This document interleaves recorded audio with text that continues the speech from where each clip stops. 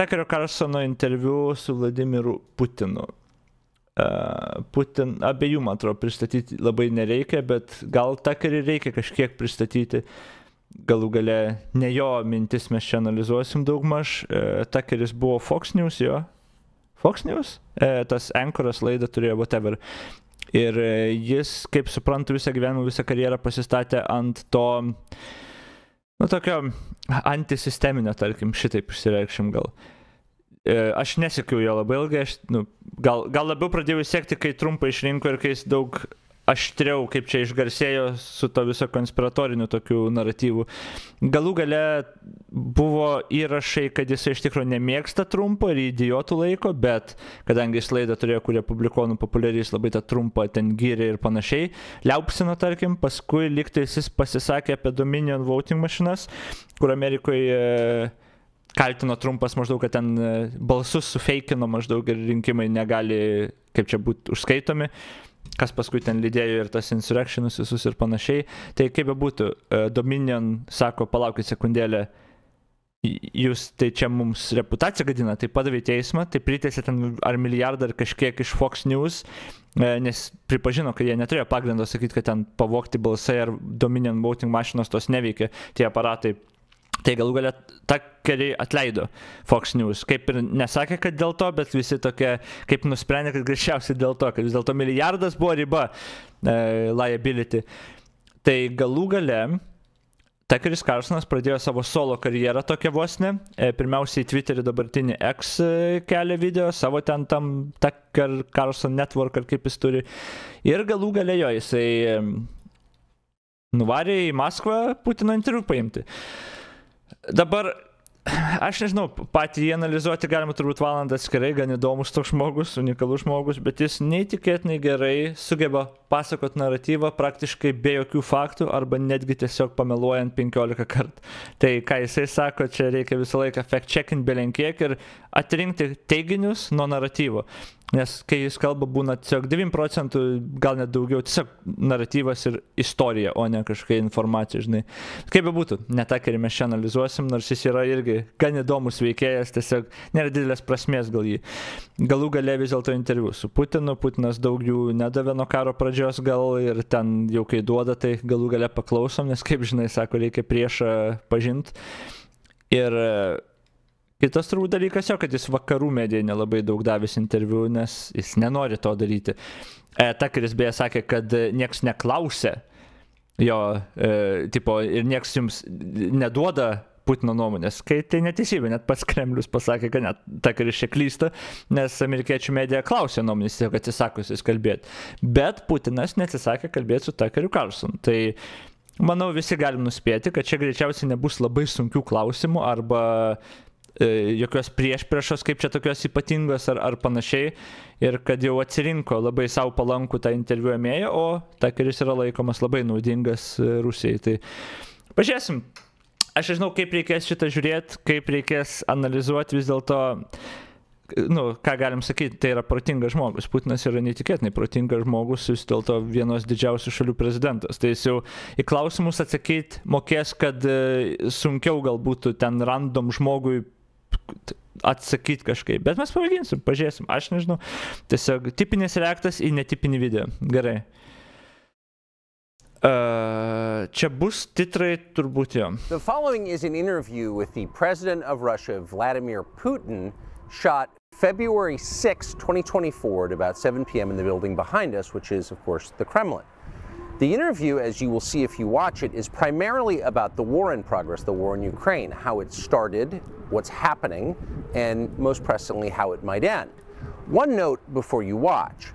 At the beginning of the interview, we asked the most obvious question, which is, why did you do this? Did you feel a threat, an imminent physical threat, and that's your justification? And the answer we got shocked us. Putin went on for a very long time, probably half an hour, about the history of Russia going back to the 8th century. And honestly, we thought this was a filibustering technique and found it annoying and interrupted him several times. And he responded he was annoyed by the interruption. But we concluded in the end, for what it's worth, that it was not a filibustering technique. There was no time limit on the interview. We ended it after more than 2 hours.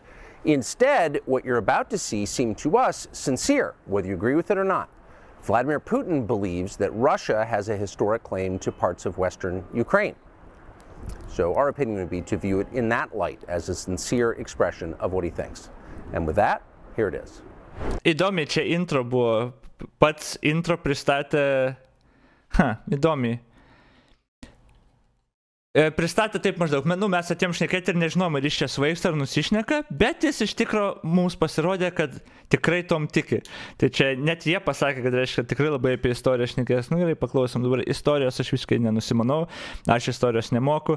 Aš realiai po viso šito ramblo aš pasakysiu savo poziciją dėl to istorinio argumento, bet pirmą mes paklausysim, nuo ko čia prasidės. Man šiaip įdomu, kad tokį davė išankstinį nuteikimą, kad čia dabar klausysim apie istoriją. That light as a sincere expression of what he thinks. Okay. And with that, here it is. Mr. President, thank you. On February 22nd, 2022, you addressed your country in a nationwide address when the conflict in Ukraine started.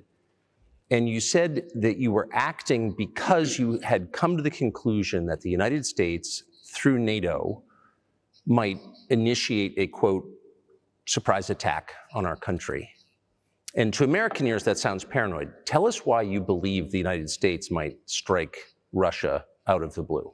How did you conclude that?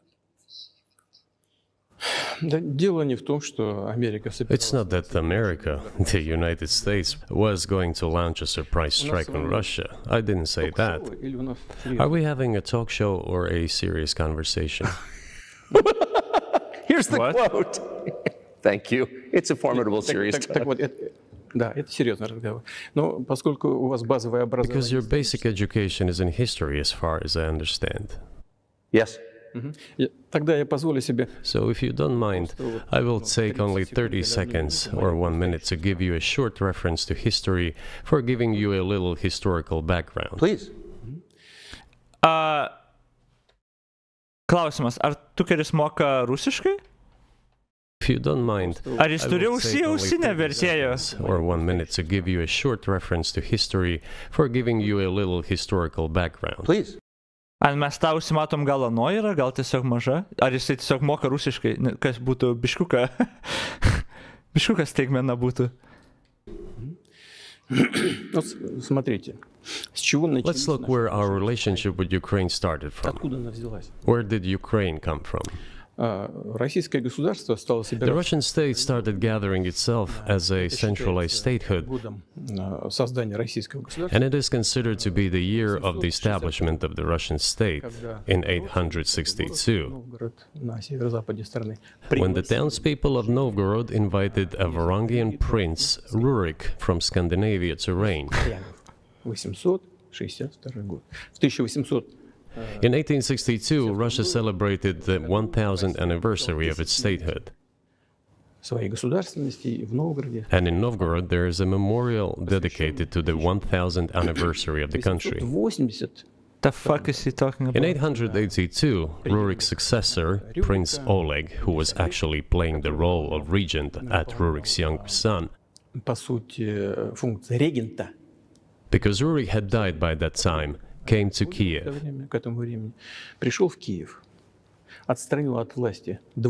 He ousted two brothers who apparently had once been members of Rurik's squad.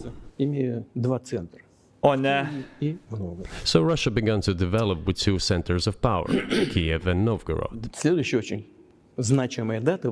The next very significant date in the history of Russia was 988. This was the baptism of Russia, when Prince Vladimir, the great-grandson of Rurik, baptized Russia and adopted Orthodoxy, or Eastern Christianity.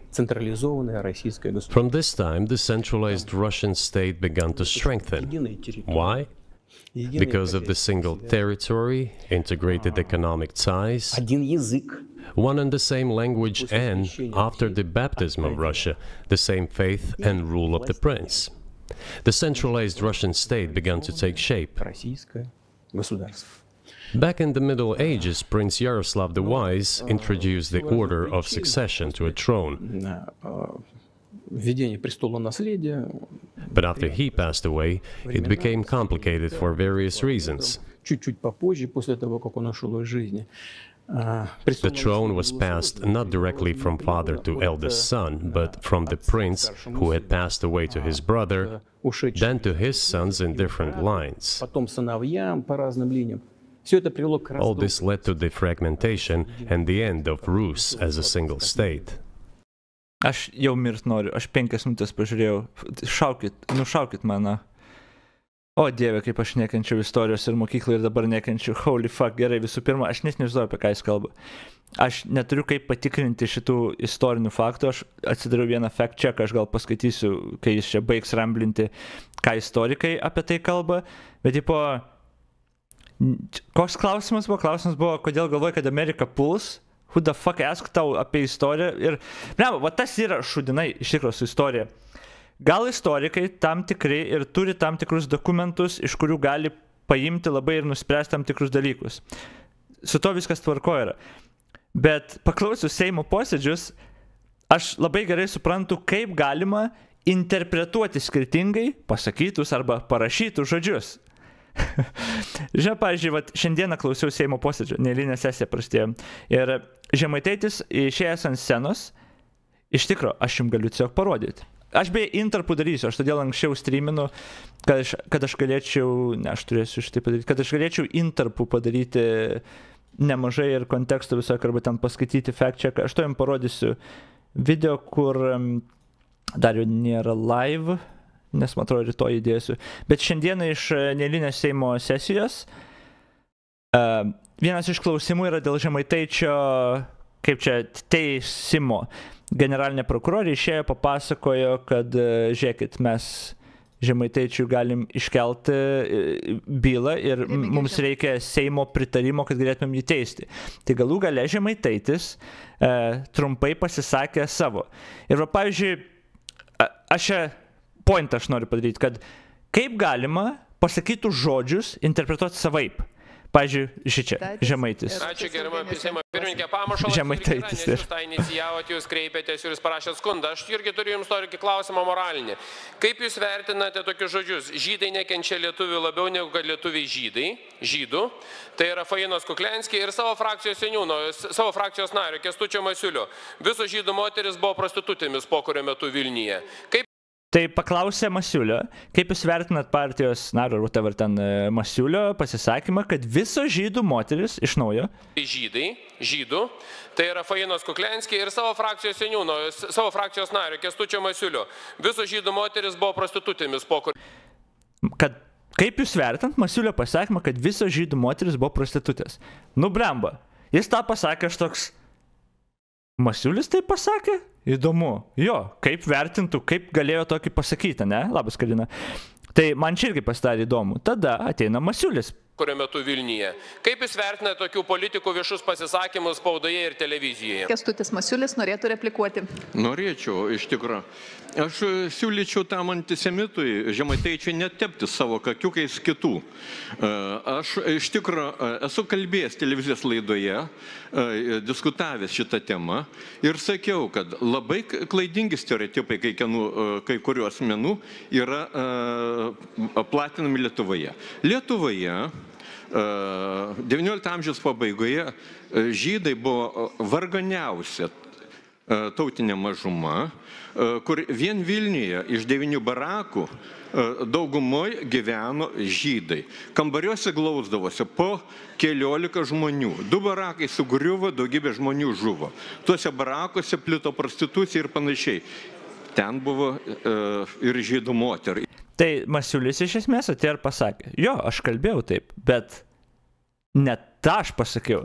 Kalbėjom apie žydus laidoj viską ir pasakė, kad ten buvo skurdžiausia viena tauta ir kad kaip tik žmonės, kai kurie skleidžia neteisingus faktus ir visokias nuomonės. Ir pasakė, buvo tie 9 kiek ten namai ar barakai, kuriuose buvo žydų, kurie buvo vargani ir ten vyko prostitucija. Tai kai kurios užsiminėjo, kaip ir Daug kas užsiminėjo iš... Ir žydų moterų buvo daugiau negu kitų. Tarp kitko Vilniuje... Ir kadangi žydų moterų daugiau buvo, tai taip ir toks teiginys. Bet ką Žemaitaitis pasakė, kad visos žydų moteris.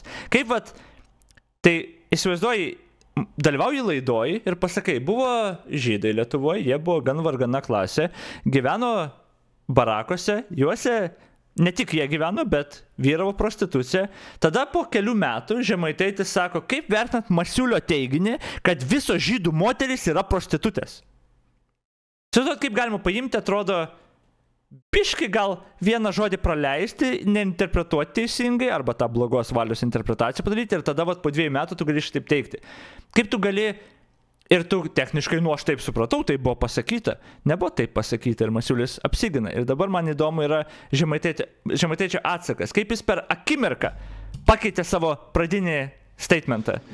Tarp kitko, Vilniuje To iš čia baigs. Šito verslu užsiminėjo įvairūs asmenys tame skaičiui ir Žemaitaičiai. Tai čia gal jau nereikėtų tepti manęs savo kalkiukais. O jeigu jums atrodo, kad aš čia transliuojantis... Žemaitaitis. Kęstuti, tikrai ne kažką tepti ar netepti. Aš tiesiog paklausiu Jurgio Razmos, kaip jis vertina frakcijos nario pasakymą, kad žydų moteris pokario metu buvo prostitutis. Matai, o dabar jau. Aš tik norėjau paklausti, kaip jis, čia Razmui uždavė klausimą, kaip vertina pasakymą, kad žydų moteris buvo prostitutės. Ne, visos žydų moteris yra prostitutės. Ir Žemaitaičio publikai niekad nebus vienodai, nes jie tiesiog nori, kad pamatytų, kaip jisai ant sistemos šika, ant Masiulio šika, bet jo teiginys buvo drastiškai skirtingas. Tas visos dadėta. Nes pirmai, kai pasakė, kai Masiulis dar nepasisakė ir nepaaiškino, tai ką jūs galvojate apie Masiulio pasisakymą, kad visos žydės prostitutės? Excuse me, tada jis ateina paaiškina ir tada, aš tik norėjau paklausti, kad moteris užsiminėjo prostitutė, dar pašnekėtų, aš tiesiog norėjau paklausti, kaip pasikeičia teiginiai. Tai aš norėjau tokį interpą padaryti, kodėl mane užpisa, kai kalba žmonės tokie, kaip Putinas apie istoriją. Turbūt 9% bus iš istorijos vadovėlių, iš bet kokių istorijos vadovėlių gerai žinomi faktai. Tam tikrais metais kažkas atsitiko. Bet tada reikia rasti kažką už ko užsikabinti ir tu gali visiškai pakeisti kontekstą, arba gali jo net nežinoti iš to, kas parašyta, ir pritaikyti arba iš blogos valios interpretacijos, arba kaip tau naudinga, palei save, kaip tau reikia. Ir tada Putinas gali pasakoti istoriją, kaip keista, Putinas pasakoti gali istoriją, kur kažkuriais metais kažkas tą padarė dėl kažkokių motyvų ir tada išvartyti, kaip tik tu nori. Ir kur čia teisybė bus lygiai taip pat. Ir pastačius Putiną su 5 istorikais kokiais, ir kad istorikai su savo šaltiniais galėtų diskutuoti, gal tu tada išaiškintum teisybę ir jie paneigtų kažką ten, bet klausyti Putino ir priimti kaip informaciją, čia tik zombis gali visiškas. Bet gerai, aš turiu atsidaręs, beje, paskaitysiu, ne dabar, bet po to, kai jis baigs kalbėti, paskaitysiu, yra surašytas fact-checkas. Fact-checking Putin's nonsense history, BBC News įdėjo, tai aš paskui paskaitysiu, nes ten, reiškia, jau nusišnekėjo taip smarkiai, kad galėjo iš karto parašyti, kur kas nusišnekėjo, bet jo. Čia tik mintis, kodėl aš nekenčiu tos istorijos interpretacijų žmonių. Tęsim toliau. Palsėjom biškai. There was nothing special about it. The same was happening then in Europe. Раздробленное русское государство стало легкой добычей. But the fragmented Russian state became an easy prey to the empire created earlier by Genghis Khan. His successors, namely Batu Khan, came to Rus, plundered and ruined nearly all the cities. The southern part, including Kiev, by the way, and some other cities, simply lost independence, while northern cities preserved some of their sovereignty. They had to pay tribute to the horde, but they managed to preserve some part of their sovereignty. And then a unified Russian state began to take shape with its center in Moscow. The southern part of Russian lands, including Kiev, began to gradually gravitate towards another magnet, the center that was emerging in Europe. Его даже называли Литовско-Русская. This was the Grand Duchy of Lithuania. Составляли значительную It was even called the Lithuanian-Russian Duchy, because Russians were a significant part of this population. славными. They spoke the old Russian language and were Orthodox. Объединение, уния, Великое княжество Čia kaip suprantu, kiek aš supratau, jis mėgino papasakoti, kaip Rusija susikūrė jo. Aš čia, sakau, man nesunku sekti šitą marazmą. Kad ten prieš, kiek jis sakė, ten 1000 vos ne metų, ten Rurikas kažkas kažkur, bet esmė, kad pradėjo ne Maskvos, o Rusijos visuomenė kurtis. Kažką jis tokio čia mėgino pasakyti, kaip Rusija susikūrė. But then there was a unification, the union of the Grand Duchy of Lithuania and the Kingdom of Poland. Уже в духовной силе. A few years later, another union was signed, подчинилась власти. but this time already in the religious sphere. И таким образом вот эти земли. Some of the Orthodox priests became subordinate to the Pope. Thus, these lands became part of the Polish-Lithuanian state. Ополячиванием этой части населения. Язык внедряли туда свой. During decades, the Poles were engaged in Polonization of this part of the population. Они живут в Украине. They introduced their language there, tried to entrench the idea that this population was not exactly Russians, that because they lived on the fringe, they were Ukrainians. Занимается Originally, the word Ukrainian meant that the person was living on the outskirts of the state. Gerai, čia, okay. Paklausim, aš iškart paskaitysiu bent jau segmentą, kur dabar, mes čia live fact checką darysim. Tai yra BBC svetainė Fact Checking Putin's Nonsense History ir aš trumpai paskaitysiu pats, nes man actually įdomu, ką iš čia klėdėjo. Tai jo, a state-centered narrative, čia man atrodo apie tą, vat, būtent pradžioj čia... Galiu čia pasakyti. US talk show host Tucker Carlson interview with Russian President Vladimir Putin began with a rambling half-hour lecture on the history of Russia and Ukraine. Mr. Carlson, frequently appearing bemused, listened to Mr. Putin expounded at length about the origins of Russian statehood in the 9th century, Ukraine as an artificial state, and Polish collaboration with Hitler. It is familiar ground for Mr. Putin, who infamously penned a 5,000-word essay entitled On the Historical Unity of Russians and Ukrainians in 2021, which foreshadowed the intellectual justification the Kremlin offered for its invasion of Ukraine less than a year later. Dar klausimas, ar čia Putinas iš tikrųjų toks psichas, kur pats rašytų ir pats įtikėjęs dalykas, ar čia tiesiog, tokia fabrikuota priežastis, kad galėtum pateisinti maždaug kažkaip tą invaziją. Historians say that the litany of claims made by Mr. Putin are nonsense, representing nothing more than a selective abuse of history to justify the ongoing war in Ukraine. Regardless of the historical realities, none of Putin's assertions would form a legal justification for his invasion. Jo, čia gal aš paskui sakau duosiu tą poziciją, nes realiai viskas, ką jis sako, yra irrelevant šitai temai, bet aš apie tą vėliau dabar čia, tas sakinys tą paminėjo realiai, bet apie tą biškiuką vėliau, kai jis baigs tą šnekėti. Tai šičia turbūt, Putinas kol kas papasakoja maždaug, kaip Rusija susikūrė pagal jį, tos ištakos Rusijos, dabartinės Rusijos ištakos, tipo, I guess. Mr. Putin began the interview by claiming that 862 was the year of the establishment of the Russian state. This was the year that Rurik, a Scandinavian prince, was invited to rule over the city of Novgorod, the capital of the Rus, the people who would eventually develop into today's Russians. Mr. Putin contrasts what he claims is the unbroken tradition of Russian statehood dating back to 9th century with the modern invention of Ukraine, a country he insists was created as late of 20th century. But Sergei Radchenko, a historian at the Johns Hopkins School of Advanced International Studies, says the president claim is complete falsehood. Tai Sergei Radchenko, jis yra istorikas, British historian, okay. Yeah, I guess istorikas Johns Hopkins International Studies, whatever, čia jo titlos. Vladimir Putin is trying to construct a narrative backwards, saying Russia as a state began its development in the 9th century.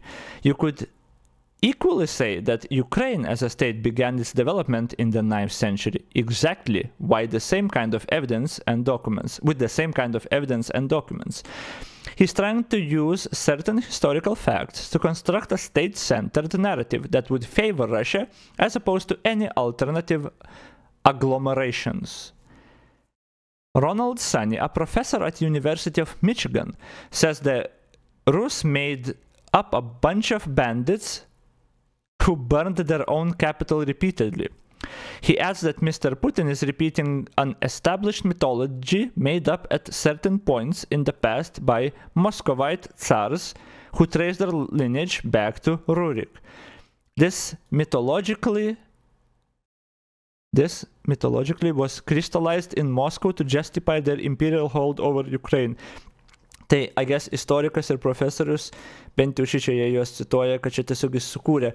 Bet čia yra, kaip aš sakau, galima interpretuoti kaip tik nori tą istoriją tiesiog. Kaip tik nori gali interpretuoti. Atsirinkti, sukurti ir žmogus, kur klausos, jam gal viskas tiks, jeigu rusas klausos, tipo. Bet kas nenusimano istorijos, nepatikės tiesiog Putinu. Ir galų gale paklaus istorikų, istorikai, profesoriai sakys, kad jis čia nusišneka. Ir jo.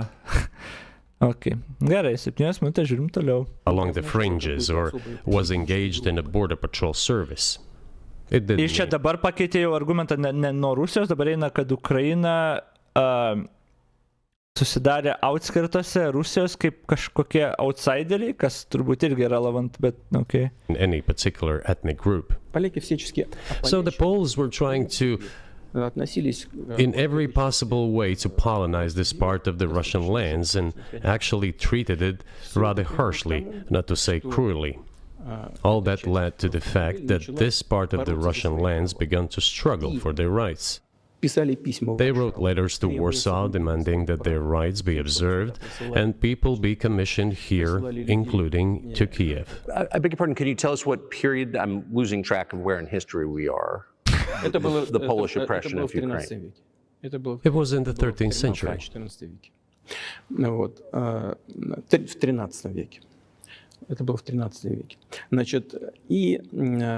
Now I will tell you what happened later and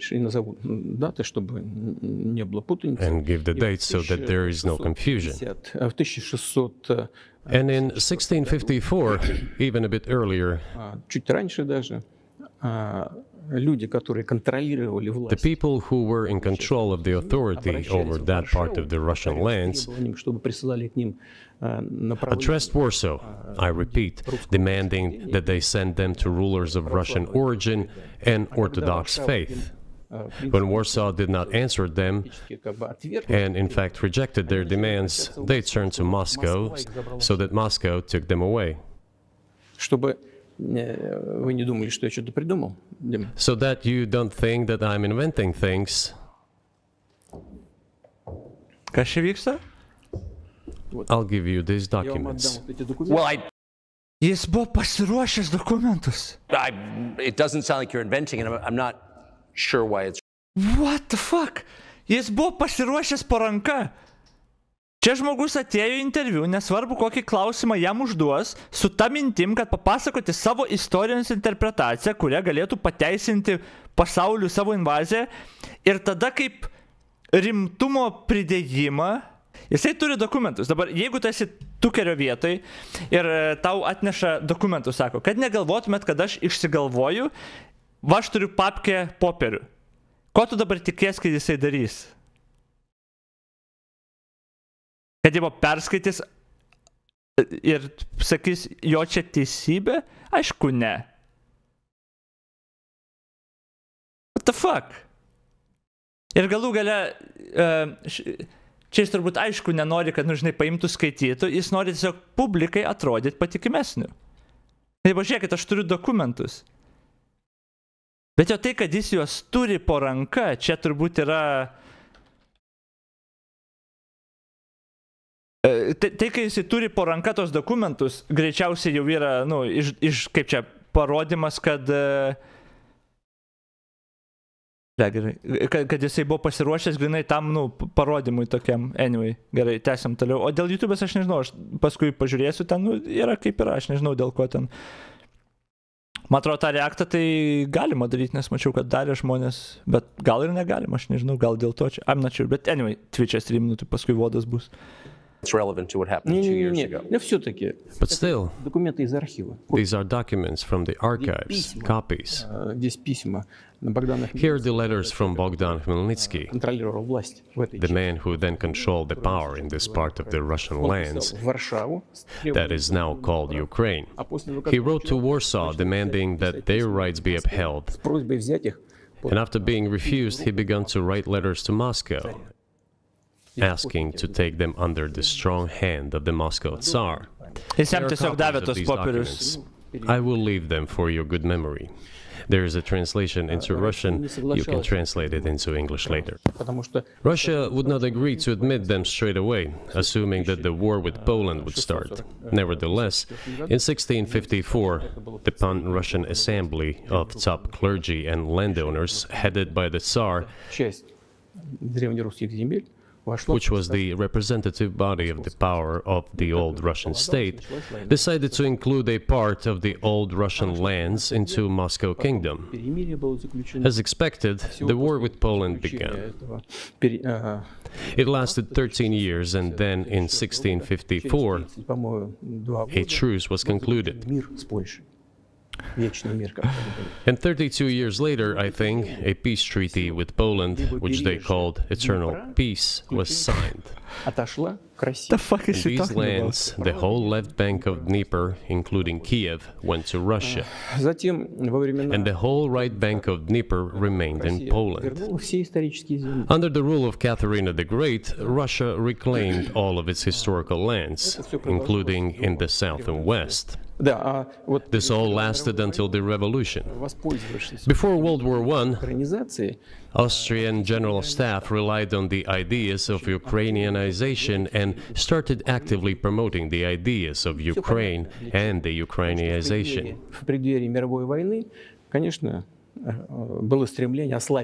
Their motive was obvious. Just before World War I, they wanted to weaken the potential enemy and secure themselves favorable conditions in the border area.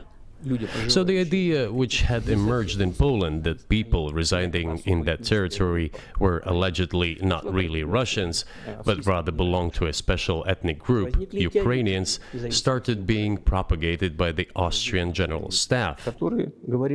As far back as the 19th century, theorists calling for Ukrainian independence appeared.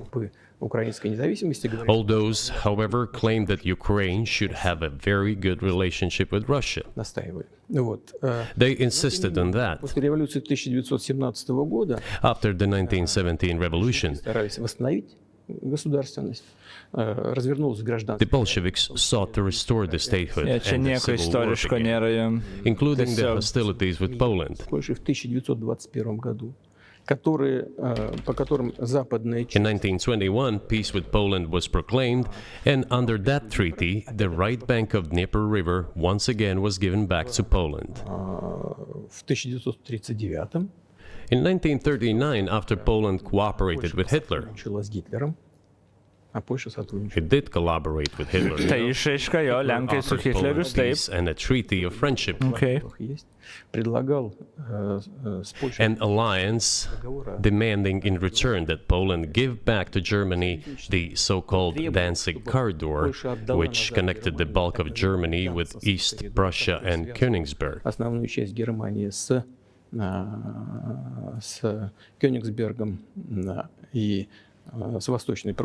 World War I, this territory was transferred to Poland, and instead of Danzig, a city of Gdansk emerged.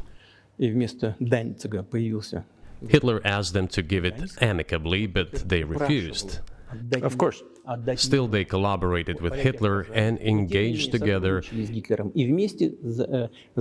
the partitioning of Czechoslovakia. But may I ask you, you're making the case that Ukraine was certainly part. Tai čia dabar, okei, Klėdė, o aš YouTube tai dabar tiesiog išjungsiu, nes jis neleis to video reaktant, jis ten tipo, kai žiūriu tą video ir užfiksuoja reaktą, tipo, Jo, aš galiu išjungti. Aš laisvai jo galiu išjungti ir paskui jungsiu, kai kitką žiūrėsim.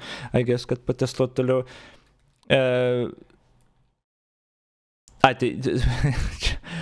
Nuostabu, dabar papasako, kaip Rusija prasidėjo tada, kad Ukraina techniškai net neegzistavo, tai tiesiog rusai nusprendė vadinti save ukrainiečiais, nes jie buvo kampuose Rusijos.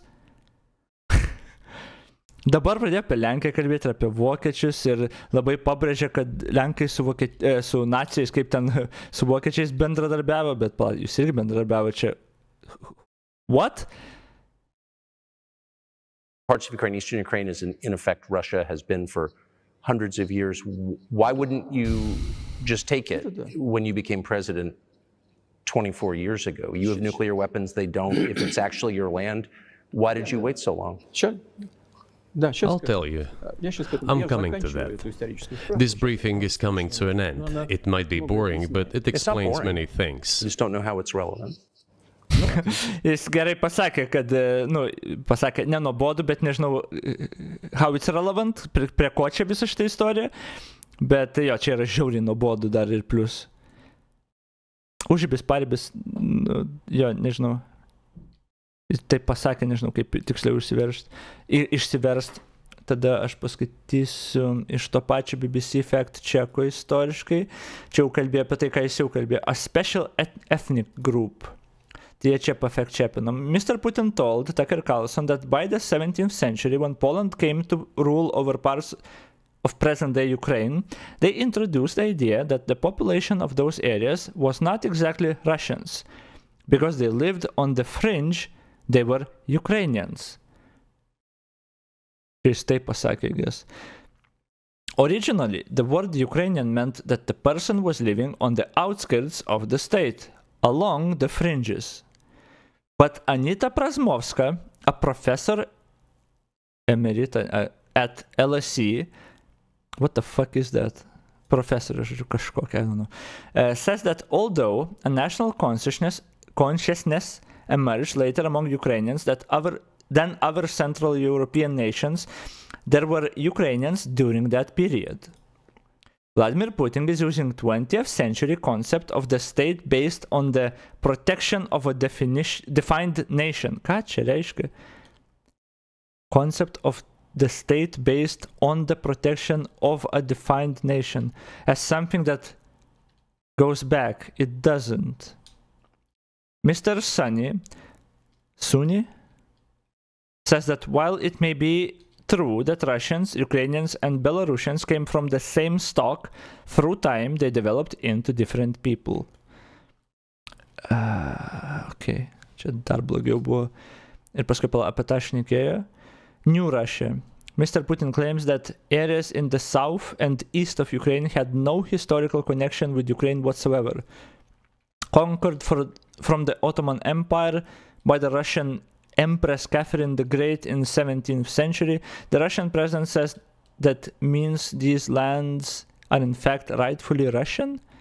Mr. Putin later refers to them using the 18th century from Novorossiya, New Russia. Mr.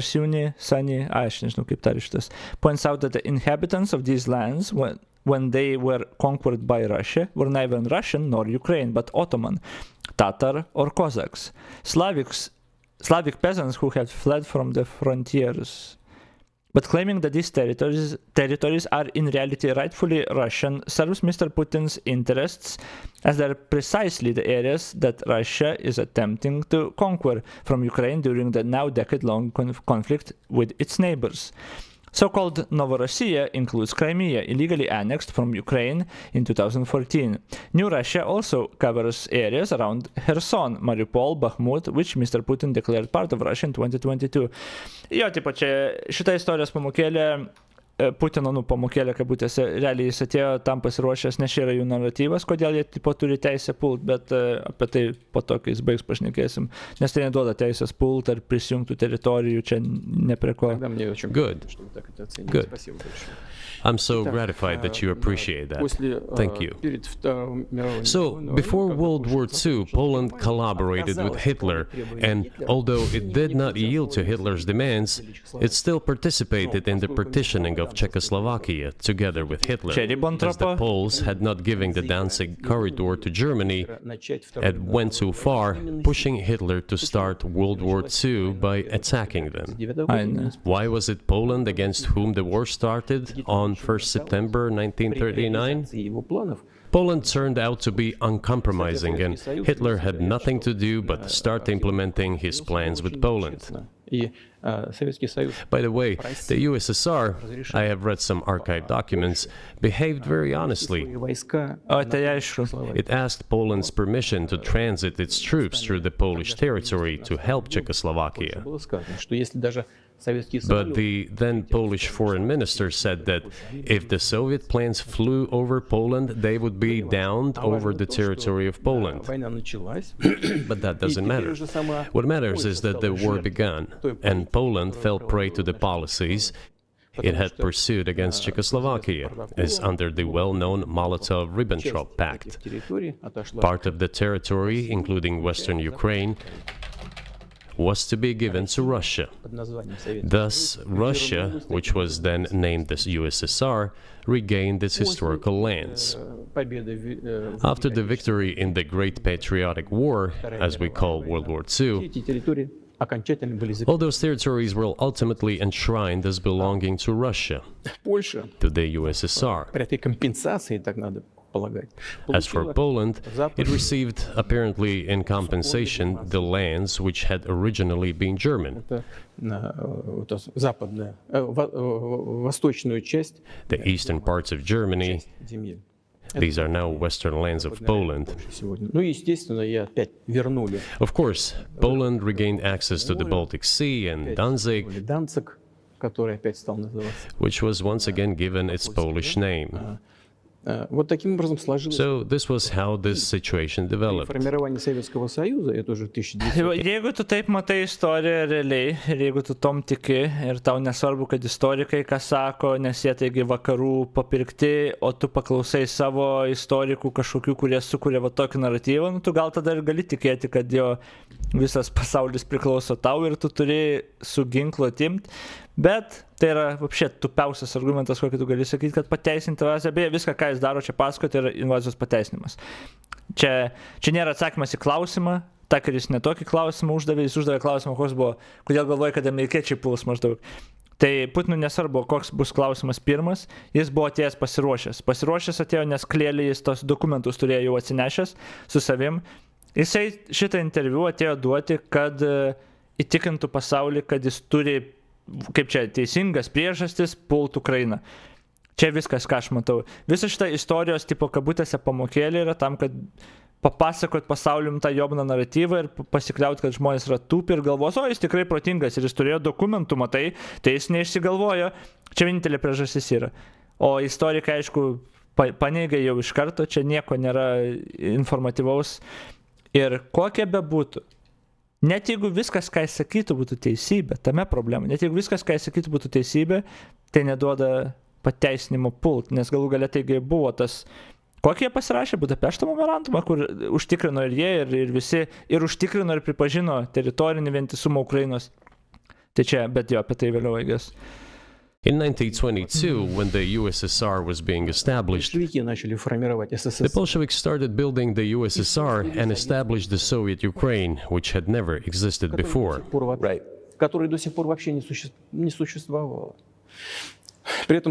Stalin insisted that those republics be included in the USSR as autonomous entities. Autonomous, ne? For some inexplicable reason, Lenin, the founder of the Soviet state, insisted that they be entitled to withdraw from the USSR. And again, for some unknown reasons, he transferred to that newly established Soviet Republic of Ukraine some of the lands together with people living there. even though those lands had never been called Ukraine, and yet they were made part of that Soviet Republic of Ukraine. Those lands included the Black Sea region, which was received under Catherine the Great, and which had no historical connection with Ukraine whatsoever. Even if we go as far back as 1654, when these lands returned to Russian Empire, that territory was the size of 3 to 4 regions of modern Ukraine, with no Black Sea region. That was completely out of the question. In 1654. Exactly. You obviously have encyclopedic knowledge of this region, but why didn't you make this case for the first 22 years as president that Ukraine wasn't a real country?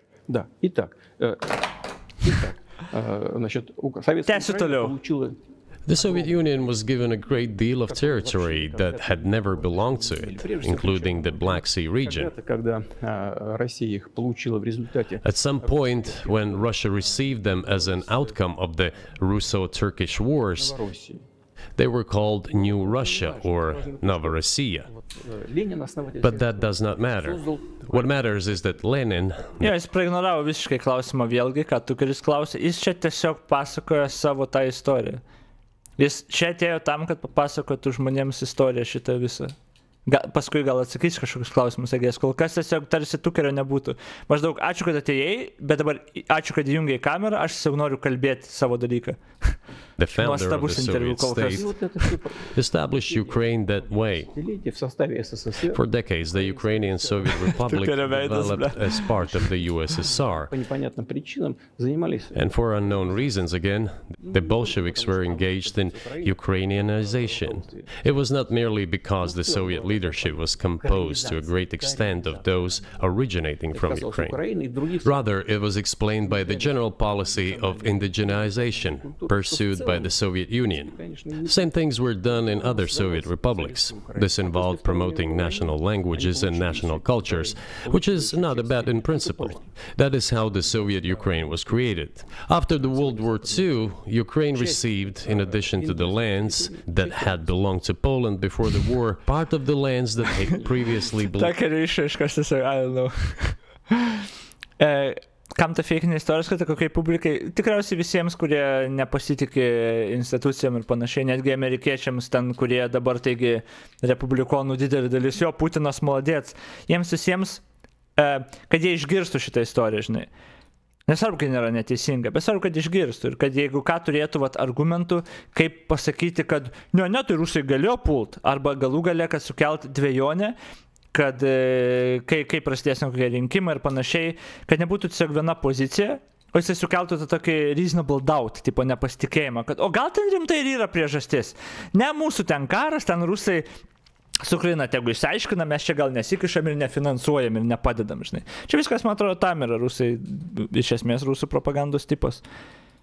Belong to Hungary and Romania. So Romania and Hungary had some of their land. Koks skirtumas, ką nori girdėti? Tie, kas antisisteminėje vakaruose yra, tai tie būtent tą ir nori girdėti priežastis ir normalų tipo pateisinimą tiesiai iš Putino, kodėl jie turi teisę pasimti Ukrainą. Tai jie būtent tą ir nori girdėti ir nori tos propagandos, jie skaito, kad tos informacijos, kur vakarų medija nesako, nes tai yra tiek, kur atmeta.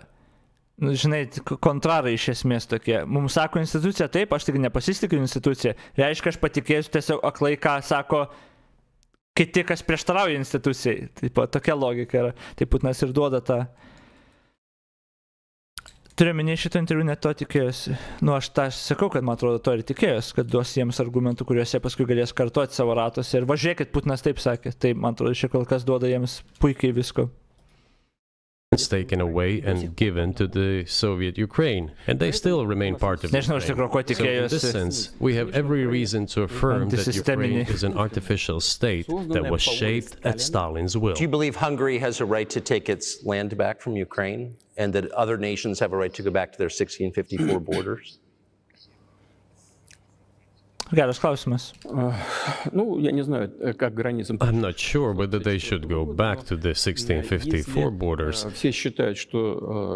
But given Stalin's time, so-called Stalin's regime, which, as many claim, saw numerous violations of human rights and violations of the rights of other states, то в этом смысле, конечно, вполне можно, ну, если не говорить о том, что они имеют на это право. One may say that they could claim back those lands of theirs while having no right to do that.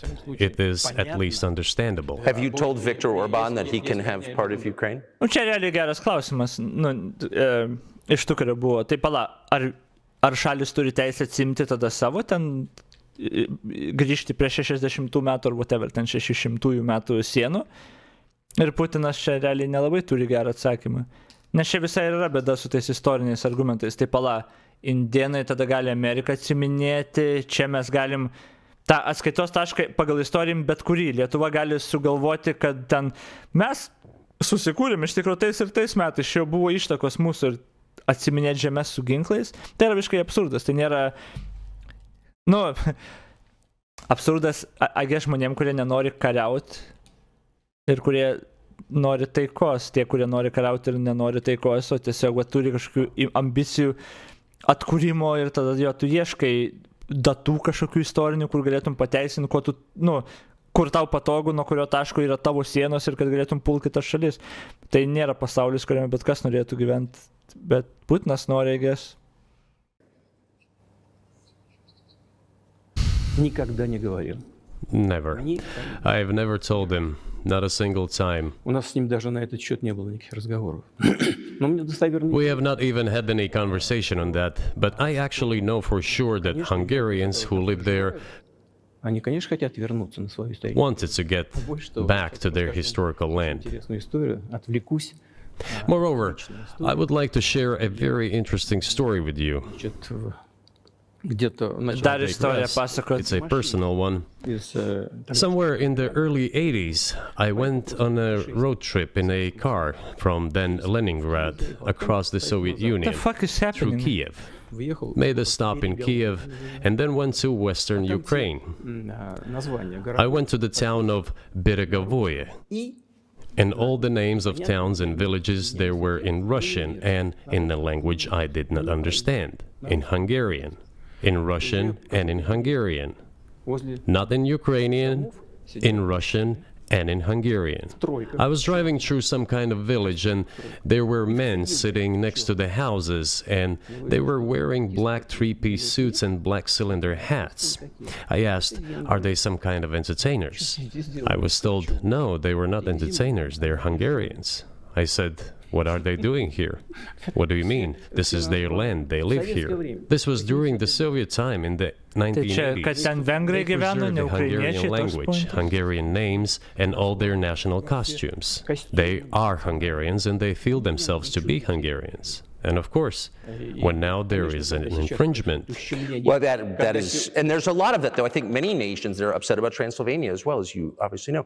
But many nations feel frustrated by the redrawn borders of the wars of the 20th century and wars going back 1,000 years, the ones that you mentioned. But the fact is that you didn't make this case in public until 2 years ago, February. And in the case that you made, which I read today, you explain at great length that you felt a physical threat from the West in NATO, including potentially a nuclear threat, and that's what got you to move. Šiaip, tak yra čia geras klausimas, iš tikrųjų, geras kaip halūpas, nu, kad, okei, visa tavo ta istorija gerai ir daug kas turbūt iš šalių nepatenkinti ten po antro pasaulinio, kaip ten, nu, karas, bet ta flakseni, bet kodėl mes apie tai dabar girdim? Tu ilgą laiką galėjai apie tai sakyti, kodėl dabar, vat, paskutinius porą metų mes tik tą istoriją išgirdom, nes reikėjo pateisinimo ir tu sukūrei tą pateisinimo, prieš tai tau nei rūpėjo, nei tas buvo iš vis relevant. Bet jo, čia iš tikrųjų gan geras klausimas. Ir tada jis paminė, kad tu pasakai, kad čia iš Amerikos jau tai grėsmė, tas NATO expansion ir panašiai. Tai kaip čia dabar? Is that a fair characterization of what you said? Я понимаю, что мои длинные диалоги, они... I understand that my long speeches probably fall outside of the genre of the interview.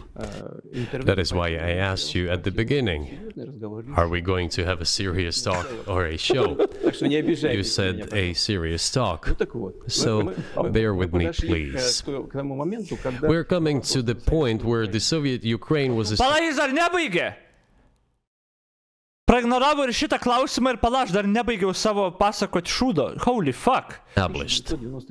Then, in 1991, the Soviet Union collapsed, and everything that Russia had generously bestowed on Ukraine was dragged away by the latter.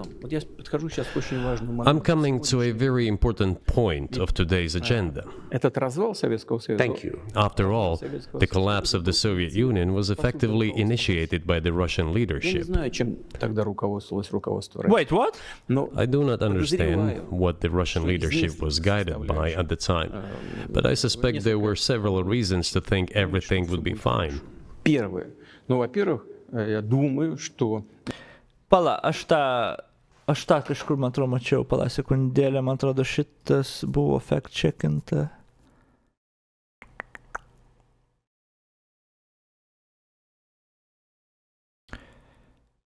Jis pasakė, kad... jo, aš tą skaičiau... Blemba, bet kur tą rašė? Kad, tipo, Sovietų sąjunga taigi suardė patys sovietų, patys, kaip čia, rusai, sovietai tiesiog išardė, bet tai nėra teisingai. Blemba. Gal reikia paskui skaityti tos tiesiog fact-checkus, nes ten apie tai aš prisimenu, aš permečiau, kaip man liktais, kad minėjau, kad realiai ne dėl tos yra Sovietų sąjunga, dėl tiesiog iš vidaus gal galima taip sakyti, bet ne tai, kad nusprendė, va ten kažkas, va ir sako, davai uždarom. Ne, ten ir nuo korupcijos, ir dėl nepriteklių įvairių, ir dėl institucijos failure tiesiog masyvaus. Bet anyway, dabar dažiūrim, čia, I guess, toliau visi istorijos pamokėlė tęsi. Takerio Carlsono gerą klausimą, iš tikrųjų praleido, aišku. First, I think that then Russian leadership believed that the fundamentals of the relationship between Russia and Ukraine were, in fact, a common language. More than 90% of the population there spoke Russian. Family ties. Every third person there had some kind of family or friendship ties. Common culture, common history. Finally, common faith, coexistence with a single state for centuries, and deeply interconnected economies. All of these were so fundamental. All these elements together make our good relationships inevitable. The second point is a very important one. I want you, as an American citizen, and your viewers to hear about this as well. Jo, čia jis realiai savo tikslą tik ką pasakė. Aš noriu, kad tu ir tavo žiūrovai amerikiečiai išgirstų. Čia viskas yra tiesiog jo. The former Russian leadership assumed that the Soviet Union had ceased to exist, and therefore there were no longer any ideological dividing lines. Russia even agreed voluntarily and proactively to the collapse of the Soviet Union, and believed that this would be understood by the so-called civilized West as an invitation for cooperation and association. That is what Russia was expecting, both from the United States and the so-called collective West as a whole. There were smart people, including in Germany, Egon Bahr, a major politician of the Social Democratic Party, who insisted in his personal conversations with the Soviet leadership on the brink of the collapse of the Soviet Union that a new security system should be established in Europe. Help should be given to unify Germany, but a new system should be also established to include the United States, Canada, Russia, and other Central European countries. Yes. But NATO needs not to expand. That's what he said. If NATO expands, everything would be just... Taip, Davidai, čia dėl logotipo.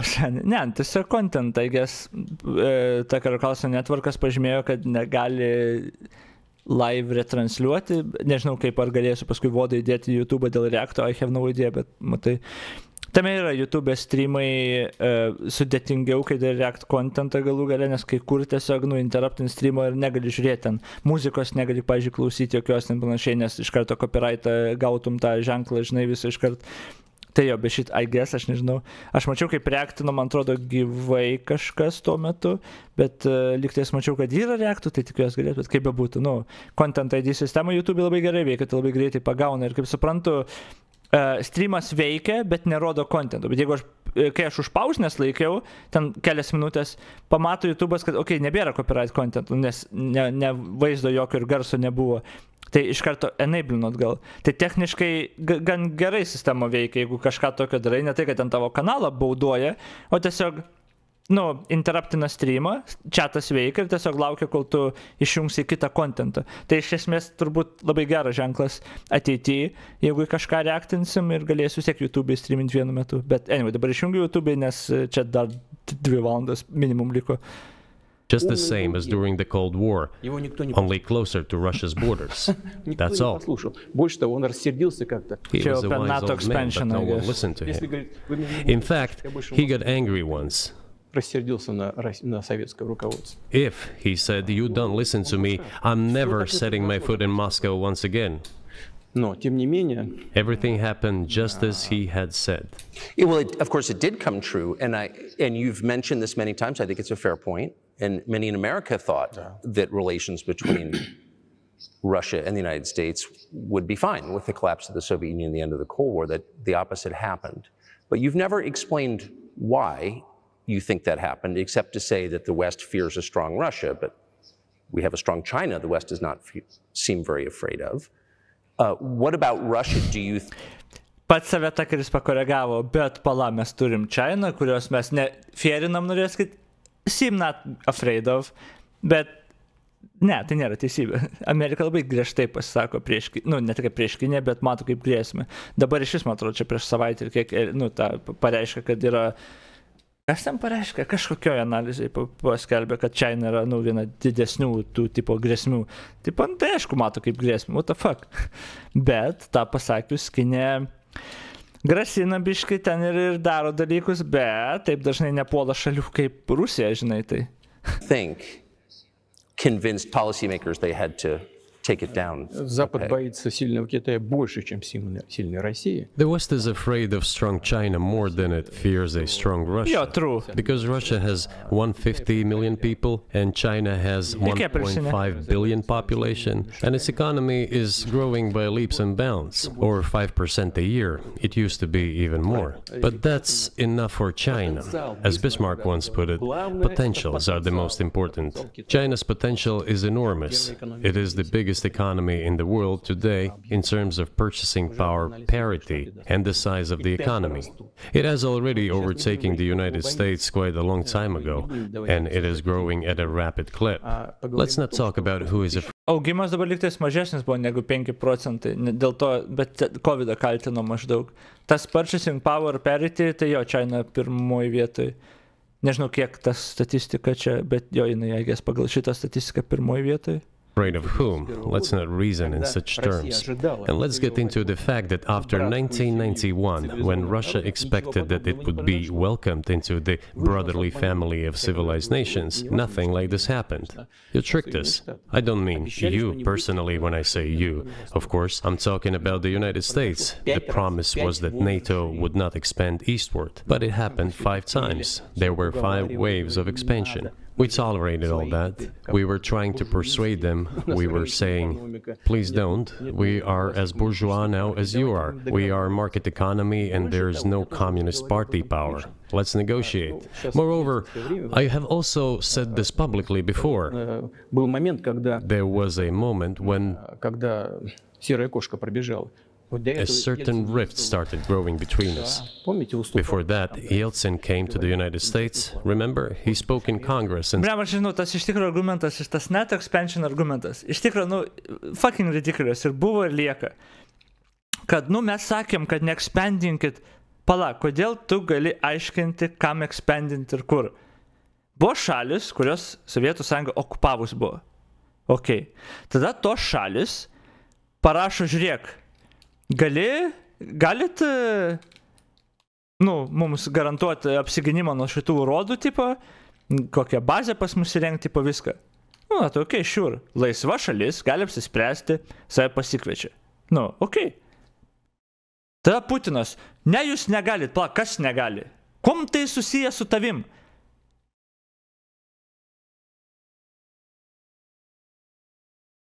Tai jo, I have no idea, čia kas per argumentas kažkada buvo.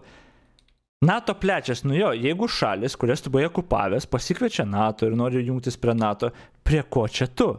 Ir kodėl tu sakai, tarsi, aš tik tariaus, kad nedarykit to, tu neturi čia žodžio, čia ne nuo tavęs priklauso, who gives a shit, kas tau atrodo. Ir tada, kadangi NATO labai plėtėsi, nors mes sakėm ne, kur jie neturi balso sakyti ne, tada mes užpuolėm Ukrainą?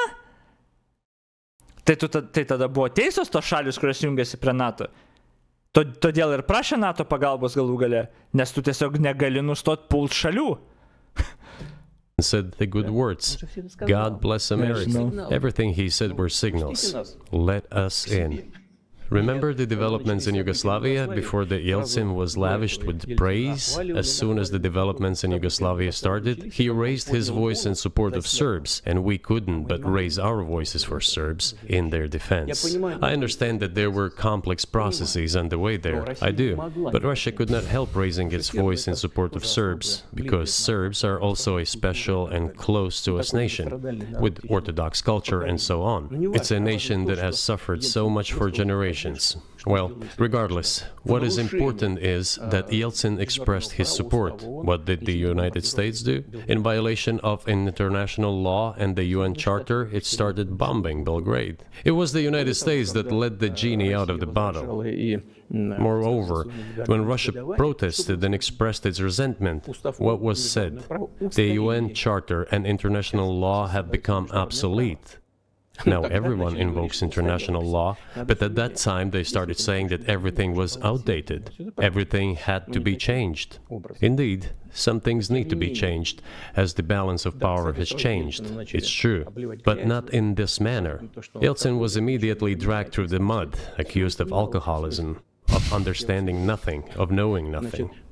He understood everything, I assure you. Well, I became president in 2000.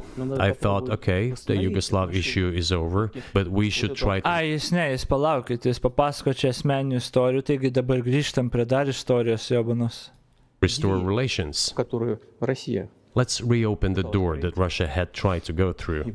And moreover, I said it publicly, I can reiterate. At a meeting here in the Kremlin with the outgoing President Bill Clinton, right here in the next room, I said to him, I asked him, Bill, do you think if Russia asked to join NATO, do you think it would happen? Suddenly he said, you know, it's interesting. I think so. Žinai, asiminant, kaip čia, žinant tai, kad NATO buvo sukurtas tam, kad apsiginti nuo Rusijos ir, Sovietų Sąjungos ir nuo Rusijos, tas paklausimas, jeigu Rusija norėtų prisijungti prie NATO, what the fuck? Okay. But in the evening, when we met for dinner, he said, you know, I've talked to my team. No, it's not possible now. You can ask him. I think he will watch our interview. He'll confirm it. I wouldn't have said anything like that if it hadn't happened. Okay. Were you sincere? It's impossible now. Would you have joined NATO? Look, I asked the question, is it possible or not? And the answer I got was no. If I was insincere in my desire to find out what the leadership position was... But if he had said yes, would you have joined NATO?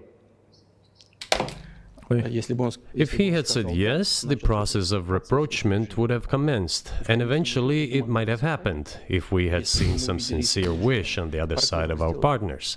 Čia iš karto ir prasideda. Hipotetinis, o jeigu būtų pasakęs Clintonas, kad gali prisijungti prie NATO, ar būtum prisijungęs, tada būtų procesas prasidėjęs ir jeigu būtume matę nuoširdų norą iš partnerių, būtumėm. Tai vertimas mes nuoširdaus noro nebūtumėm, taigi matę ten aišku, bet aš nesuprantu, kaip iš vis... Kaip tu galvoji, jungtis prie gynybinės organizacijos, kuri literaliai sukurta nuo tavęs gintis. Ir tu tada, galiu aš prisijungti. Tai tada nėra net prasmės egzistuoti, jeigu tu prisijungi ir sakai, kad mes visi allies, tai tada NATO net neturi prasmės egzistuoti. Gal toks ir būtų buvęs planas išardyti NATO iš vidaus. Bet it makes no sense, kad tu nuo tavęs sukurta grupė gintis ir tu tada galiu aš jungtis prieš tos grupės. What? But it didn't happen. Well, no means no. Okay, fine. Why do you think that is? Just to get to motive, I know you're clearly bitter about it. I understand. But why do you think the West rebuffed you then? Why the hostility? Why did the end of the Cold War not fix the relationship? What motivates this from your point of view? You said I was bitter about the answer. No, it's not bitterness. It's just a statement of fact. We're not bride and groom, bitterness, resentment. It's not about those kind of matters in such circumstances. We just realized we weren't welcome there. Niekada Rusija nepatikė prašymą jungtis prie NATO, niekada net nebandė, tai niekada nebandė, nes matai, taigi gavo iš Billo Clintono atsakymą, kad negalima. Kam tą prašymą rašyti, bet who cares, tipo čia. That's all. Okay, fine. But let's build relations in another manner. Let's look for common ground elsewhere. Why we received such a negative response, you should ask your leaders. I can only guess why. Too big a country with its own opinion and so on. And the United States, I've seen how issues are being resolved in NATO. I will give you another example now concerning Ukraine. The US leadership exerts pressure, and all NATO members obediently vote, even if they do not like something. Now, I'll tell you what happened in this regard with Ukraine in 2008, although it's being discussed. I'm not going to open a secret to you, say anything new. Nevertheless, after that we tried to build relations in different ways. For example, the events in the Middle East, in Iraq. We were building relations with the United States in a very soft, prudent, cautious manner. I repeatedly raised the issue that the United States should not support separatism or terrorism in the North Caucasus. But they continue to do it anyway. And political support, information support, financial support, even military support came from the United States and its satellites for terrorist groups in the Caucasus. Čia kurias, kad tipo, aš taigi sakiau, mėginau ryšius megzti ir sakiau Amerikai ten, kad nereikia jums separatistų ir ekstremistų grupėm, bet jie vis tiek rėmė. Ką aš čia tom grupėm vadina? Ar ten kažkokios grupės, kur labiau, kaip čia, prodemokratiškas buvo ir amerikiečių interesai buvo tokie, ar apie ką aš čia kalbu iš vis? Čia aš jaučiu, kad tiesiog čia kiekvieną žodį reiktų fact-checkinti profesionalams, kuri actually išmano šitos dalykus. I once raised this issue with my colleague, also the President of the United States. He says it's impossible. Ir beje, jis apie kiekvieną klausimą tiesiog ramblina. Ten nesvarbu net ką paklausė, jis pradeda ramblinti tiesiog. What the fuck? Čia jau kaip ir apie istoriją lygtais nebešneka, kaip ir apie istorinius įvykius, bet apie tą jau gilį istoriją nebešneka, bet paklausė kokį klausimą ir jis jau pradeda ramblinti apie nieką. Tai kažkaip sujungia, kad čia tipo pateisina ir susiję, pasakoja asmenės istorijas, kaip kalbėjo su Clintonu, kaip norėjo prie NATO jungtis, o į klausimą jis actually normaliai nors vieną atsakė. Do you have proof? I said yes. I was prepared for this conversation, and I gave him that proof. He looked at it, and you know what he said? I apologize, but that's what happened. I'll quote. He says, "Well, I'm gonna kick their ass." We waited and waited for some response. There was no reply. I said to the FSB director, write to the CIA, what is the result of the conversation with President? He wrote once, twice, and then we got a reply. We have the answer in the archive. The CIA replied, we have been working with the opposition in Russia. We believe that this is the right thing to do, and we will keep on doing it. Just ridiculous. Well, okay. We realized that it was out of the question. Okay, tai aš turiu archyvę duomenų, mes viską turime, jau antrą kartą, man atrodo, paminėjau archyvą, kurį yra skaitęs arba turi duomenų, parodyk visų pirma, tada interpretacijos va tokios, tiesiog aš kalbėjau, man pasakė, be jokių įrodymų, man čia, aš net nežinau čia, what? Is in opposition to you. So you're saying the CIA is trying to overthrow your government. Ну, конечно, имелось в виду в данном случае. Of course, they meant in that particular case the separatists, the terrorists who fought with us in the Caucasus. Они называли That's who they called the opposition. Это вот второй момент. This is the second point. The third moment is a very important one. Is the moment when the US missile defense system was created. The beginning. We persuaded for a long time not to do it in the United States. Moreover, after was invited by Bush Jr.'s father, Bush Sr., to visit his place on the ocean, I had a very serious conversation with President Bush and his team. I proposed that the United States, Russia, and Europe jointly create a missile defense system that, we believe, if created unilaterally, threatens our security, despite the fact that the United States officially said that it was being created against missile threats from Iran. That was the justification for the deployment of the missile defense system. I suggested working together, Russia, the United States, and Europe. They said it was very interesting. They asked me, "Are you serious?" I said, "Absolutely." Let me ask, what year was this? I don't remember. It is easy to find out on the internet when I was in the USA at the invitation of Bush Sr. It is even easier to learn from someone I'm going to tell you about. I was told it was very interesting. Jis tiesiog kalba, jis atsakė šitą klausimą, nepamenu, susirask internete, bet visi tie atsakymai tiesiog, koks tavo šaltinis, trust me, bro. Mano archyvose yra duomenys, o šiaip aš čia pasakoju tik istorijas. Paklausk Clintonų, Bushų, jie taigi nepaneigs. Taip, čia tokio lygio, čia the fuck is happening. Bet čia aš skaitau, kad parašė, čia niekada nebuvo viešo pareiškimo, kad yra toks noras čia dėl NATO. Jo. Bet Lietuvos atstovas NATO sako, kad per jo kadenciją visa užduotis buvo kaip integruoti Rusiją. Reikia atkasę pavardę, iš Rusijos niekada nebuvo realaus noro jungtis pagal NATO reikalavimus būtent. Jis interviu dalino po 2022 invazijos pradžios. Čia labai primena, kai Rusija pasiūlė Kaliningradą atsimti Vokietijai, nes žinojo, kad tuo metu niekas nesakys taip, nes Vokietija buvo po padidinamu stiklu ir negalėjo būti kalbų apie bet kokią ekspansiją. Tai dabar iki šių dienų vatnikai sako, kad Vokietijai buvo siūloma, jie atsisakė, viskas. Jo, čia tas istorijos rašinėjimas. Gerai, man atrodo, jis apie istoriją tą baigė jau po biškį, tai aš norėjau dar pasakyti gerai. Aš labai dažnai girdžiu dabar tą argumentą, kai visom tom temom kalbama, ne karo, Izraelio su Palestinos karo situacija, žinai, buvo. Ir labai dažnai būna istorinis argumentas, kad čia yra iš senų laikų, nuo kažkurių metų, tipo, mes turim klaimą į tą žemę. Kas yra tiesiog tragiškas argumentas, gerai? Ir kaip aš šitą žiūriu, kaip aš suprantu.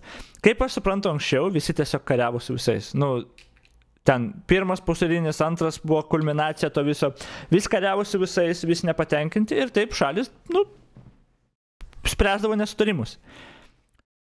Čia mano žemė, ne čia mano žemė, davai su tankais kariaujam, davai su automatais kariaujam, apkasus kasam ir tipo... Tai toks buvo tiesiog žemės taisyklės. Biški taikos ten keli metai, žinai, ir kariaujam vėl, nes vieno užsimanė, kitas užsimanė prijungti kažką. Žodžiu. Europai ten, kiek suprantu, karai po karų Europą negali nustoti kariauti, vis tiesiog negali nustoti kariauti. Bet tada staiga, po antro pasaulinio, pasaulis, kai kurios vietos pasaulį nusprendė, žinot, karas iš tikrųjų yra šūdas. Tiesiog karas iš tikrųjų yra šūdas ir sako, davai, blet, kaip galim sukurti pasaulį, kuriame tiesiog nekariautumėm. Kuriame kažkaip galėtumėm sprendimus priimti, nesutarimus įspręsti, kur nereiktų, blet, su tais tankais vėl apkasuose kariauti. Ir žiūrėk, Europą ir tas vakarų pasaulis atrado tokį visai demokratinis principas, ne visiems patinka, bet kompromiso dėka tu gali spręsti, tada užmesgi ekonominius ryšius, kur nebeapsimokėtų kitom šalim pult ir panašiai, biškai kultūrinius ryšius tokius, kad realiai žmonėm nebūtų didelio tikslo kariauti.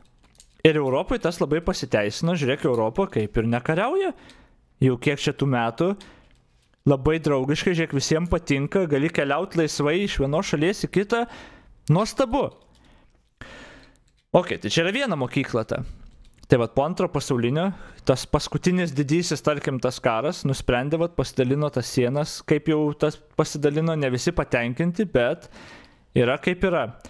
Ir tada ateina Rusija, Putinas vėl, kuriam tiesiog netinka, kaip ir vat vakarinis pasaulis vat nusprendė, kad mes nenorim kariauti ir, gal ten tikiu, kad daug kas turi pretenzijų visokių, bet nusprendė, kad jo, tas antras pasaulinis buvo gan geras katofas, pasirašė sutartis, pripažino sienas, teritorijas ir davai, mesgam ekonominius ryšius ir gyvenam iš tikro taikoj. Cool. Žmonėm tas tinka, patinka, bet tada va Putinas su Rusija. Ne tik Putinas su Rusija, bet dabar mums aktualu, kur turi kitokią nuomonę, kur jisai turi nuomonę, kad mums reikia forever kariaut. Nes mes visą laiką turim žiūrėti istoriją, nesvarbu, kad pasirašom dokumentus, kur susitarimus, kur ten, man atrodo, Budapešto memorandumas, jo tas buvo, kur pripažino teritorijas, užtikrino apsaugą Ukrainai. Ne apsaugą, tipo, apsaugą kaip ir Ukrainai, kad jų ir teritorinis vientisumas, viskas bus palaikoma ir panašiai, Bet tada taigi vis tiek ištraukia iš šiknos istorinį argumentą. Problema dabar, kodėl mes kaip žmonės ir aš nenoriu istorinių argumentų, nes taip tada lietuviai, lenkai, visi turi priežastis vėl kariauti. O mes to nenorim, nes mūsų užpiso kariauti. Mes sukūrėm ir pro ekonominius ryšius, pro laisvus ryšius. Bet kai tu nori rasti istorinių argumentų ir pažeisti visas savo sutartis, visus savo pasirašymus ar kažką, vat kaip Putinas, tada tu surandi istorinius argumentus, kurie realiai nieko nereiškia. Visi turi istorinių nuogastavimų kažkokių. Visam pasauliu turbūt šalis galės rasti kažkokį argumentą, kur va šitais metais šitas kaimelis mums iš tikro priklausė, šitas kunigaikštis ten tą pasirašė, čia mūsų buvo. Ar tai duotų normalią tau priežastį dabar su tankais važiuoti ir atsimti? Ar mes tokiam pasauliu norim gyventi? Ir čia yra esminis klausimas. Ar mes tokiam pasauliu norim gyventi, kur bet kokia šalis gali ištraukti iš šiknos belenkokį istorinį argumentą, net jeigu jis būtų teisingas.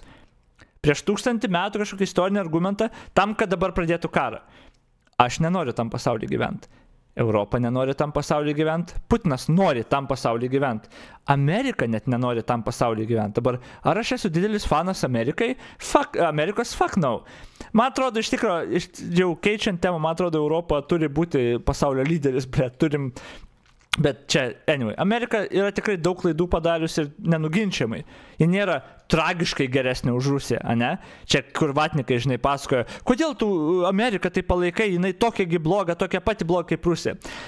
Net jeigu tai būtų teisybė, viena pusė ir kita pusė. Viena nenori kariauti dėl istorinių argumentų prieš 1000 metų, koks kunigaikštis su kuo permiegojo ir ką pagimdė ir kas tada turi original claim. Jie nenori to daryti.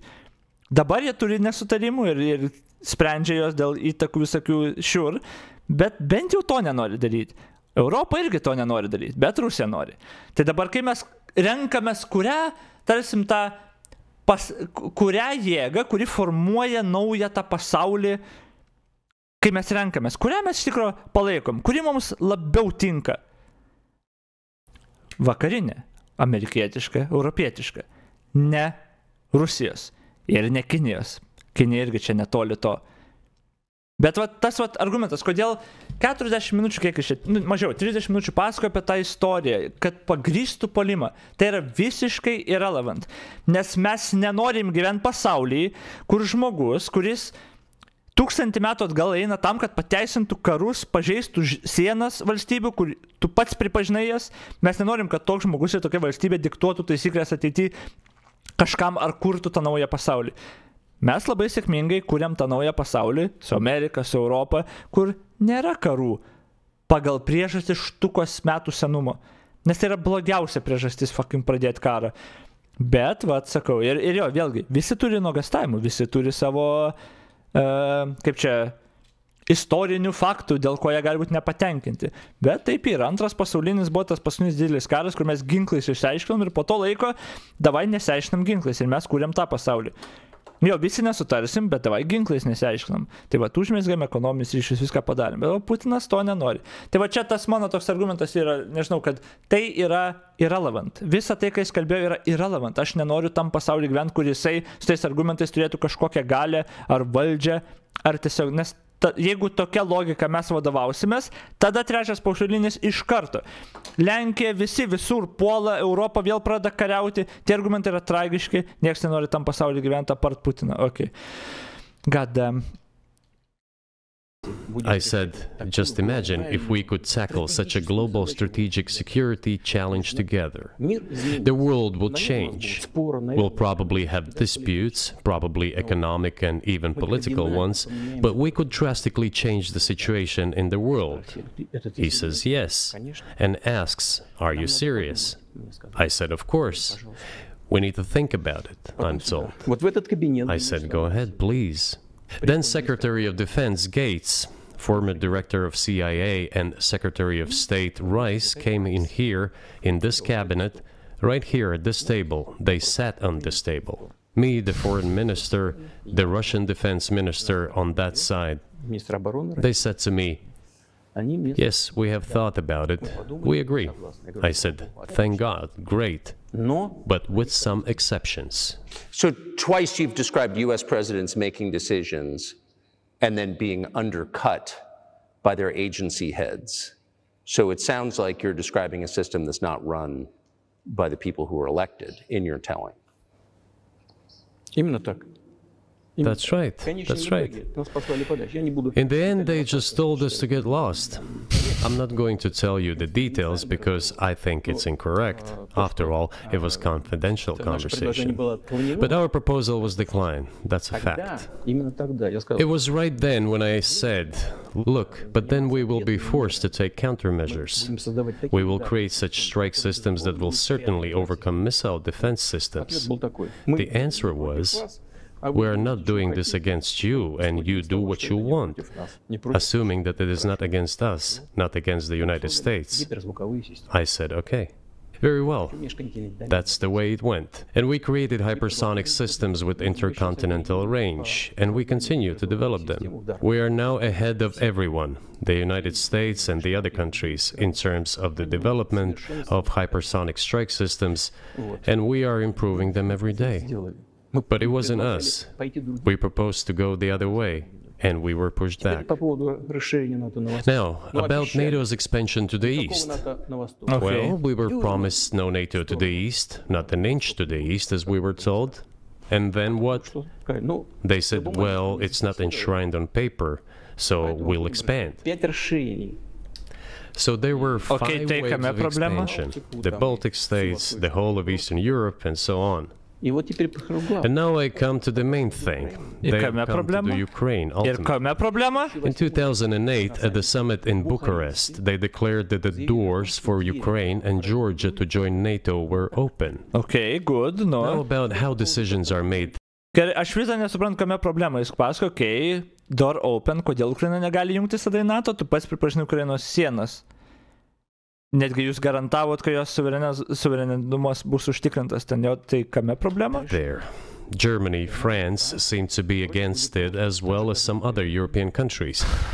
But then, as it turned out later, President Bush, and he's such a tough guy, a tough politician, as I was told later, he exerted pressure on us and we had to agree. It's ridiculous, it's like kindergarten.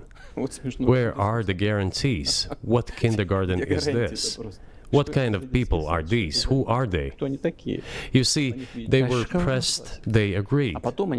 And then they say, Ukraine won't be in the NATO, you know? I say, I don't know. I know you agreed in 2008. Why won't you agree in the future? Well, they pressed us then. I say, why won't they press you tomorrow? And you'll agree again. Well, it's nonsensical. Who's there to talk to? I just don't understand. We're ready to talk. But with whom? Where are the guarantees? None. So they started to develop the territory of Ukraine.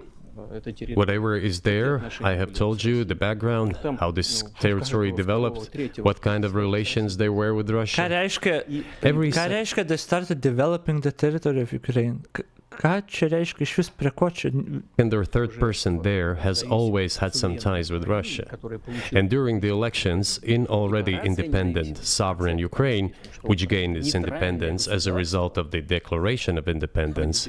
And by the way, it says that Ukraine is a neutral state, and in 2008, suddenly the doors or gates to NATO were open to it. Oh, come on. This is not how we agreed.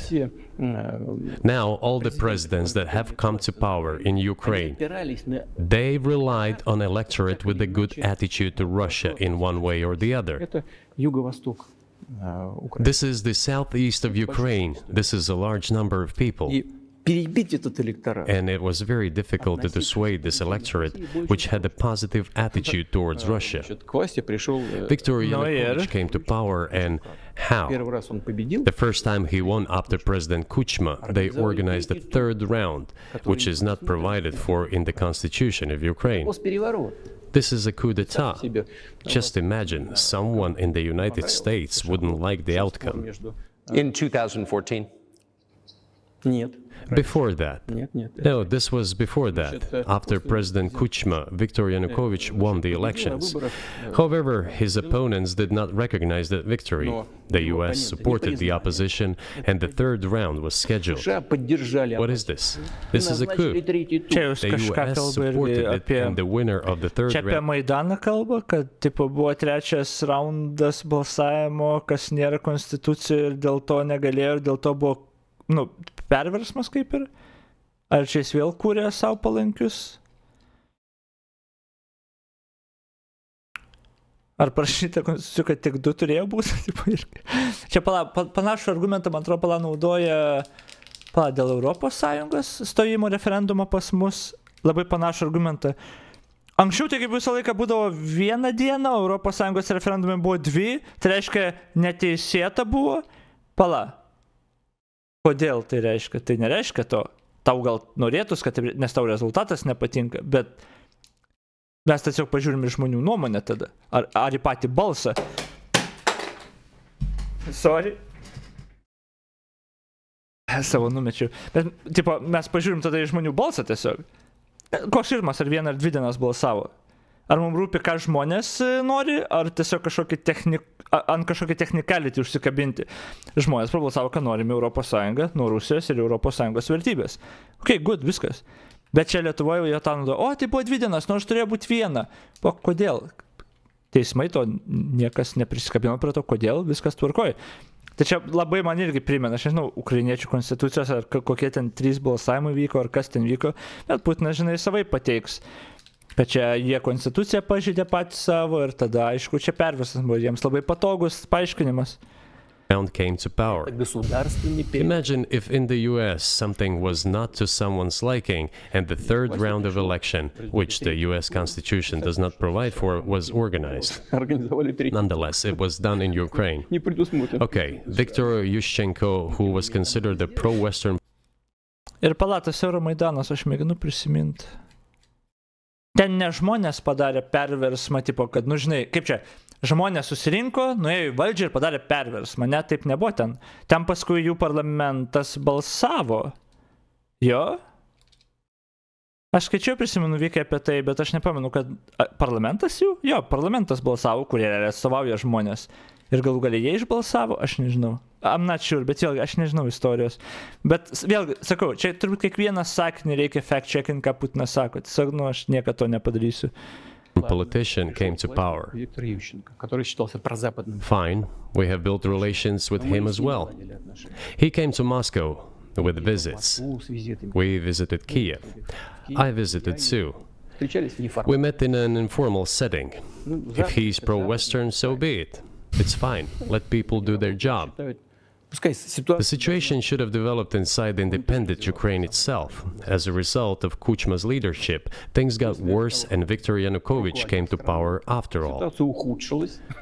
Maybe he wasn't the best president and politician, I don't know. I don't want to give assessments. However, the issue of the association with the EU came up. We have always been lenient to this, suit yourself.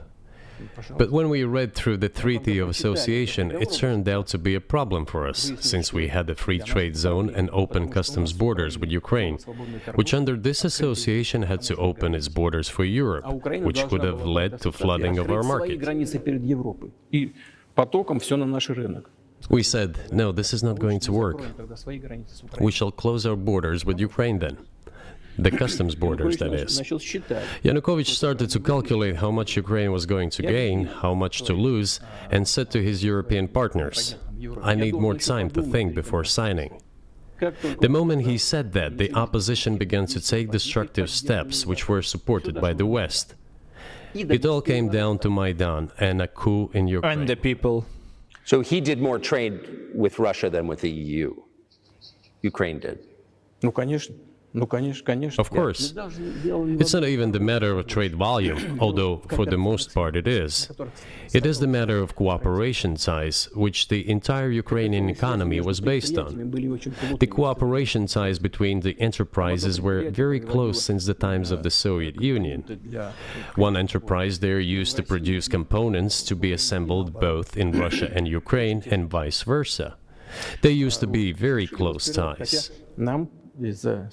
A coup d'etat was committed, although I shall not delve into details now, as I find doing it inappropriate, the US told us. Calm Yanukovych down, and we will calm the opposition. Let the situation unfold in the scenario of a political settlement. We said, all right, agreed, let's do it this way. As the Americans requested, Yanukovych did use neither the armed forces nor the police. Tas, kaip pasakoja, čia visas jau 5 minutės, visą laiką, kaip pasakoja, rusai tokie geri. Mes ir norėjom ir tartis, ir taikiai prie NATO jungtis. Va čia irgi susitarėm, pasiūlę, mes sutikom. Toks naratyvas visose istorijose. Mes geriečiai, mes aukos, Amerika blogiečiai mus išdavė, jie ten cinikai mums melavo. Labai smarkus toks pateikimas yra. Ir jeigu tu ten Rusijai gyvenai visą gyvenimą viską, jo, tau make sense, turbūt tie blogieji amerikiečiai, žinai, su savo vakarais. Aš labai suprantu, kodėl, milijonai žmonių ir ta populiacija įperka tą dalyką. Nes realiai lygiai tą patį įpirktų ir čia, jeigu, kad Rusija ten ar Kinija yra blogai ir panašiai. Problema yra ta, kad vieni iš šitų negali nustot pult šalių. Tame esmė. Nes tu turbūt apie visus gali pasakyti, kad, viduj šiek tiek pagražina istoriją iš savo pusės, kad mes, biškai geresni gal nei buvom ir panašiai. Turbūt visi pagražina šiek tiek. Bet tada, objektyviai žiūrint, kas savo tankus įvežė į kitos šalies teritoriją, kurios teritoriją ir pripažinai, pasirašai, užtikrinai saugumą? Putinas, tu. Kas dar tai padarė? Kinija dar tai padarė. Ar demokratinės šalis tą darė? Galima ginčyti vienoje kitoje vietoje, NATO ten įsivėlė, kur amerikiečiai gal nelabai norėjo ir viską, bet tai nebuvo tokios priežastys galų gale. Bet jo, ir tu tada lygini, tai pala, tai jo, jeigu visos tai pagražina, jūs neturite teisės tą tada gražinti savo istorijos, pasakoti ir aukas vaidinti ir panašiai, nes jūs tankus vaidinėjat. Aišku, paskui ten pradė gilintis, kad ir į politiką kiša pirštus, dabar visas šalis kažkiek į politiką kiša pirštus. Savo interesų prižiūri, žinai, ir panašiai. Bet ne visas šalis yra prigavę taip, kaip Rusija yra prigavę. Ne visos šalis yra prigavę, kiek propagandos skleidžia Rusija globaliai ir kiek pinigų skiria, kaip kad kitos šalis. Bet, nežinau, jeigu tu esi rusas ir šitoj tikėjas, tau vienodai objektyvumas, nes kam tu būtų objektyviai, kad tu gali pasakyti, kad Rusija yra geresnė, ar tu juokauji? Nežinau. Sunku, bet taip kaip pasakoja, čia pointas buvo tas, kad labai gražiai naratyvą pasakoja. Visą laiką taip gražiai paminėdamas, kad taip gal nesubjektyviai, kad mes vargšai ir panašiai, kaip čia, ne tą žodį paskui, nesubjektyviai, ne taip netiesmukiškai, žinai, kad mes vargšai, mus nuskriaudė, Amerika apgavo. Bet taip gražiau patikė. Mes pasakom, mes labai norėjom taikiai gyventi. Ir mes labai ten, aš pašnekėjau su Billu Clintonu ir matai, sakau, sutikau, jis pasiūlė man, mes geri draugeliai buvom, viens kitam McDonald'ą pirkom, žinai, ir kalbėjom prie stalo ir jis pasiūlė ten gynybos sutartį bendrą kokią nors, ir mes sutikau, aš sutikau. Nu ir paskui nesigavo, jie taip pasakė taip, kad jiem vienodai ir nesigavo. Tu kaip ir nepasakai to, bet labai aiškiai pieši naratyvą, kad mes visko sutiko, mes norėjom taikos ir šitie vat pikti cinikai atsisakė ir mus išdavė. Realiai taip aišku nebuvo, istorija tu čia gražini, bet net jeigu tai yra teisybė, va tame problema yra, kad net jeigu viskas, ką jis sako, yra teisybė, tai neduoda tau teisės daryti tą, ką tu darai. Bet tai va pateikia save va tokia, kaip mes visą laiką sutikdavom, visą laiką tardavomės dėl visko ir panašiai, kur kitos šalis to nemato, kitos šalis kažkodėl pasako visai kitą istoriją. Kažkurie čia meluoja ir greičiausiai tie, kur su tankais pastoviai kitos šalies teritoriją važiuoja. I don't know. Yet the armed opposition committed a coup in Kiev. What is that supposed to mean? Who do you think you are? I wanted to ask the then US leadership. With the backing of whom? With the backing of CIA, of course. The organization you wanted to join back in the day, as I understand. We should thank God they didn't let you in, although it is a serious organization. I understand. My former vis-a-vis in the sense that I served in the first main directorate, Soviet Union's intelligence service. They have always been our opponents. A job is a job. Technically, they did everything right. They achieved their goal of changing the government. However, from political standpoint, it was a colossal mistake. Surely it was political leadership's miscalculation. They should have seen what it would evolve into. So, in 2008, the doors of NATO were opened for Ukraine. In 2014, there was a coup. They started persecuting those who did not accept the coup, and it was indeed a coup. They created a threat to Crimea, which we had to take under our protection. They launched the war in Donbass in 2014 with the use of aircraft and artillery against civilians. This is when it all started. There is a video of aircraft attacking Donetsk from above. They launched a large-scale military operation, then another one. When they failed, they started to prepare the next one. All this against the background of military development of this territory and opening of NATO's doors.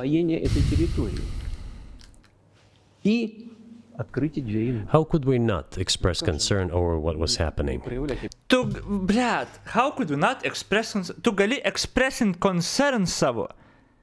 Bet pala, tai NATO pajėgos jau buvo šalia ir ar taip.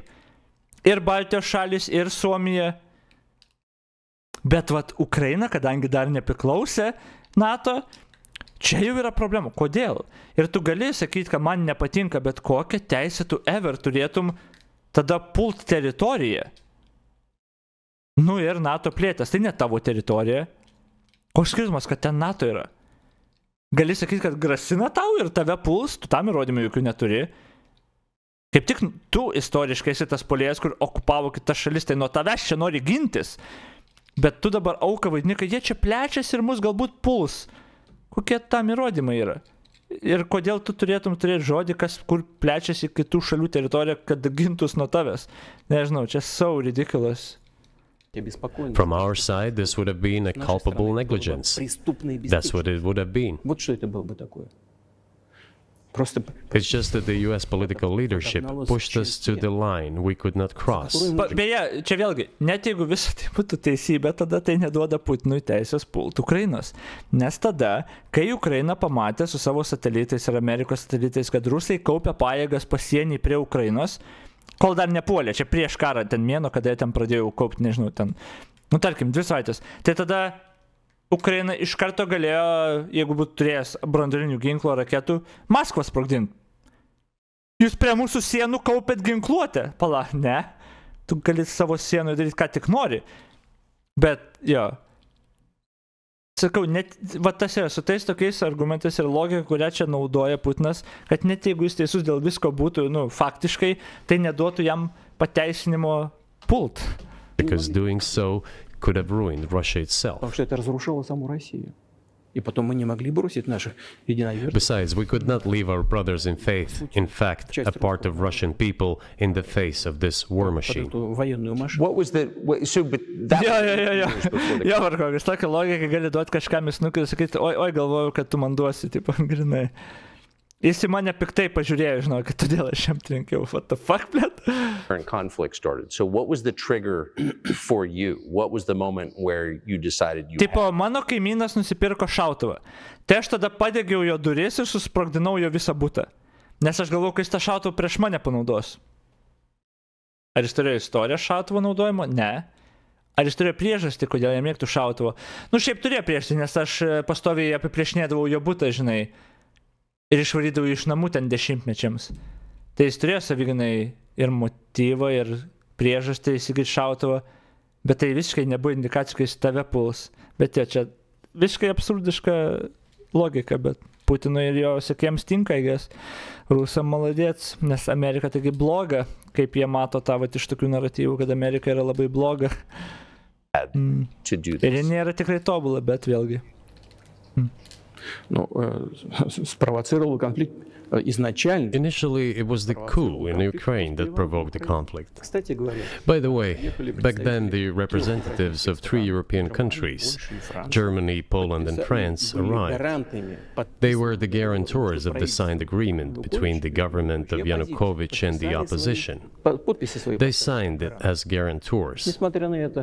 Despite that, the opposition committed a coup and all these countries pretended that they didn't remember that they were guarantors of the peaceful settlement. They just threw it in the stove right away, and nobody recalls that.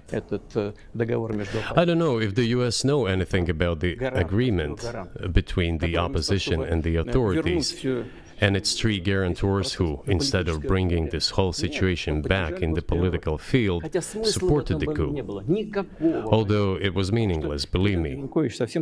Because President Yanukovych agreed to all conditions, he was ready to hold an early election which he had no chance of winning, frankly speaking. Everyone knew that. Then why the coup? Why the victims? Why threatening Crimea? Why launching an operation in Donbass? This I do not understand. That is exactly what the miscalculation is. CIA did its job to complete the coup. Gerai, man vis tiek tada įdomu. Gerai. Jis pasakoja, čia bet turbūt yra atsakymai vis tos klausimus ir ten ir žali žmogeliukai, kodėl operacija Donbass ir whatever. Bet tada jis atklausinėja, kodėl, kaip jis patikė, kodėl reikia to perversmo, kodėl tą daryti, o koks tau tada skirtumas?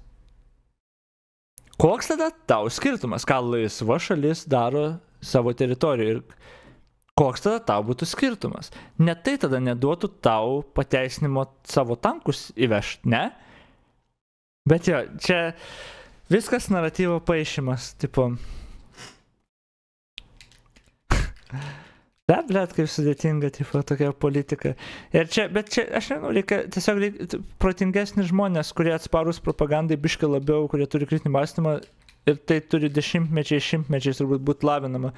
Bet valdžiom tas, ypač tokiom valdžiom, nėra patogu, nes jie tada valdžioj nebūtų.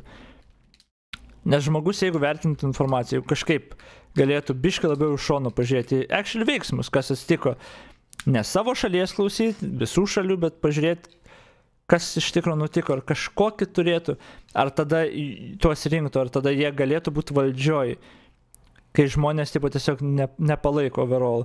Nes galų galia Putinas tai valdžia kaip palaikė, jis turėjo dabar jau klausimas, dabar jis perėmė viską, bet aš nežinau, ar įmanoma šis tą padaryti, ar žmogus tiesiog pasmerktas tam.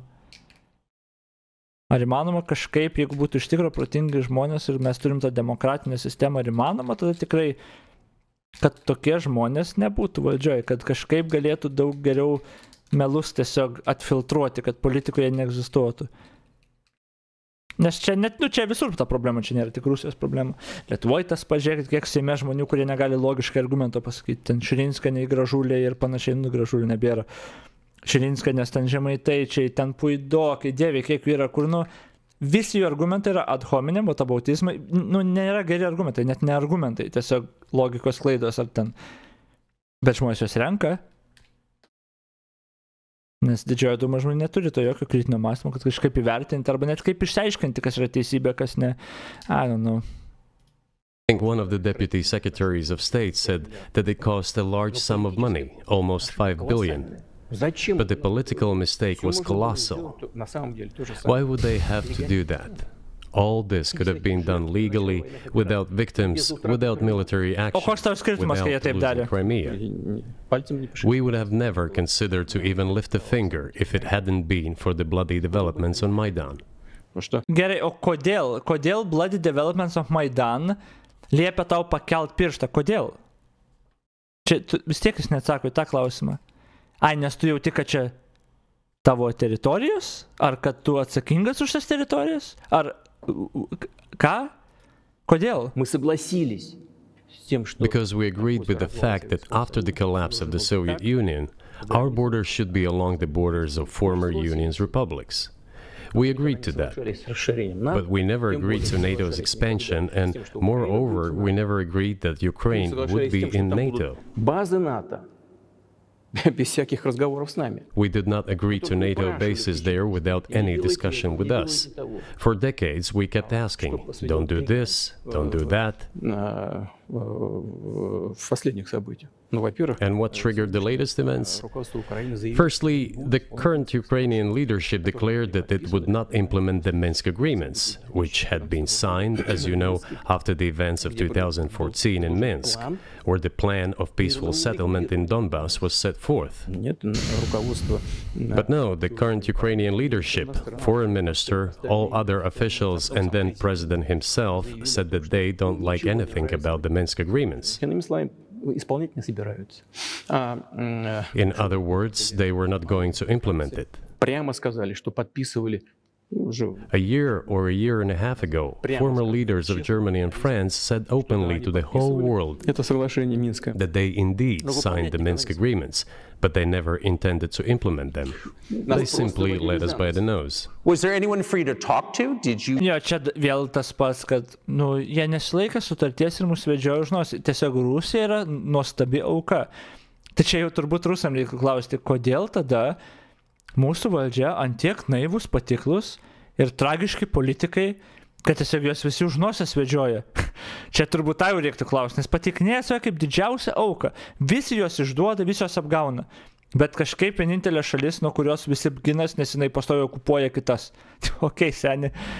Kažkur čia yra melas. Man atrodo, pasaulis kaip ir žino kur, bet rusai, I guess, ne. You call a U.S. President, Secretary of State and say, if you keep militarizing Ukraine with NATO forces, this is going to be we're going to act. Мы постоянно об этом говорили. We talked about this all the time. We addressed the United States and European countries' leadership to stop these developments immediately, to implement the Minsk agreements. Beje, klausimas buvo, ar jūs kalbėjot su kažkuo, nu, iš Amerikos ar, nu, pasaulio lyderiai, žinai, šalių, kad jeigu toliau developinsit NATO pajėgos Ukrainoje, tipo, ar panašiai, kad mes actinsim, Rusija, tipo, actins. Su pirma, kodėl tu turėtum iš vis tą sakyti ir kodėl tau duotų tai pateisinimą tau actint. Ir tada Putinas, jo, mes kalbėjom. Tai realiai, o kas, čia iki to, kas tau duoda iš visokią teisę? Kodėl? Frankly speaking, I didn't know how we were going to do this, but I was ready to implement them. These agreements were complicated for Ukraine. They included lots of elements of those Donbass territories. Beje, jo, tą Minsko sutarimą, aš kiek pamenu, jo, rusai patys jį breikino over and over again. Tik kaip suprantu, jį breikino neprisipažindami, kad ten rusai ir neigdami, tipo, kad ten mes, nors visi žinojo, kad ten jie kažkaip taip, nu, kad turėtų tą plausible deniability, ar čia aš maišau. Pleš istorijų tragiškas.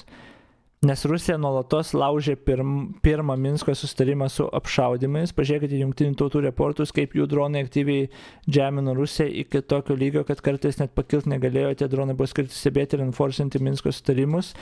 Tuo tarpu Rusijos artilerija plakė Ukrainos pozicijas.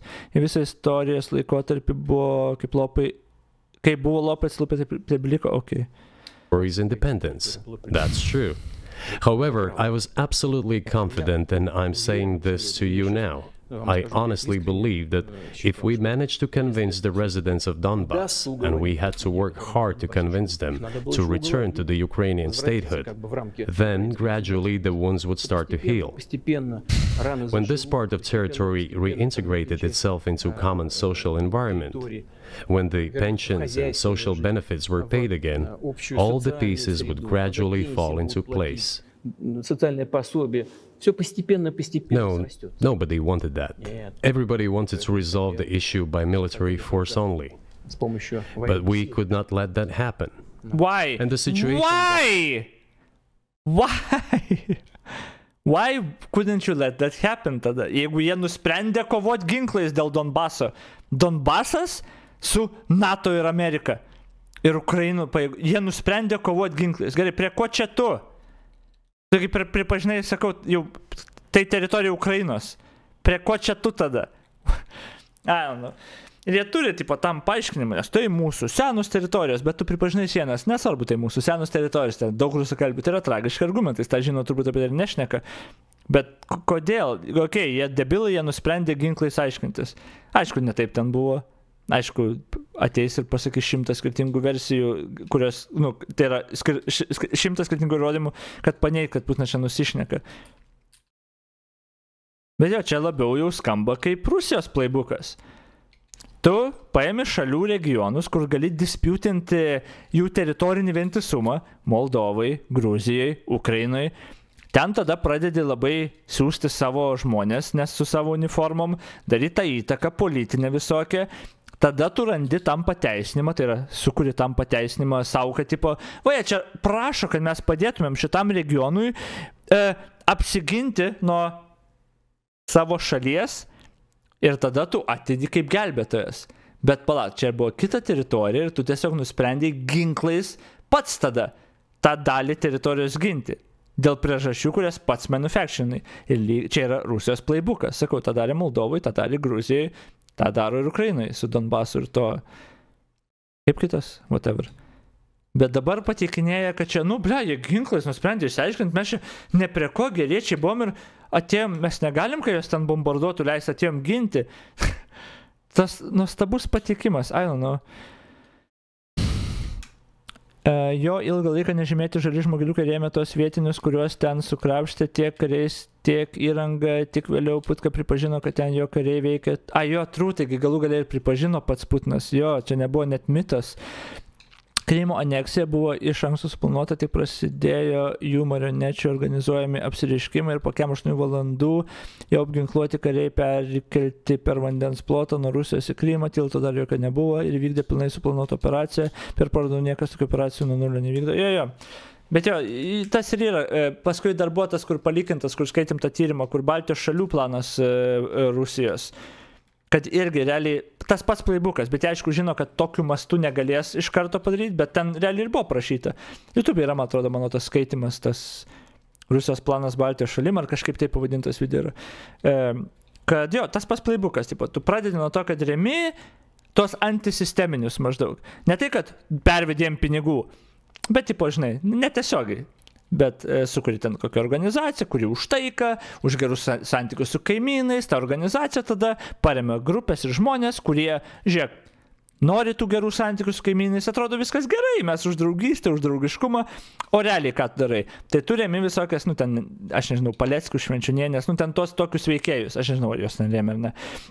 Tos tokius veikėjus surandi šalyje, kurie yra, kurių visą laiką bus. Kažkas bus nepatenkintas valdančiaisiais, valstybė, bet esmė, kad tu randi juos ir tu juos pradedi va taip remti, jie tada auga, plečiasi ir galbūt vieną dieną jie žiūrėk iki politikos daeis, kokia ten celofano partija ar ten, nežinau, Lekstučio partija, žengdaina iki politikos, turi jau mažą footholdą, tada jie pradeda kalbėti, kad žiūrėk, čia Lietuvoje iš tikro šitoj vadaly labai daug rusakalbių ir mes čia atstovaujam juos ir čia norim pagalbos ir tu taip pat pasėjai tą, augini tą ir tada tu turi manufacturyti tą priežastį, kodėl tu gali pult.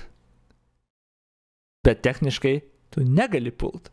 Net jeigu šalis sakytų, man nepatinka mano šalis, davai Rusija tik su ginklais, net tada negali to daryti, bet Putinui to užtenka. Nežinau, absurdas yra, bet jo, pasaulis, tai yra Rusijos strategija. Bet čia Putinas patikinėja kaip, nesuprantu, čia visi tokie blogi, mes tai čia nieko nedarom, bet pala, jūs su savo tankais ir kariais į kitos šalies teritoriją ateinat. Ar Amerika turėjo savo karius ar tankus Ukrainoje, kad čia... Ne. Bet, matai, jam nepatinka, nes interesai Amerikos, jo, visi gali turėti interesus, jo, aišku, visi turi interesus, visi ten už savo vertybės tvarkoja, bet tu tankus vedi kitą šalį. Ok. Nežinau. 16 tik buvo pradėta Krymo tilto statyba, 18 baigta, jo ir galiausiai pasadinami į valdžią, tas pats su Pušilinu Donecke, ten absoliutus marginalas valdės pirmais, aš čia perskaičiau tik negarsiai, tą, kur rašiai. Iki tol, kol Putkos kariai įrėdėjo ir jį pasadino į valdžią, blogiausia atveju, jeigu Rusas ateitų Lietuvą, pastatytų stadioną. Oh no. Nes vietiniai realijų nepalaiko ir jie būna priklausomi nuo Putkos, nes išakos nesuvienis prieš ir taip toliau. Jo, tas yra problemos, kad tu tokį sukuri naratyvą pagal tą playbooką, tada pradedi remti partijas, tu sėji tą ir viską, ir kad todėl ir čia reikia žiūrėti, ir aišku, institucijos stebi tos tokius antisisteminius, antivalstybininkus ar panašiai, kiek čia iš tikrųjų yra grėsmė, kiek nėra, ir tos grėsmės yra žinomos. Ir ten tuose dokumentuose mūsų VSD, ar kas ne, Vidaus saugos departamentas, atrodo, kasmetiniai toje ataskatoje ir įvardinę kaip ir Lekstutį, tą būkime vieningi kaip prokremliškai. Čia grėsmių Lietuvai publikacijoje, tai summary tokie, jie įvardinti netgi buvo kaip tokie prokremliški. Tai jos visus stebi, visus žino, tipo ir jo. Bet jo, blemba baisu, ir tada rusai dar naudoja tos huienus argumentus, kad ten yra daug rusakalbių. Ir tada valstybės mato, okei, tai pala, jeigu rusai naudoja daug rusakalbių kaip argumentą, kuris paskui jie inveidina kitą šalį, davai uždarom rusų mokyklos, fuck that shit. Bet tą pradeda daryti ir tada rusai žiūrėkit, jie rusakalbių mokyklos uždaro, jie blogai daro. Ir va čia ir yra, jie pastoviai aiškina, kaip kitom šalim jų viduj būt. Tu neturi tokios teisės. Ir va čia yra tas dalykas, kai nesuvokia, kad tu neturi tos teisės. Okei. Ta šalis yra bloga. Jie uždraudė rusakalbiams mokytis rusų kalbą. Uždraudė. Bloga šalis. Tai tau neduoda teisės. Tu gali sakyti, yra bloga šalis, bet tu ne prie ko čia. Tu ne prie ko čia. Tu nesi atsakingas už to žmonės. Tu negali būti. Jie pats pasirinko ten gyventi ir gali ten išvažiuoti.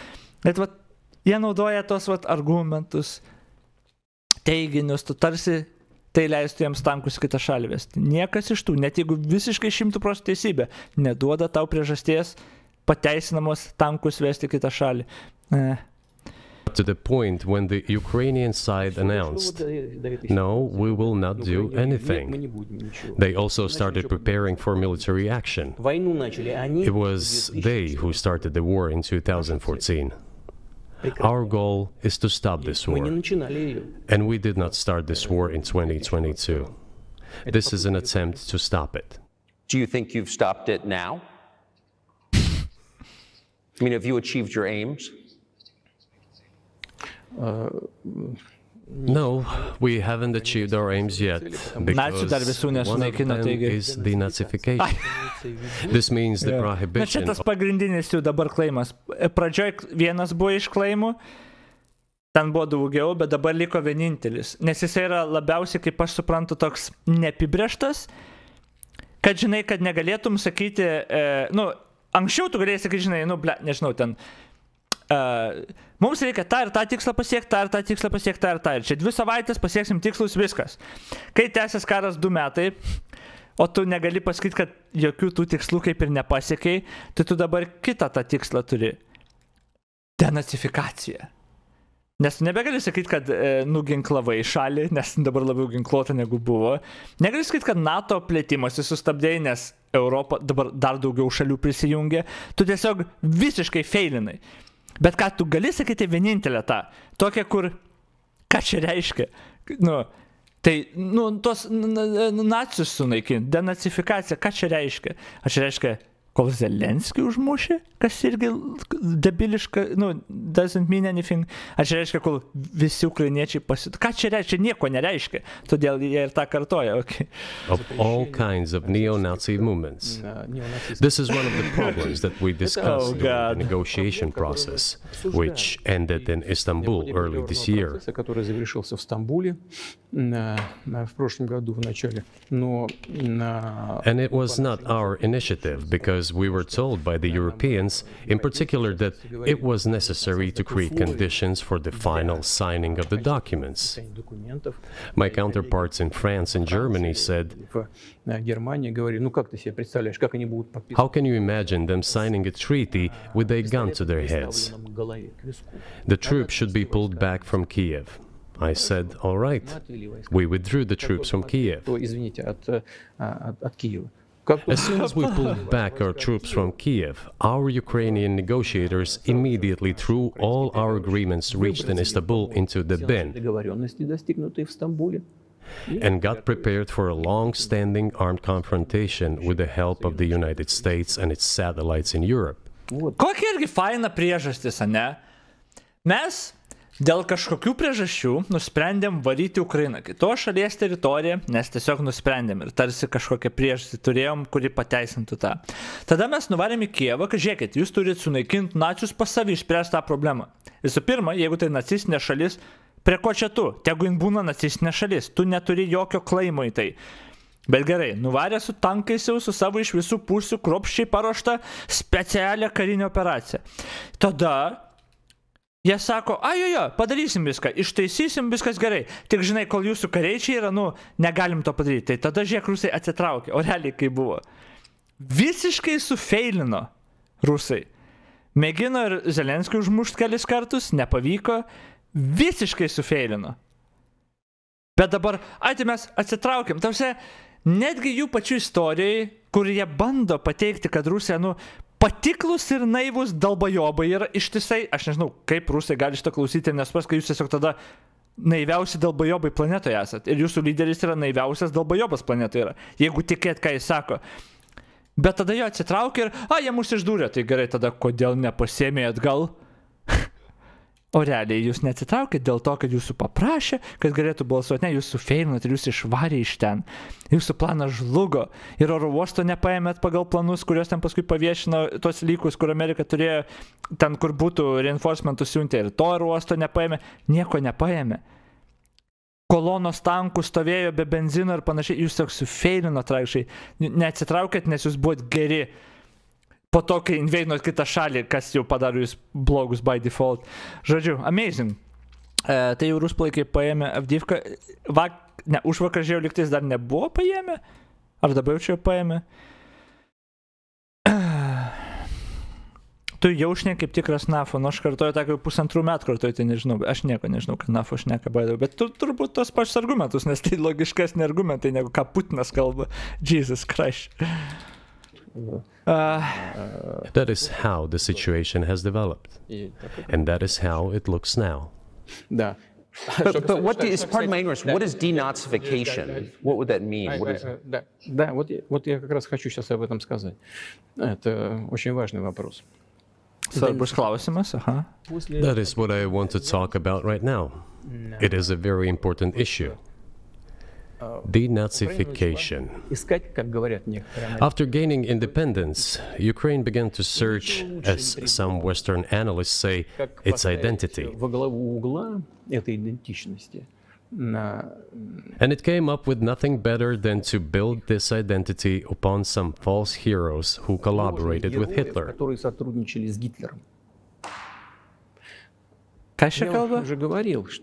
I have already said that in the early 19th century, when the theorists of independence and sovereignty of Ukraine appeared, they assumed that an independent Ukraine should have very good relations with Russia. But due to the historical development, those territories were part of the Polish-Lithuanian Commonwealth. Poland, where Ukrainians were persecuted and treated quite brutally as well. By the way, čia parašai labas Garduči, Ar gali būti tokia situacija, JAV 2022 pradžioje turėjo labai daug info apie ruskių planus. Dabar praėjo 2 metai, panašu, kad daug didesnis fog of war guli. Ar JAV prarado savo žvalgus šnipus Rusijoje ir ar tai silpnina NATO pasiruošimą gintis? Čia aš realiai apie tą šnekėjau gal prieš savaitę, kur panašu, kad visi valos, kai karas prasideda ir panašiai, kad šnipus prasivalo. Ir rusai labai daug ten savo valėsi. Aplinkos, ten kiek krito pro langus, kiek keitėsi, generolų visko keitės. Tai tikrai nebėra tokios galimybės, turbūt, kaip buvo. Bet, manau, vis tiek turi gana aukštas, bet tikrai netokios, kaip buvo. Nes tada tikrai panašu buvo, kad visur ausis buvo. Kad Putino tūlikė klausėsi visur tiesiog. Atrodo, viską žinojo, kas vyksta. Visus planus žinojo viską. Dabar taip nebėra tokio lygio, žinai.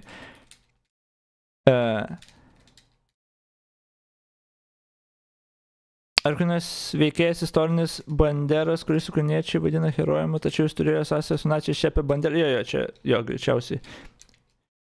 Bet jie ir Zelenskį nacių laiko jo, paskui dar jie labai, man atrodo, pagal naratyvą, kad Zelenskis yra tas nacių dabar lyderis, ar kažkaip ten ne, kad todėl jie tą Zelenskį taip norėjo, užmušti ir būtų pergalė ten, kažkaip jie ten irgi, kad jisai ten vos net tų nacių lyderis, kažką tą esu girdėjęs, nežinau. Žydas, nacis, jo. И вели себя очень жестоко, это все осталось в памяти. There were also attempts to destroy their identity. Когда началась Вторая мировая война, часть этой... All this remained in the memory of the people.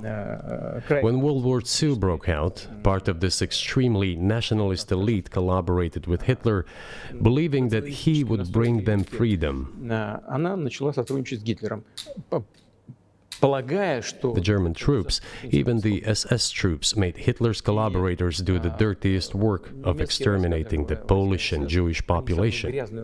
Hence this brutal massacre of the Polish and Jewish population, as well as the Russian population too.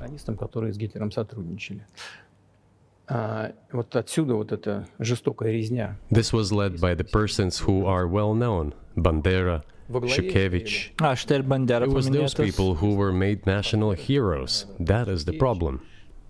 And we are constantly told that Vėl grįžtam prie esminio klausimo.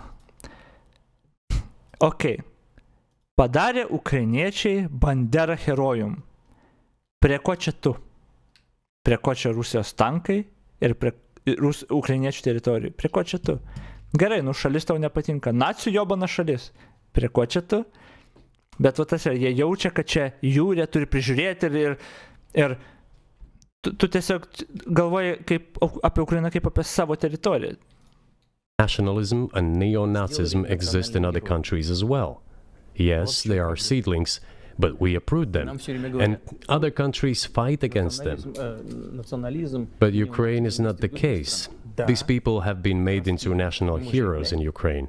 Monuments to those people have been erected. They are displayed with flags. Their names are shouted by crowds with torches, as it was in Nazi Germany.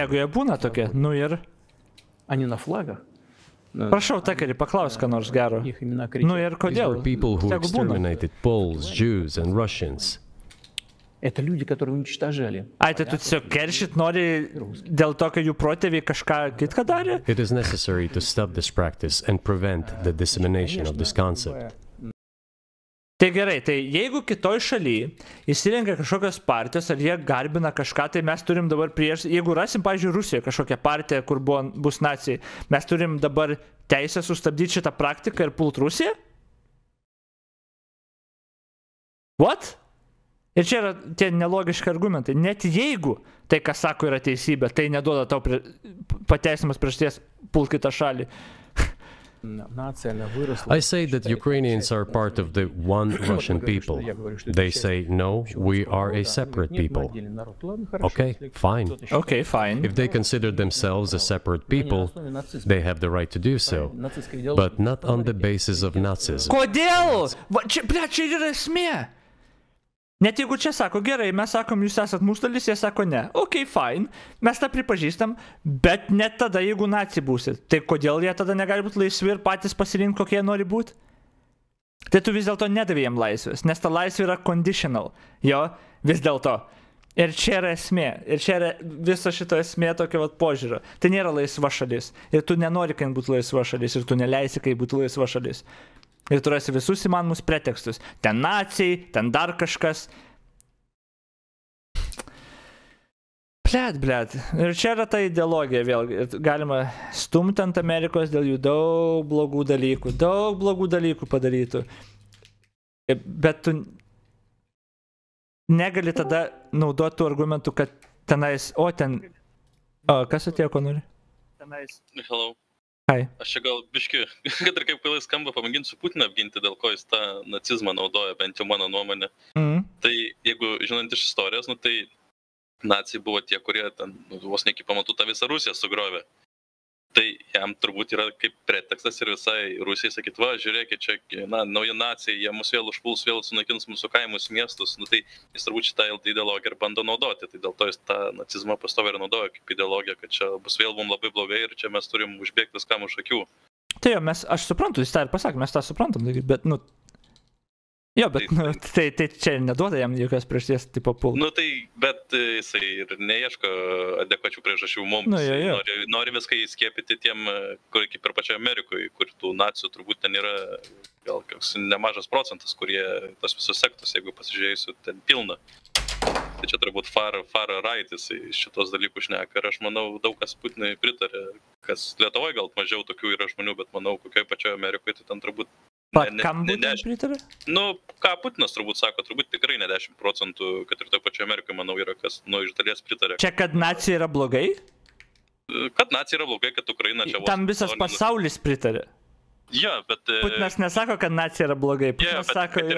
Bet kad ir pačią Ukrainą, tai manau, pateisintų, ta prasme, Amerikoje dalis žmonių, dėl ko Putinas puola, nes bijo, kad čia vėl kažkas bus, nes jie to nesupranta. Ne, tu neatskiri, ne. Tai, kad tu gali sakyti, kad nacija yra blogai ir Putinas sakė, bet Putinas nesakė, kad jie mus puls, kad ukrainiečiai mus puls. Jis pasakė, kad nacizmo ideologija yra bloga. Ir visi tam pritarė. Kodėl tu juos puoli? Kitoje svetimoje šalyje, kad yra, čia tame pointas. Kodėl jis argumentą naudoja, mes suprantam visi. Noriu ką paminėti, turbūt dėl to ir išsivysto ta visa, jeigu ten labai giliai žiūri per prizmę, nors gal rusai nežiūri taip giliai. Tiesiog pasakė nacija ir viskas, ir jau reiškia, jos reikia pulti ir nesvarbu, kad jie nieko nedaro. Čia turbūt toks bandymas įtikinti. Beje, nieko logiško mes nerasim čia, aišku, bet jo. Beje, priminsiu, kad tuo pačiu metu, kaip Luhansko ir Donecko kūrėsi ir Harkovo žmonių respublika, taip pat kariams nepavyko vykdyti Donecko ir Luhansko perėmimų, kaip kad pavyko Krymas.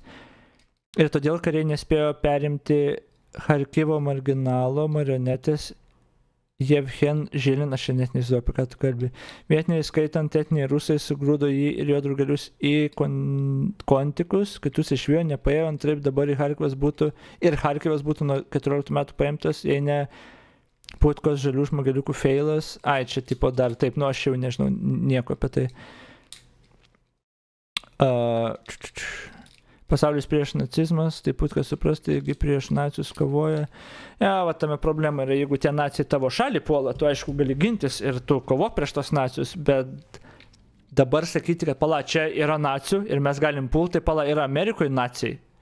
Ar tu turi teisę Ameriką pulti, ten yra nacijų grupuotė. Nacijų grupuotės. Yra ten, Vokietijoje tie FDR, kur vos ne naujieji nacijai, ten taip jos atrodo vardina. Ar tu turi teisę juos pult? Ne. Tu gali gintis, jeigu tave puls, bet tu negali preemptively nuspręsti, kad šita ideologija man nepatinka, jinai bloga, nors visi ir pritarė, kad jinai bloga. Tai tau neduoda priežasties pult šalį. Okay. Ideology. Would you be satisfied with the territory that you have now? Нет, сейчас закончим. Вы же задали вопрос по неонацизму и денацификации. I will finish answering the question. You just asked a question about neo-Nazism and denazification. Замалчивается на Западе. Look, The president of Ukraine visited Canada. The story is well known, but being silenced in the Western countries. The Canadian Parliament introduced a man who, as the Speaker of the Parliament said, fought against the Russians during the World War II. Who fought against the Russians during the World War II? Hitler and his accomplices. It turned out that this man served in the SS troops. He personally killed Russians, Poles, and Jews. The SS troops consisted of Ukrainian nationalists who did this dirty work. The president of Ukraine stood up with the entire Parliament of Canada and applauded this man. How can this be imagined? The president of Ukraine himself, by the way, is a Jew by nationality. Really, my question is, what do you do about it? I mean, Hitler's been dead for 80 years. Nazi Germany no longer exists. And so, true. And so, I think what you're saying is you want to extinguish or at least control Ukrainian nationalism, but how? How do you do that? Послушайте меня. Ваш вопрос очень тонкий. Listen to me. Your question is very subtle, and I can tell you what I think. Do not take offense. Of course. Он, казалось бы, тонкий, он очень противный, этот вопрос. This question appears to be subtle. It is quite pesky. You say Hitler has been dead for so many years, 80 years. But his example lives on. People who exterminated Jews, Russians, and Poles are alive. And the president, the current president of today's Ukraine, applauds him in the Canadian Parliament. Gives a standing ovation. Can we say that we have completely... Aš prisimenu, čia visi aišku prisimenu. Ten nieko didelio nebuvo, per klaidą pakvietė, tą klaidą ištaisė, atsiprašė, ten tiesiog nesužiūrėjo ir tiek, ne? Ar ten daugiau kažkas buvo? Nes aš žinau, kad rusai aišku tą paims naratyvą, kaip jie, ir viską paims, bet kokį ten, kad va čia visi jie nacijai, tai aišku ne, what the fuck. Uprooted this ideology if what we see is happening today. That is what denazification is in our understanding. We have to get rid of those people who maintain this concept and support this practice and try to preserve it. That is what denazification is.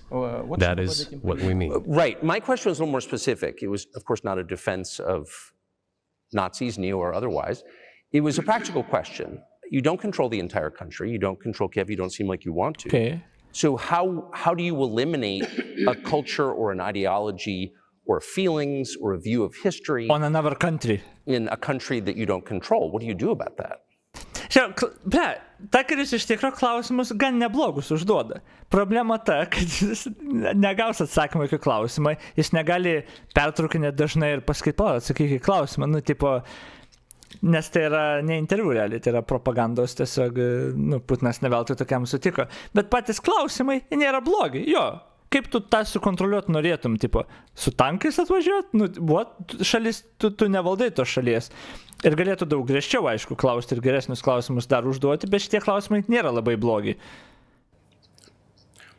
А вот знаете, как вам не покажется странным, в ходе переговоров в Стамбуле... You know, as strange as it may seem to you, during the negotiations in Istanbul, we did agree that we have it all in writing. Neo-Nazism would not be cultivated in Ukraine, including that it would be prohibited at the legislative level. Mr. Carlson, we agreed on that.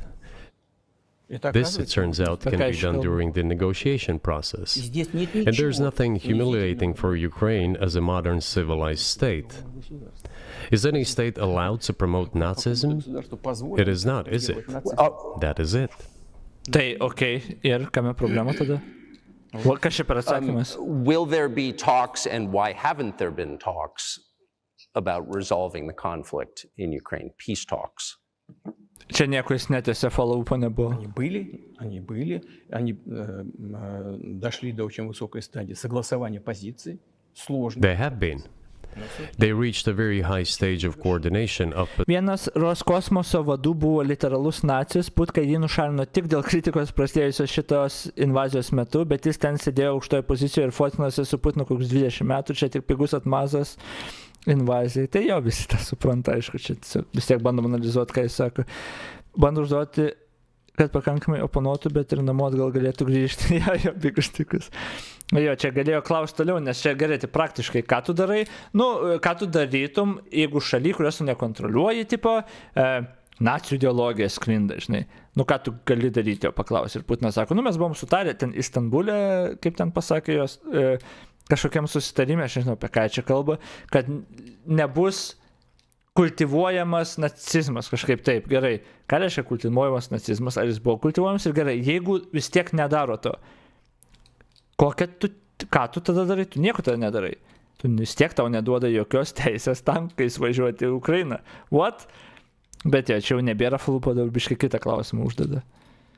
Positions in a complex process, but still they were almost finalized.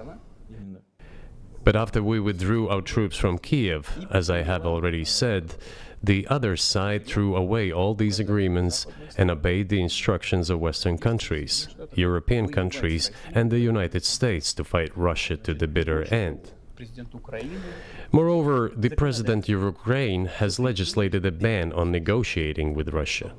He signed a decree forbidding everyone to negotiate with Russia. Šitą žinau, aš šitą mačiau, palatoje rasiu.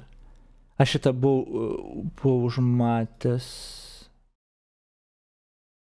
Klausykit, ką čia sako. States to fight Russia to the bitter end. Moreover, the President of Ukraine has legislated a ban on negotiating with Russia. He signed the decree forbidding everyone to negotiate with Russia. Čia yra melas. Jo, aš šitoj vietoj, šitą fact check aš buvau radęs ir aš tą būtent mačiau. Tai čia yra Politico fact checkas padarytas. Who banned peace talks? The President of Ukraine has legislated a ban on negotiating with Russia. Čia ką Putinas pasakė, tik ką. Ir neteisybė yra. Ir jie yra palinkinę net tą decree. Let. Aš jį buvau atsidaręs dabar. The site can't be reached. Tiesiog. Yra tas decree, aš jį buvau translatinės, nes aš tą grinai tą ir buvau pažiūrėjęs. Volodymyr Zelensky signed a decree banning negotiations specifically with Putin, not Russia as a country. With this Russian president is impossible. He does not know what dignity and honesty are. We're ready for dialogue with Russia, but with a different president, Zelensky said.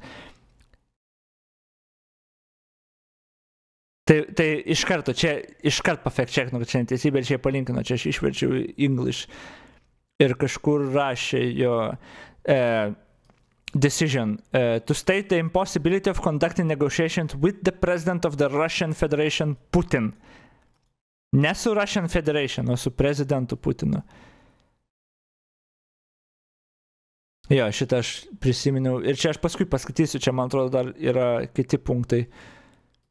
Bet čia po interviu, jeigu paskaitysiu tos fact checkus, bet jo čia tiesiog prisiminiau tą, kad jis tiesiog, neteisybė. Ir atsakau, čia man atrodo kiekvieną sakinį, tiesiog fact checkinant, ką Putinas sako, greičiausiai net faktiškai nebus teisybė.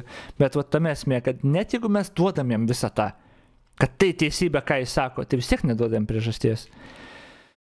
Gali visus melus išversti lietuviškai, ne visi anglų gerai mokom? Ne. But how are we going to negotiate if he forbade himself and everyone to do this? We know that he is putting forward some ideas about this settlement, but in order to agree on something, we need to have a dialogue. Is that not right?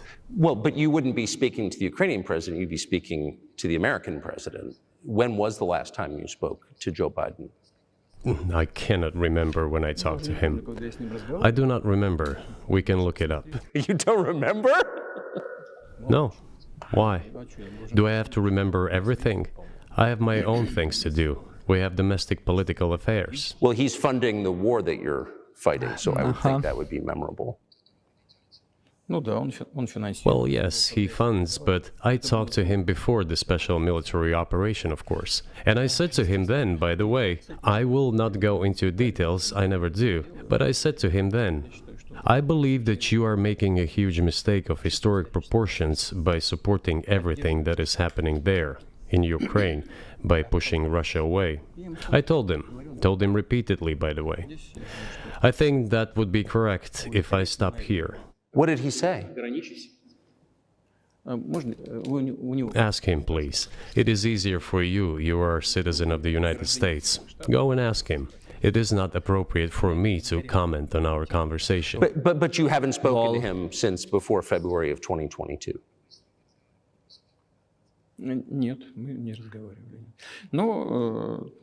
No, we haven't spoken. Certain contacts are being maintained, though. Speaking of which, do you remember what I told you about my proposal to work together on a missile defense system?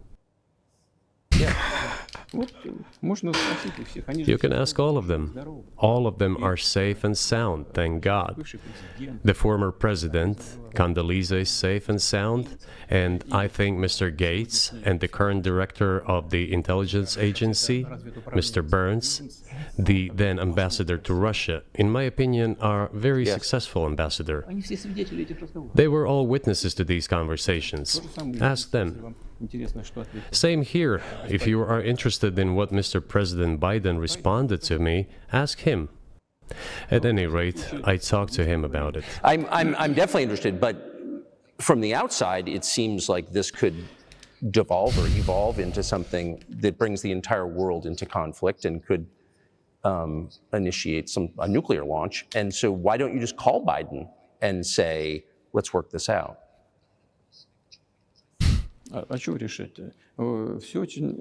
What's there to work out? It's very simple. I repeat. We have contacts through various agencies. I will tell you what we are saying on this matter and what we are conveying to the US leadership.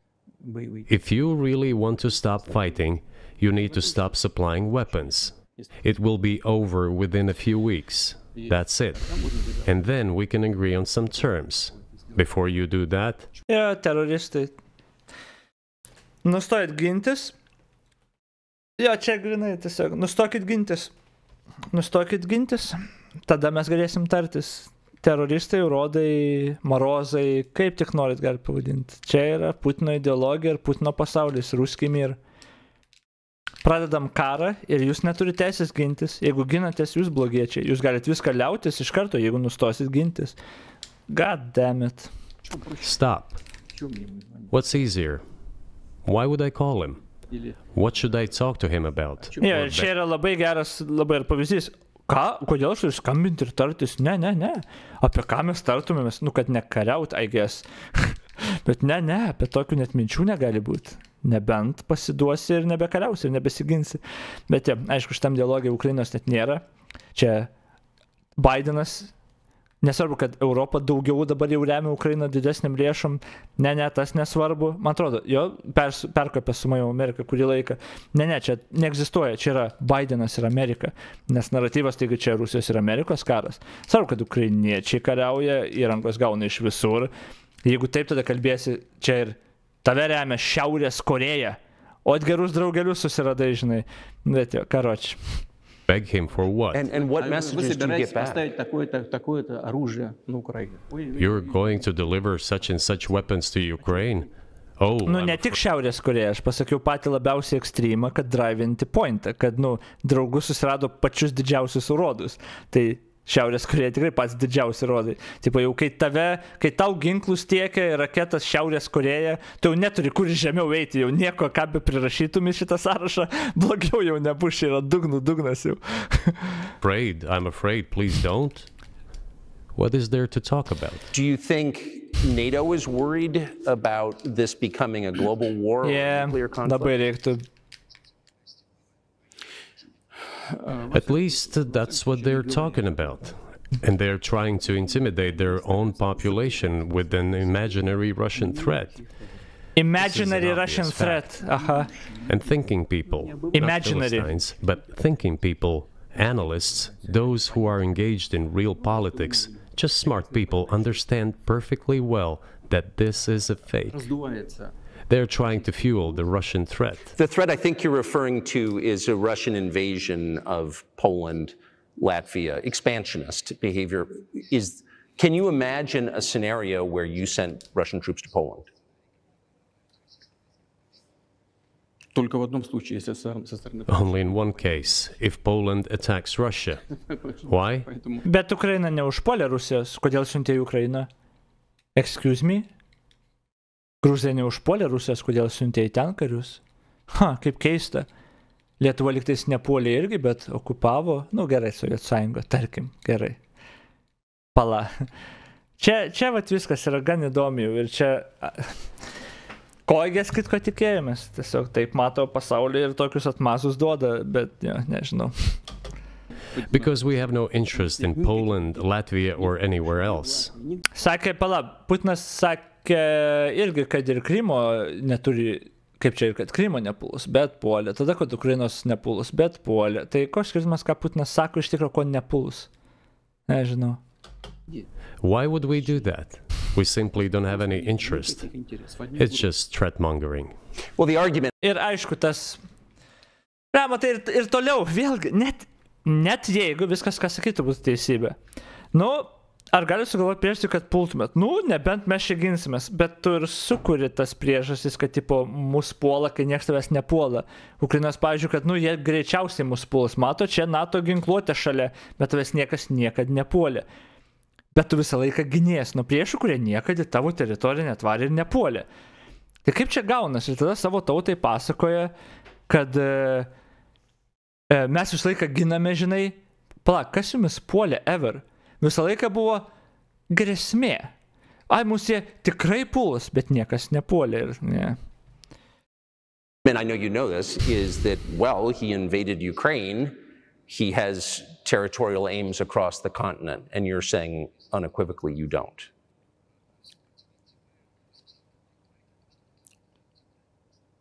Абсолютно, это абсолютно исключено.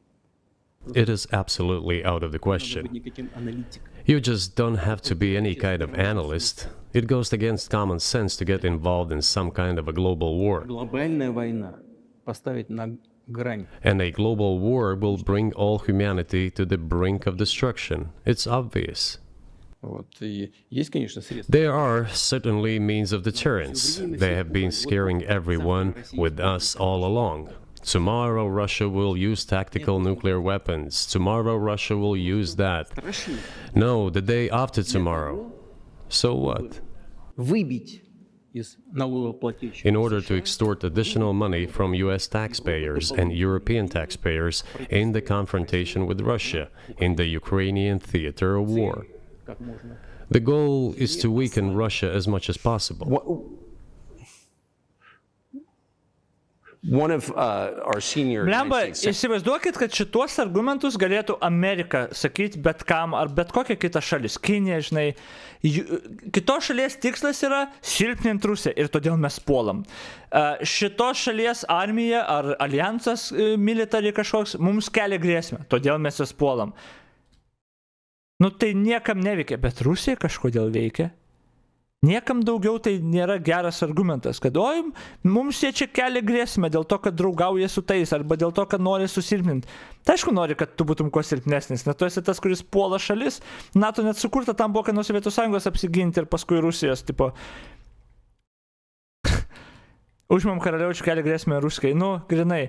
Tiesiog užimam iš karto, nu tai nėra logiška. Net jeigu tai, ką sako, yra teisybė, tai nėra logiška, bet vėlgi, viskas, ką sako, net nėra teisybė, pusė tų dalykų greičiausiai, ten viskas pusė. Senators from the state of New York, Chuck Schumer, said yesterday, I believe, that we have to continue to fund the Ukrainian effort, or U.S. soldiers, citizens could wind up fighting there. How do you assess that?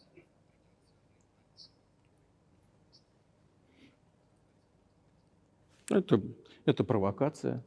This is a provocation, and a cheap provocation at that. Американские солдаты должны воевать. I do not understand why American soldiers should fight in Ukraine. There are mercenaries from the United States there. The bigger number of mercenaries comes from Poland, with mercenaries from the United States in second place, and mercenaries from Georgia in third place. Безусловно. Well, if somebody has the desire to send regular troops, that would certainly bring humanity to the brink of very serious global conflict. This is obvious. Do the United States Į karą, kurį mes pradėjom, by the way, nepamiršk. need this? What for? thousands of miles away from your national territory. Don't you have anything better to do? O, wow, koks argumentas. Taigi čia toli, tu ką neturi ką veikti? Nekreip dėmesio ir palik mus ramybėje, leis mums raipinti Ukrainą toliau. Ką, už kažkokias vertybės, tu ką neturi ką veikti? Ne. Eik atgal į ten savo ramią šalį. Nu, marozas visiškas maroziškas panetkės. O Jezu, fuck this guy, man. You have issues on the border, issues with migration, issues with the national debt. More than $33 trillion. Jo, rūpinkite savo problemom, palikit mus ramybėj. Leiskit mums daryti, ką mes norim. Siog. You have nothing better to do, so you should fight in Ukraine? Wouldn't it be better to negotiate with Russia? Make an agreement, already understanding the situation that is developing today, realizing that Russia will fight for its interests to the end, and realizing this, actually return to common sense, start respecting our country and its interests. Ai, jo, nepamirškim to tarpu ir ex-Wagneriai dabar, Rusijos žmonės Afrikoje, toli nuo Afrikos, belenkaip dėl kontrolės varžos ir kovoja dėl resursų. Dar aš nesenai linkinau, kur tas tyrimas išėjęs, kaip Afrikos ten užėmė, man atrodo, dar Wagner buvo grupuoti, užėmus Afrikos ten tam tikrus miestus, ar, užėmus, kontroliavus ir iš ten eksportina, savo auksą.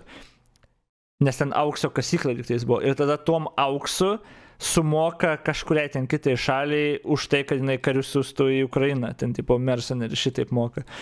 Tai jo, čia Putinas dabar kalba, jums nėra ką veikti, jūs savo rūpinkitės. Look for certain solutions. It seems to me that this is much smarter and more rational.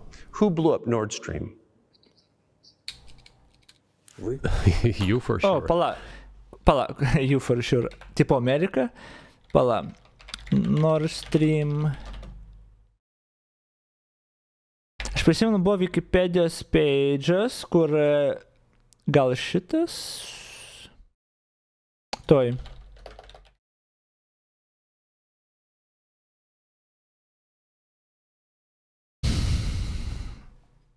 Kur aš sekiau, nes ten, man atrodo, gal šitam, kur pagrinde dėjo visus tos tipo įrodymus ar oficialius kiek įmanoma, lykus ir panašiai, kas vis dėlto susprogdino.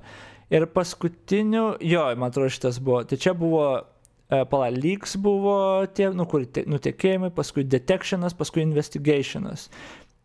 Ir daug šalių atliko savo tipo, visokius tyrimus, bet lygtais galų gale nenustatė nieko konkrečiai. Atrodo, vieni rodė pirštais, kad plečia greičiausiai Ukraina, kiti galbūt kolabas su Ukraina ir Amerika, atrodo, buvo. Visi turi savo versiją, žinai, palačia. Ne, čia ne reactions, šiaip, investigations. None of the 3 separate investigations carried out by Germany, Sweden and Denmark publicly assigned responsibility for the damage as of February 2023. Tai bent jau nuo šitos datos niekas. Tai aš nežinau, ar yra dabar kažkokių? Aš neskaičiau šito labai išsamei.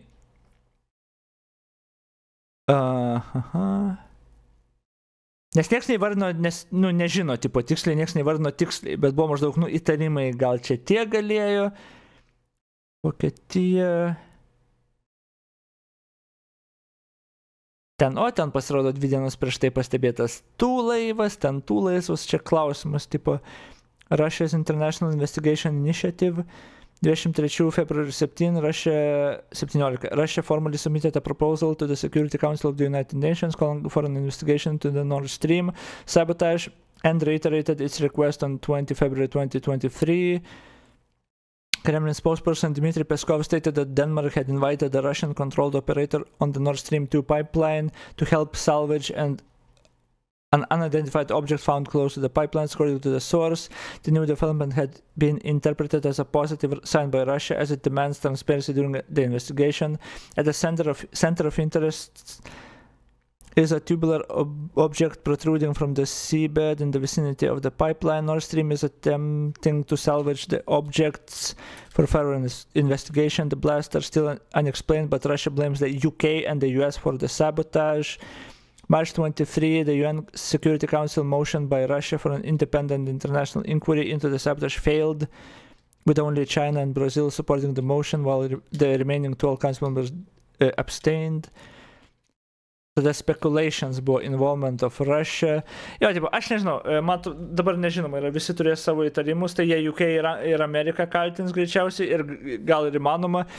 Greičiausiai turbūt mažai logiška, kad rusai būtų tą darę, nes čia vat, buvo tipo spekulacijos pradžioje, kad tipo rusai, man kažkaip neaišku buvo, kodėl jie tą būtų norėję daryti, jiems taigi apsimoka, jie gali tiekti dujas. Čia labiau kaip tik, aš sakyčiau, toks, kad nereiktų įkalbinėti Europos, nukertam tą iš viso ir kad maždaug, jūs atkirsti esat. Aš nesu tikras, tipo, kaip tai, bet aš nežinau, nieks nežino, kas čia būtent tą padarė, bet jo, teorijos yra ir kad Ukraina, ir kad Amerika, ir kad UK, kad, tipo, visi vienis kitus įtarė, bet jo, tai čia greičiausiai Putinas jo atsakymą gausi, duos tai yra jūs, Amerika, tipo,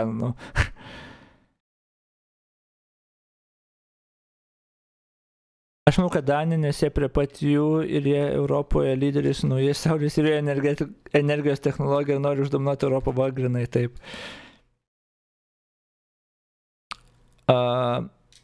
Ten paranku buvo rusams, nes jie nutraukė dujų tiekimą dėl neva remonto, pagal starimą jie būtų turėję sumokėti baudas. Not very convincing. Ar tipo rusam reikia, ar rusam baudos egzistuoja, ar sutarimai. Jie tiesiog gali sulaužti sutarimą ir jiem pochui. Ar tikrai jiems būtų reikėjęs sprogdinti.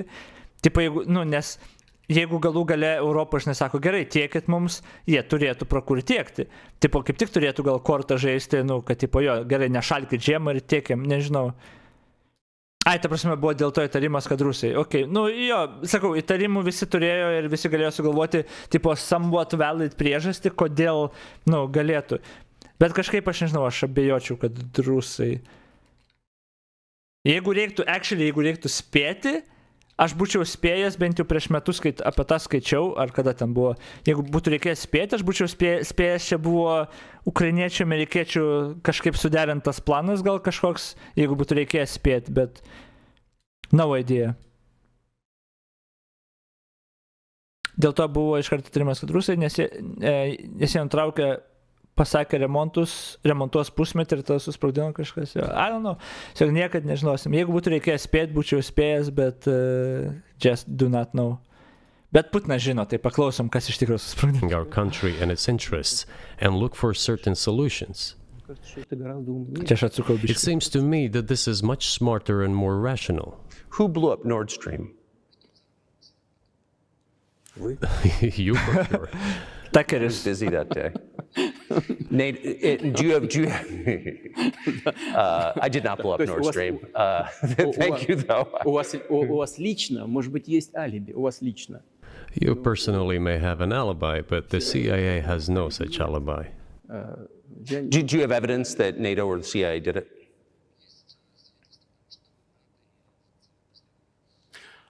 Знаете, you know, I won't get into details, but people always say in such cases, look for someone who is interested. But in this case, we should not only look for someone who is interested, but also for someone who has capabilities. Because there may be many people interested, but not all of them are capable. Tipo, valid argumentas, jo. Kas suinteresuotas ir kas gali. Techniškai turbūt daug kas gali. Techniškai tada rusai gali ir yra suinteresuoti. Klausimas, ar turi įrodymų kažkokių?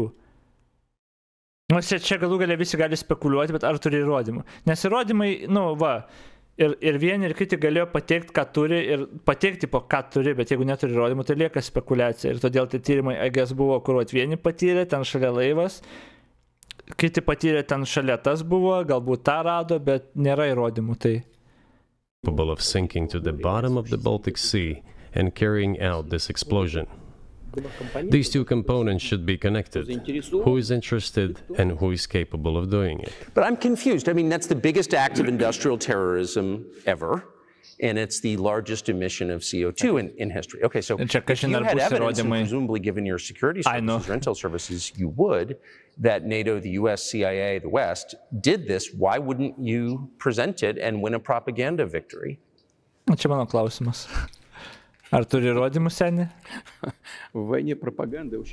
In the war of propaganda, it is very difficult to defeat the United States, because the United States controls all the world's media and many European media. Okay. The ultimate beneficiary of the biggest European media are American financial institutions. Don't you know that? Palauk. United States. In the war of propaganda, it is very difficult to defeat the United States, because the United States controls all the world's media and many European media. Ką reiškia United States controls media and many of the European media? Ką čia reiškia? What? Ne, čia rusai turi ten, kur kontroliuoja televiziją. Ką čia reiškia? Jis turi meni, kad čia tipo prokultūra diktuoja naratyvą kažkokį, nes nekontroliuoja. Tipo, kaip supras, nežinau, ką čia, nežinau, gal čia lost in translation kažkas? Amerikai žiūrėjau, nekontroliuoja, net pas save namie nekontroliuoja. Pala, pas juos yra namie irgi nieko nekontroliuoja. Yra ten BBC, Fox News, vienoje pusėje politiniai, kiti kitoje. Kaip tik jie dėl to pešasi ištisai. Jeigu Amerika kontroliuotų žiniasklaidą, bent jau namie nebūtų opozicinės žiniasklaidos. Bet yra absurdiškai daug visokios skirtingos. Čia jis, man atrodo, su savo šalim sumaišė, ne?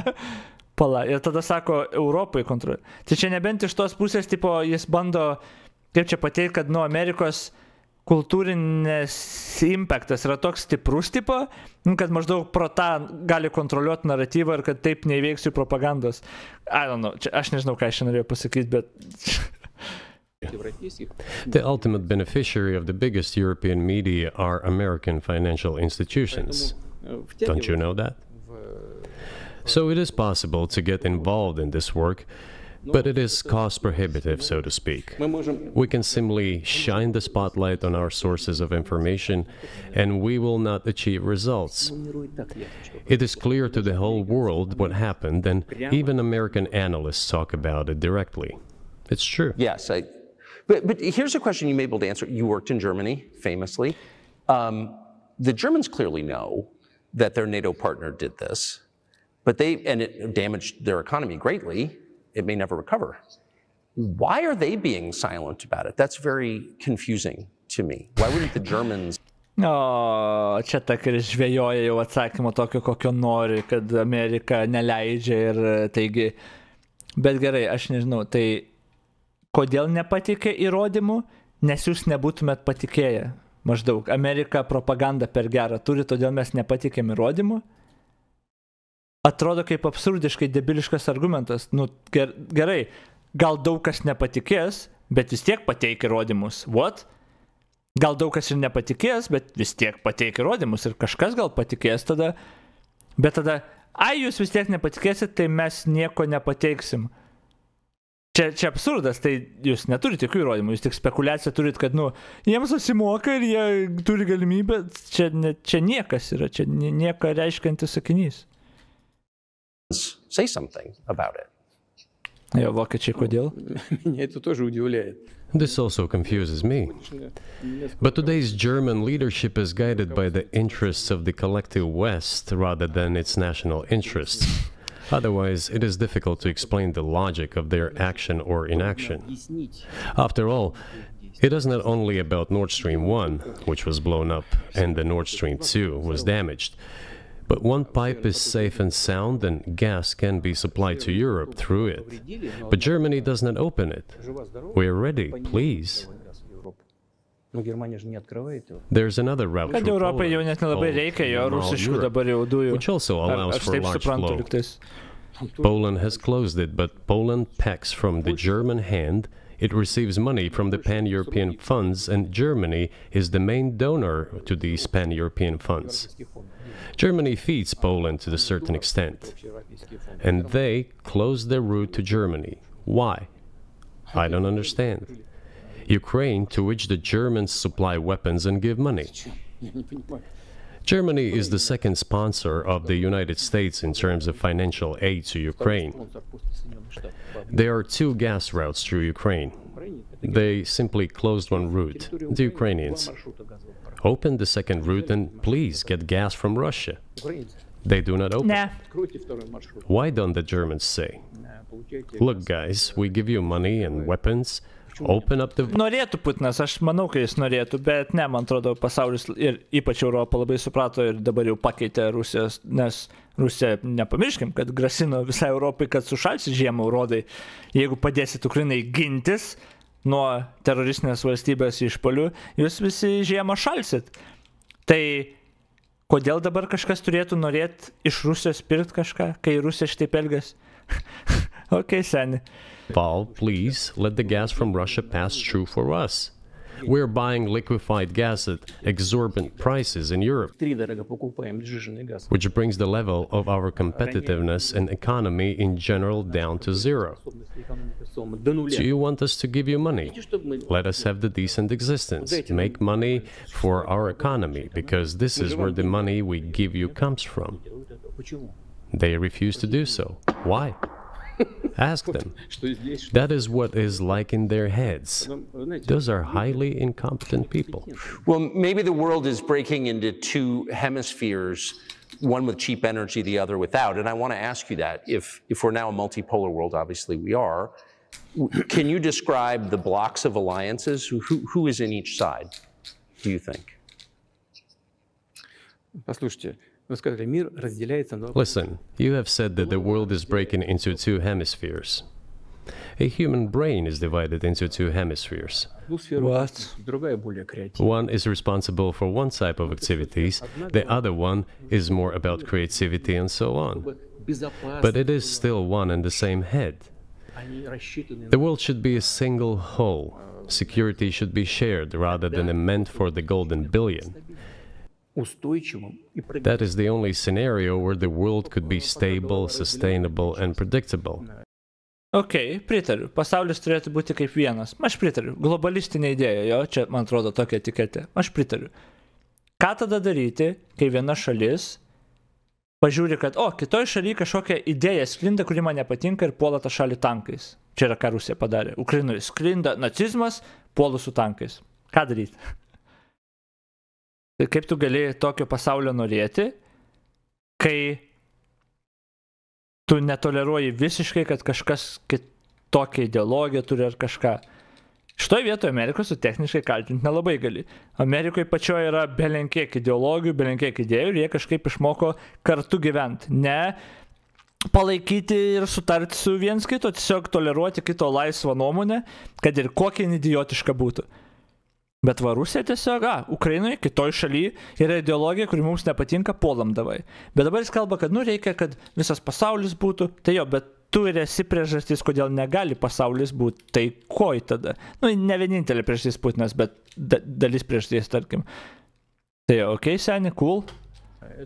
Until then, while the head is split in two parts, it is an illness, a serious adverse condition. It is a period of severe disease that the world is going through now. But I think that thanks to honest journalism, this work is akin to work of the doctors. This could somehow be remedied. Well, let's just give one example, the US dollar, which has kind of united the world. In a lot of ways, maybe not to your advantage. Kaip tau galvos neskauda? Galvos neskauda, bet aš jaučiu, nežinau, aš kalbėjau apie tą, aš jaučiu tokią, nežinau, ir pareigą tokią, ir atsakomybę, kad tą visą interviu pažiūrėtų, nes gal galėčiau su Putino interviu ir daug kas prašė, ir daug kas nenori vienas klausytis šitų absurdų, nes ten ir lėkštučių ir panašiai jie nenori klausytis, bet kai aš komentuoju, ar duodu bent kažkokį pushbacką, yra biškai emociškai lengviau žmonėm klausyti, kai tu gal supranti tam tikrus dalykus, kur nusišneka, bet yra visai kitaip, kai balsas tau duoda ir kartais kokį fact checką, todėl aš vis užpausinu ir paskaitau, kad duoti šiek tiek balanso, kad nebūtų, kad tu klausaisi ir jauti, kaip pumpuoja propagandai tave maždaug. Tai aš todėl noriu tą visą pažiūrėti, bet aš žinau, man labai nuobodu. Čia yra žiauriai fucking nuobodu. Tas pirmas pusvalandis istorijos gal vienas dalykas, bet čia žiauriai nuobodu yra. Vienas kitas gal tik įdomesnis klausimas, tada labai neįdomus atsakymai iš esmės. nu, kai kurie gal biškai įdomesni, kur temą galim pavystyti, bet šiaip, nežinau, man žiauriai, man nuobodas, fuck, ir aš, nu, jeigu nebūtų toks svarbus interviu, tipo, nu, didelis tarp didelių žmonių, aš gaiminčiau kažką background'e, kaip dažniausiai darau, bet aš čia labai noriu susikaupęs visą praklausyti, kad nieko nepraleisti, bet čia yra žiauriai nuobodu man. Tai, anyway, žiūrim toliau, netiek daug liko. But certainly not ours. Is that going away as the reserve currency, the common Kaip čia buvo klausimas, Tucker? which has kind of remedied. Well, let's just give one example: the U.S. dollar, which has the world in a lot of ways, maybe not to your advantage, but certainly not ours. Is that going away as the reserve currency, the universally accepted currency? How have sanctions, do you think, changed the dollar's place in the world? Вы знаете, это одна из грубейших You know, to use the dollar as a tool of foreign policy struggle is one of the biggest strategic mistakes made by the US political leadership. Это основа основ могущества США. The dollar is the cornerstone of the United States power. I think everyone understands very well that no matter how many dollars are printed, they're quickly dispersed all over the world. По-моему, 3%, примерно 3-4, что ли. Вот, приемлемо для США абсолютно.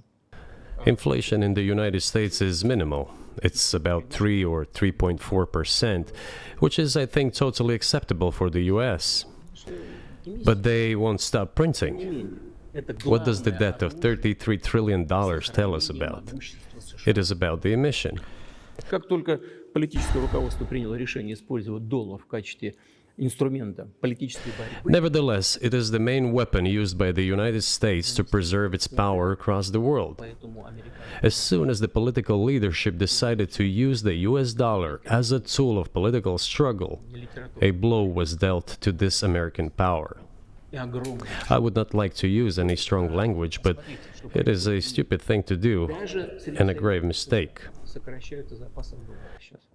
Все смотрят на то, что происходит, и начинают искать возможности. Look at what is going on in the world. Even the United States allies are now downsizing their dollar reserves. Seeing this, everyone starts looking for ways to protect themselves. But the fact that the United States applies restrictive measures to certain countries, such as placing restrictions on transactions, freezing assets, etc., causes grave concern and sends a signal to the whole world. What did we have here? Until 2022, about 80% of Russian foreign trade transactions were made in US dollars and euros. Aš nežinau, ką čia Putinas kalba. Aš actually nežinau, koks čia pointas šito. Jo, doleris, jo, jis svarbus yra ekonomiškai, visi nori dolerių, doleris, nu, planetoje, jo. Ką jis čia pasako, kad tai valdžios priemonė Amerikai valdyti visus ir spaudimą uždėti? Sure. Galima taip sakyti, čia turbūt make sense, nu, jo, jeigu tu tokią valiutą turi, tu, nu, gali kaip spaudimą naudoti. Visi tą ekonominį spaudimą vienokį ir kitokį, nu, tai viena iš tų kortų geopolitikoje, eigės. Kinai tą daro, jūs tą darot. Per prekybą, per pinigus tiesiog, nežinau, jo, tu, nu, nežinau. Koks pointas čia viso šito ramblinimo iš Putino dabar? I have no idea. Approximately 50% of our transactions with third countries, while currently it is down to 13%. It wasn't us who banned the use of the US dollar.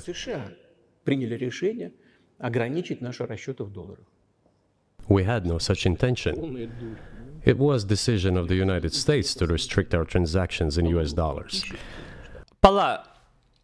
Kai įvedė sankcijas, Rusai nepadarė, kad, pavyzdžiui, vieną ten, nu, ne tik, kad sankcijas įvedė, kai karas prasidėjo, kad kažkaip, kad Rusai ten ir rezervo naudojo savo valiutos kažkaip ten, ir tada vertė atsiskaitinėti jų valiutą, kad, tipo, nu, artificially pakelta jų valiuta. Ar taip nebuvo, bet dabar jis čia kaip ir sako, kad čia ne mes nusprendėm, tipo, bet amerikiečių, ar čia visai nesusijusių dalykus kalba, aš nežinau. Aš nežinau, apie ką aš kalbu iš tikrųjų. I have no idea. I think it is complete foolishness from the point of view of the interests of the United States itself and its taxpayers. as it damages the US economy, undermines the power of the United States across the world. By the way, our transactions in yuan accounted for about 3%. Today, 34% of our transactions are made in rubles, and about as much, a little over 34% in yuan. Why did the United States do this? My only guess is self-conceit. They probably thought it would lead to full collapse, but nothing collapsed. Moreover, other countries, including oil producers, are thinking of and already accepting payments for oil in yuan. Do you even realize what is going on or not? Does anyone in the United States realize this? Kas beje gaudos tose valiutose? Ar čekinot? Kiek prisimenu, kad doleris dabar labai normaliai laikos. Ir kad realiai biški buvo smukęs, tipo, kaip visą laiką, bet dabar labai normalioj vietoj. Palajo, aš nežinau, ar aš čia teisingai žiūriu, aš įvedžiau kažkoks US dollar index 43 years. Tai, pavyzdžiui, čia buvo 11 krizė biškiuka, bet dabar normaliai atsigavęs realiai. Dar čia jo dollar value graph. Matau čia max nuo whatever 84 metų. Tada 22 metais karas niekur nieko nepadarė. Natūralus ir ramai, bet istoriškai paskutinį 20 metų gan gerai doleriui. Ruble value graph, kaip rublis laikosi. Istoriškai ne kažką rublis, nežinau.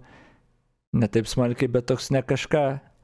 Tai čia pagal eurą. Aš nežinau, kaip kitaip vertinti. Aš įvedu aš nežinau, kaip kitaip vertinti, čia reiktų klausti. Pagal eurą, pavyzdžiui, rublis, kita vertus, smuko smarkiai tada, kai prasidėjo, tada kilo į viršų ir tada stabiliai krito, dabar gal biškai balansuojas ties 0,10. Realiai biškai žemiau negu kad prieš karą buvo, bet istoriškai tiesiog krenta. Nežinau. Tos valiutos man keista, kur ten žiūri, tą aš nežinau, kaip vertinti tokį reikia. Kaip China vadinas? Yun? China currency value, yuan. Čia tą patį turbūt rodys. Kaip China laikos. Jie normaliai. Dabar biškai gal downswingė, bet jo, ten biškai jie problemų turi. Bet šiaip, jo, buvo tas jų masyvus augimas. Jo, bet jau irgi normaliai China laikos, bet nepasakyčiau, kad ten čia paskutinį kiek čia rodo, iki nuo 96-ųjų, nepasakyčiau, kad čia pasaulį paėmusi gale kažkokią ar panašiai, tipo, jo, jie gan stabiliai turėjo savo kilimą, bet dabar jie straglina paskutinius realiai 10 kiek čia metų, jo, paskutinius 10 metų straglina pakilt. Tuo tarpu doleris growing strong. Aš nežinau, ar čia kažką reiškia, aš nežinau, kaip čia vertinti. Bet čia lekstučių visokių šlapia svajonė, kad doleris viskas rip jam ir panašiai, nieks nenori dolerių, BRICS ateina, nauja pasaulio čia. Not really. Aš bent jau nežinau, values matau, doleris auga, stiprėja, Rusijos ne, China ne. Tipo, gal jeigu jie susijungtų kažką, gal turėtų šansų. Aš nežinau. Ten aš girdėjau gandų visokių ten, kad kiniečiai kūrė tą savo planą, kaip dolerį sunaikinti ten ir su savo valiutą, su kuria ten tradins visi ir dar ką, bet aš nematau nieko, kai jie ten padarytų ir aš nežinau, ar jie ten gali tą padaryti, aš tiesiog per mažai nusimanau. Bet tai, kai iš čia pasakoja, aš net nežinau, tipo, aš tai pažiūrėjau, tavo valiuta šūdina, krentanti forever. Amerikos ne, Amerikos auga, tai kaip ir all good tada, o ką iš čia kalba, aš nežinau. What are you doing? You are cutting yourself off. All experts say this. I don't know.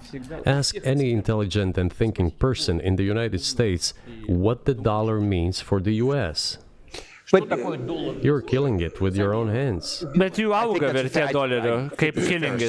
The question is what comes next, and maybe you trade one colonial power for another much less sentimental and forgiving colonial power. I mean, is the BRICS, for example, in danger of being completely dominated by the Chinese economy in a way that's not good for their sovereignty? BRICS yra lygų China, ką tu kalbi, ten be Chinos ten nieko nėra. Well, we have heard those boogeyman stories before. It is a boogeyman story. We're neighbors with China. You cannot choose neighbors just as you cannot choose close relatives. We share a border of 1,000 kilometers with them. This is number one. Second, we have a centuries-long history of coexistence. We're used to it. Third, China's foreign policy philosophy is not aggressive. Its idea is to always look for compromise, and we can see that. The next point is as follows.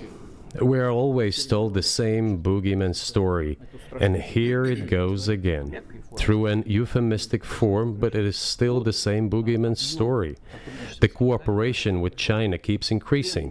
The pace at which China's cooperation with Europe is growing is higher and greater than that of the growth of Chinese-Russian cooperation. Ask Europeans, aren't they afraid? They might be, I don't know.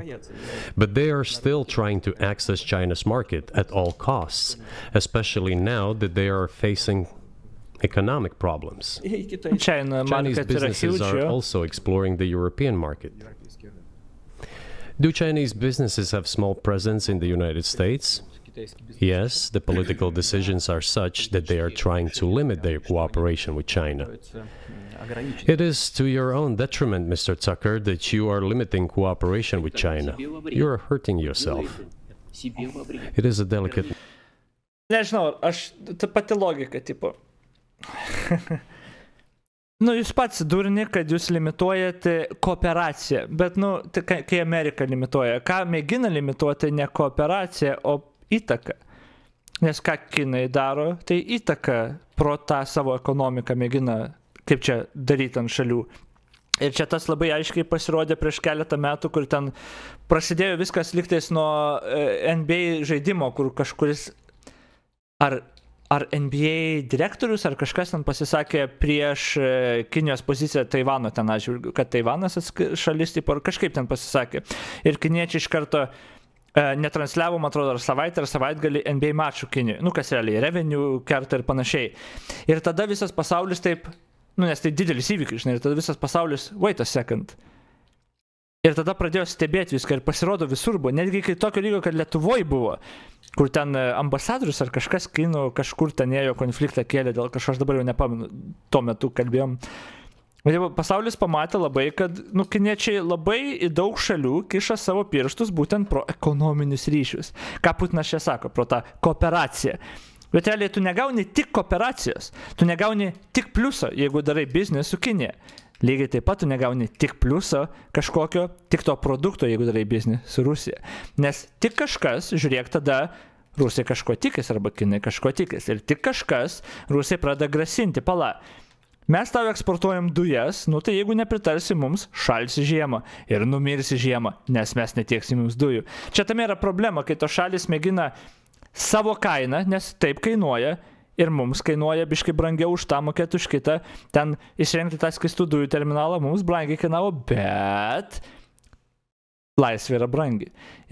Ir va tas ir yra. Ir dabar Putinas gali sakyti, kad amerikiečiai ten ar dar kažkas, europiečiai patys savo kenkia, nes neskatina kooperacijos su ten ar limituoja su mumis ar Kinė. Jo, bet čia yra dėl to, kad jūs nepatikimos šalis, kurios pastoviai tą kooperaciją išnaudojat spaudimui politiniam. Todėl ir bandom prekiauti kiek įmanoma, bet ne visai atsiriboti kiek įmanoma, neduoti jums tų galių. O jis čia labai pateikia, kad jūs čia patys savo kenkit. Bet jo, dabar yra baimė dėl kiniečių ir TikToko ir jų propagandos belenkiek suaštrėjusios ten į įvairias pusės. Nežinau, ar suaštrėjusios, bet dabar apie tai kalba labiau. Bet jau, I don't know, aš taip matyčiau, taip suprantu tą, kad šio kooperacija ir zaibis prekiauti ir viską, bet kai viena šalis pradeda tą kooperaciją išnaudoti savo tikslams ir spaudimui galų gale politiniam, tai tu kaip ir tada turi atsargiai žiūrėti, o Rusija ir Kinai tą daro, labai net tą daro. Kinai, aišku, čia atskira tema, vieną dieną tikiu, kad eisim ir iki Kinijos temos. Kinai UN balsus ten supirkinėdami uostus, ten turėjo tą Belt and Road iniciatyvą, kur mėgino daryti, dabar nežinau, ar jiems sekas gerai ar ne, bet planą tokį turi, būtent pro tos ekonominius ryšius, nes jų marketas yra didelis, jie ir daro tą įtaką į netgi vos ne politinius sprendimus kitose šalyse. Anyway, toliau žiūrim. Matter, and there are no silver bullet solutions, just as it is with the dollar.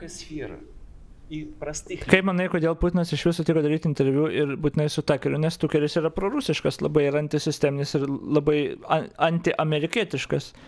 Tai o kodėl sutiko, nes žino, kad čia nebus jokių sudėtingų jam klausimų ir jis galės tiesiog savo naratyvą skleis, ką jis ir darė. Kas labai aišku iš pirmo, tu nebuvai, sakai, vėliau atėjai.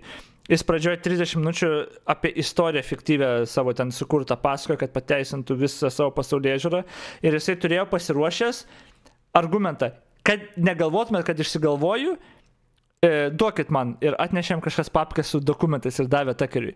Čia tipo tokio, kad dadėtų legitimumo.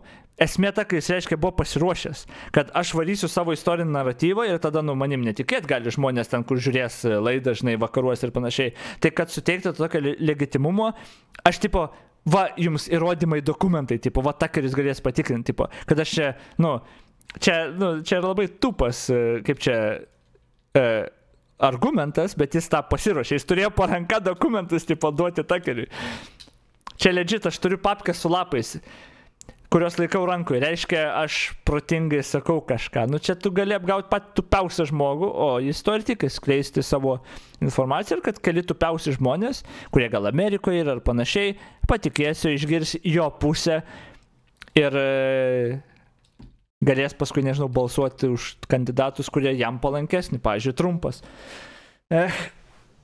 Tai jo, man atrodo, tokios priežastys, man atrodo, čia akivaizdu visiems iš karto, kad jis tą naudoja kaip platformą savo žinią tą paskleisti, kad čia, aišku, nėra geras interviu iš tos pusės, kad čia, kaip čia, teisybė išsiaiškintų ar kažką. Ne, čia tiesiog interviu, todėl aš nekenčiu interviu by the way ir kodėl aš pats nustojau jos daryti.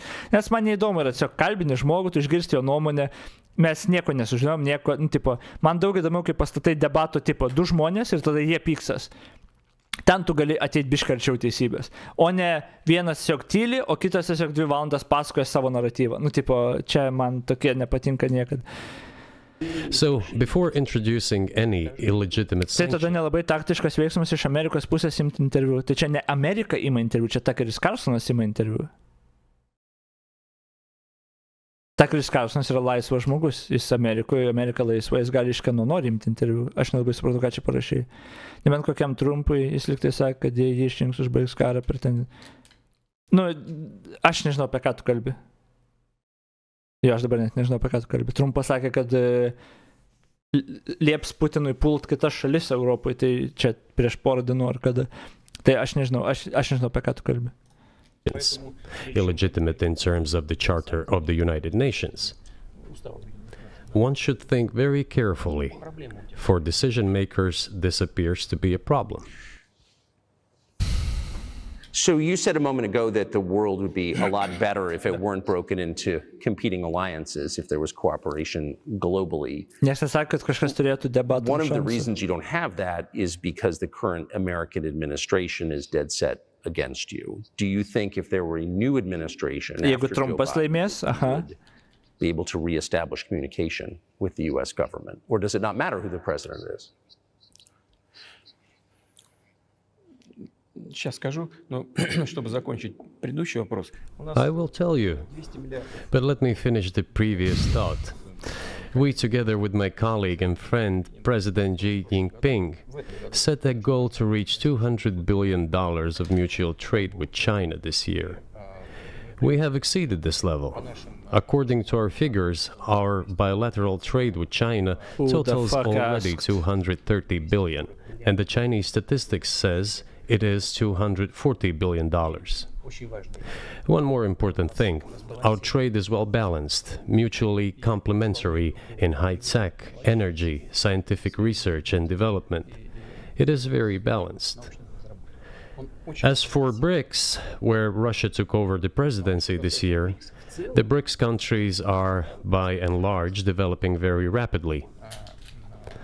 Look, if memory serves me right, back in 1992, the share of the G7 countries in the world economy amounted to 47%. Whereas in 2022, it was down to, I think, a little over 30%.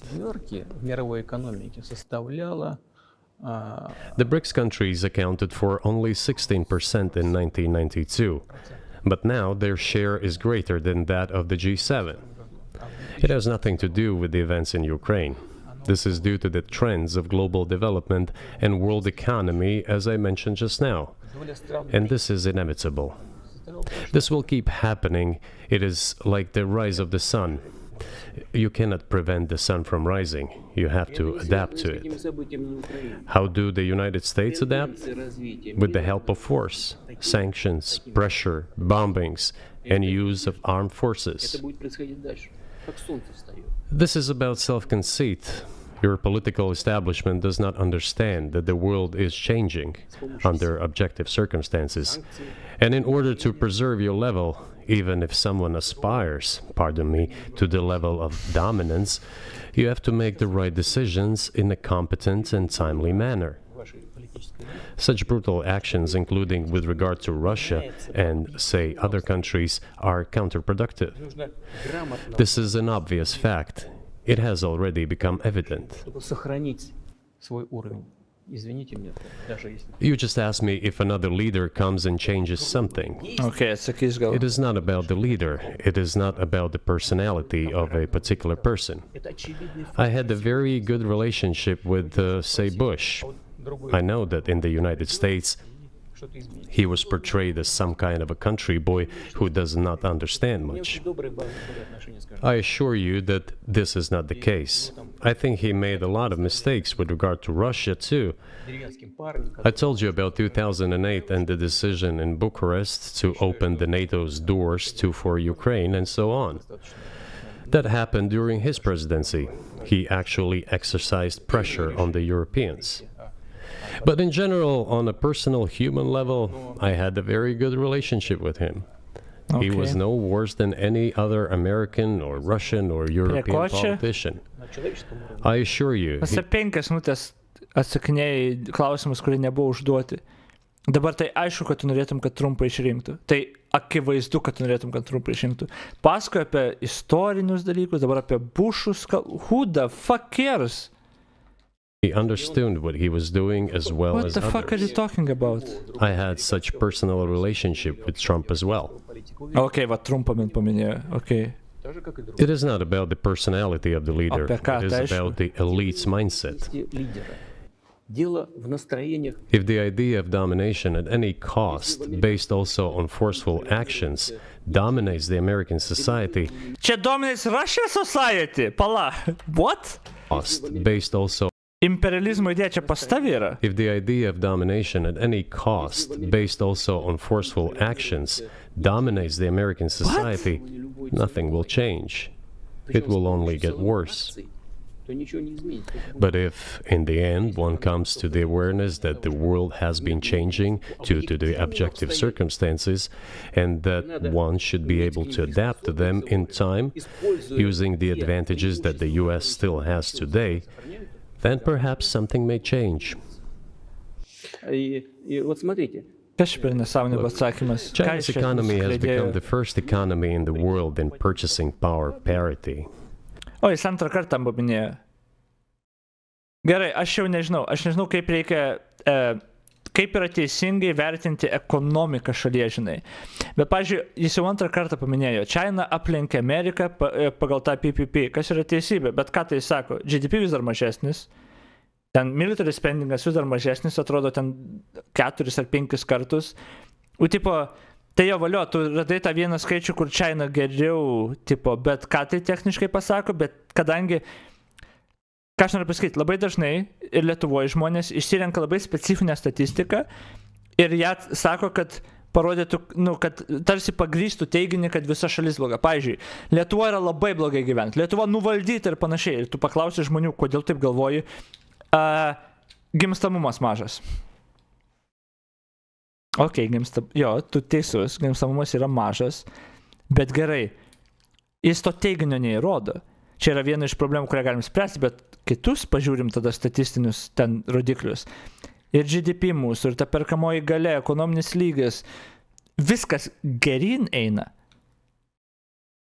Tai kodėl tu būtent tą vieną išsirinkai? Ai, nes tu tą vieną turi šiaudą, už kurio gali griebtis. Aišku, tų šiaudų yra daugiau kaip 5, tarkim, bet kiti rodikliai yra gan objektyviai, yra gerėja Lietuvoje. Tai man atrodo, Putinas čia lygiai tą patį su Kinija daro. Nes jis nori pasakyti, kad pasaulis keičiasi. Nes dabar dročina ir Lekstutis ir visi tie prorusiški urodai Lietuvoje. Jie dročina, nes jie nori, kad pasaulio valdžia keistus. Todėl jie taip BRICS palaiko ir panašiai. Ir jie labai mėgsta, ir jie kartoja jau ilgą laiką tą naratyvą, nes čia tiesiai iš Kremliaus atėjęs naratyvas, kad pasaulio tvarka keičiasi. Amerika jau baigęs, pasaulio tvarka keičiasi. Ir iš čia netgi tą kartoja over and over. Jis, man atrodo, nori bent jau pasąmonėje tą žinutę tokią pasiūsti klausytojams, kad pasaulio tvarka keičiasi. Bet mes pasižiūrėjom, doleris auga, stiprus as ever, nėra jokių indikatorių, kad pasaulio tvarka keičiasi, bet jie nori sukurti tą naratyvą tokį. Tai aš noriu nuraminti, kad nėra tam jokių ženklų kol kas. Amerika vis dar dominuoja ir ta pasaulio tvarka, aš nežinau, net jeigu Amerika nustos dominuoti, Europa yra gan didelė ir gan stipri.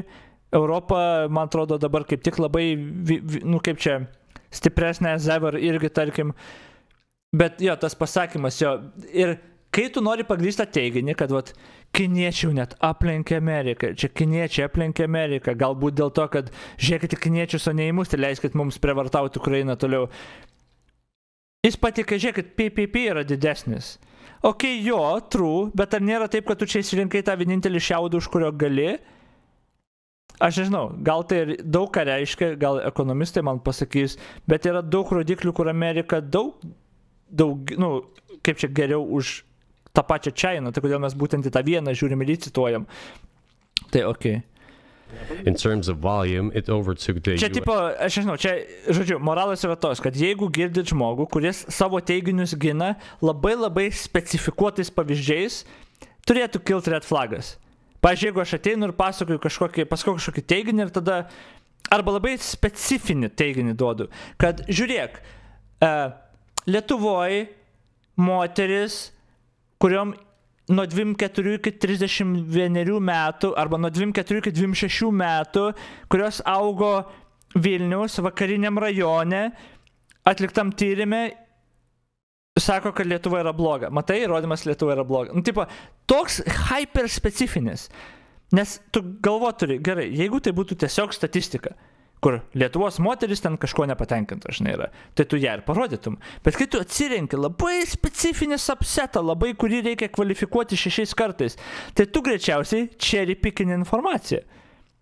Ir vat man čia grinai atrodo, kad tas pats vyksta. Kur tu ne tai, kad kažkokį didesnį gal labiau apriepinti ar daugiau naudoji, tu naudoji vieną. Jo, čia cherry pickinimas yra populiariausia logikos klaida, nu, ta naratyvo tokia, nežinau, strategija, nežinau. Bet jo, I don't know. Ir čia man panašu į tą, gal čia ne tą, aš ekonomikai nenusimanau, gal jis ne tą turiu omeny, aš nežinau, bet man yra keista ir man kyla įtarimas, nes dažniausiai tai greičiausiai yra cherry pickinimas tiesiog ir tiek tų argumentų.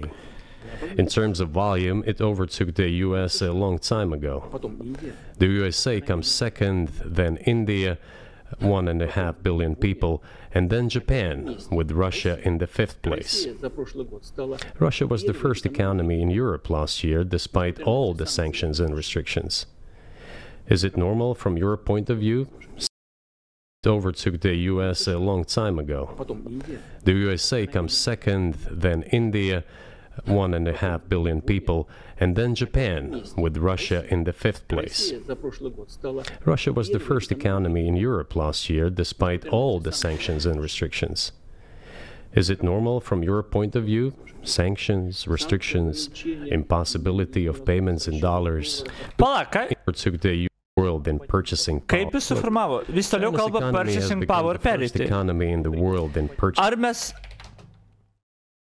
Aš tą jau buvau įjungęs. Ar mes galim sakyti, kad Čainos ekonomika yra pirma pasaulyje pagal, vien dėl to, kai jinai lydina pagal PPP?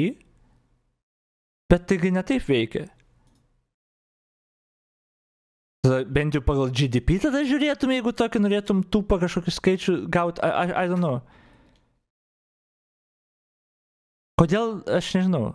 Jis tiesiog įsikabinės į tą vienintelį PPP. Kas yra geras indikatorius, tipo ir gera statistika, sure, nice, bet tu negali sakyti, kad tavo ekonomika yra stipriausia pasaulyje vien dėl to, kad lydinė, ar gali? Nes GDP tai, nu, not even close, ta prasme, Rusijos iš vis neegzistuoja, US way stipresnė, Jeigu žiūrėsim pagal military, tai iš viso ten Amerika, kiek ten 800 milijardų, Kinija 200, aš ten rašiau Discord'e kažkada. Teigia, kad Rusijos ekonomika buvo didesnė nei Europos. Vėlgi, pagal ką lyginsi? Jeigu pagal tą PPP, tada Rusija va 5,23 šerėjo, čia Vokietija įgės aukščiau, vis tiek nesisklysta, netgi jeigu taip sakytų. Bet jeigu žiūrėsi pagal GDP, Rusijos net nėra. Brazilija, Kanada, Italija, Prancūzija, UK, Indija, Japonija, Vokietija aukščiau tiesiog. Bet aš nežinau, čia grinai yra cherry pickinimas, man atrodo. Sakau, gal koks ekonomikas ateis papasakos, ką aš čia kalba iš viso ir kaip reiktų vertinti. Iš viso aš kažkada, man atrodo, net ChatGPT klausiau, kaip iš jo pagal kokius kriterijus galima būtų, aš neužsirašiau. Aš galvoju, gal aš užsirašiau pradžioje, pagal kokius iš viso kriterijus, kažkokius objektyvus būtų galėti, kažkaip įvertinti valstybę, ar jinai dar, ar ji laikos gerai ar netarkim, iš ekonominės pusės ar kažką. Ir man atrodo, aš buvau kažkur gal užsirašęs ir patikė ten visokių, kaip čia, tų faktorių, pavadinimų visokių ten pagal ką galėtų tikrinti. Tai ten buvo ir saugumo, man atrodo, ir vien iš ekonominės pusės buvo labai nemažai jų. Bet aš dabar galvoju, man atrodo, aš neužsirašiau, nes aš tiesiog pažiūrėjau ir tiek. Aš labai daug tų sourceų visokių turiu, bet man atrodo, apie tai aš neužsirašiau. Rusijos sankcijos čia buvo tema, bet ne. Bet jo ten išlysno gal 10 skirtingų. Tai jo tas purchasing power gal ir yra iš tų, paskui ten GDP, bet ten yra labai daug faktorių. Ir tas GDP augimas, tipo, nebūtinai gali būti geras tas GDP, bet jeigu augimo tendencija, aišku, žiūrėk, jau galėtume sakyti, kad valstybė gan gerai laikos. Bet kad teiktum, kad stipriausia ekonomika, čia man atrodo labai daug kriterijų turėtų sueiti. Plus, ar gali Rusija būti stipriausia ekonomika, pavyzdžiui, arba bent jau pasaulis, kad žiūrėtų ją stipriausia ekonomika, jeigu niekas nepasitikė ją, pavyzdžiui. Čia būtų toks įdomus klausimas, kurio mes neišgirsim iš tos interviu, aišku. Purchasing power parity. In terms of volume, it overtook the US a long time ago. The USA comes second, then India, 1.5 billion people, and then Japan, with Russia in the 5th place. Russia was the first economy in Europe last year, despite all the sanctions and restrictions. Is it normal from your point of view? Sanctions, restrictions, impossibility of payments in dollars, being cut off from SWIFT services, sanctions against our ships carrying oil, sanctions.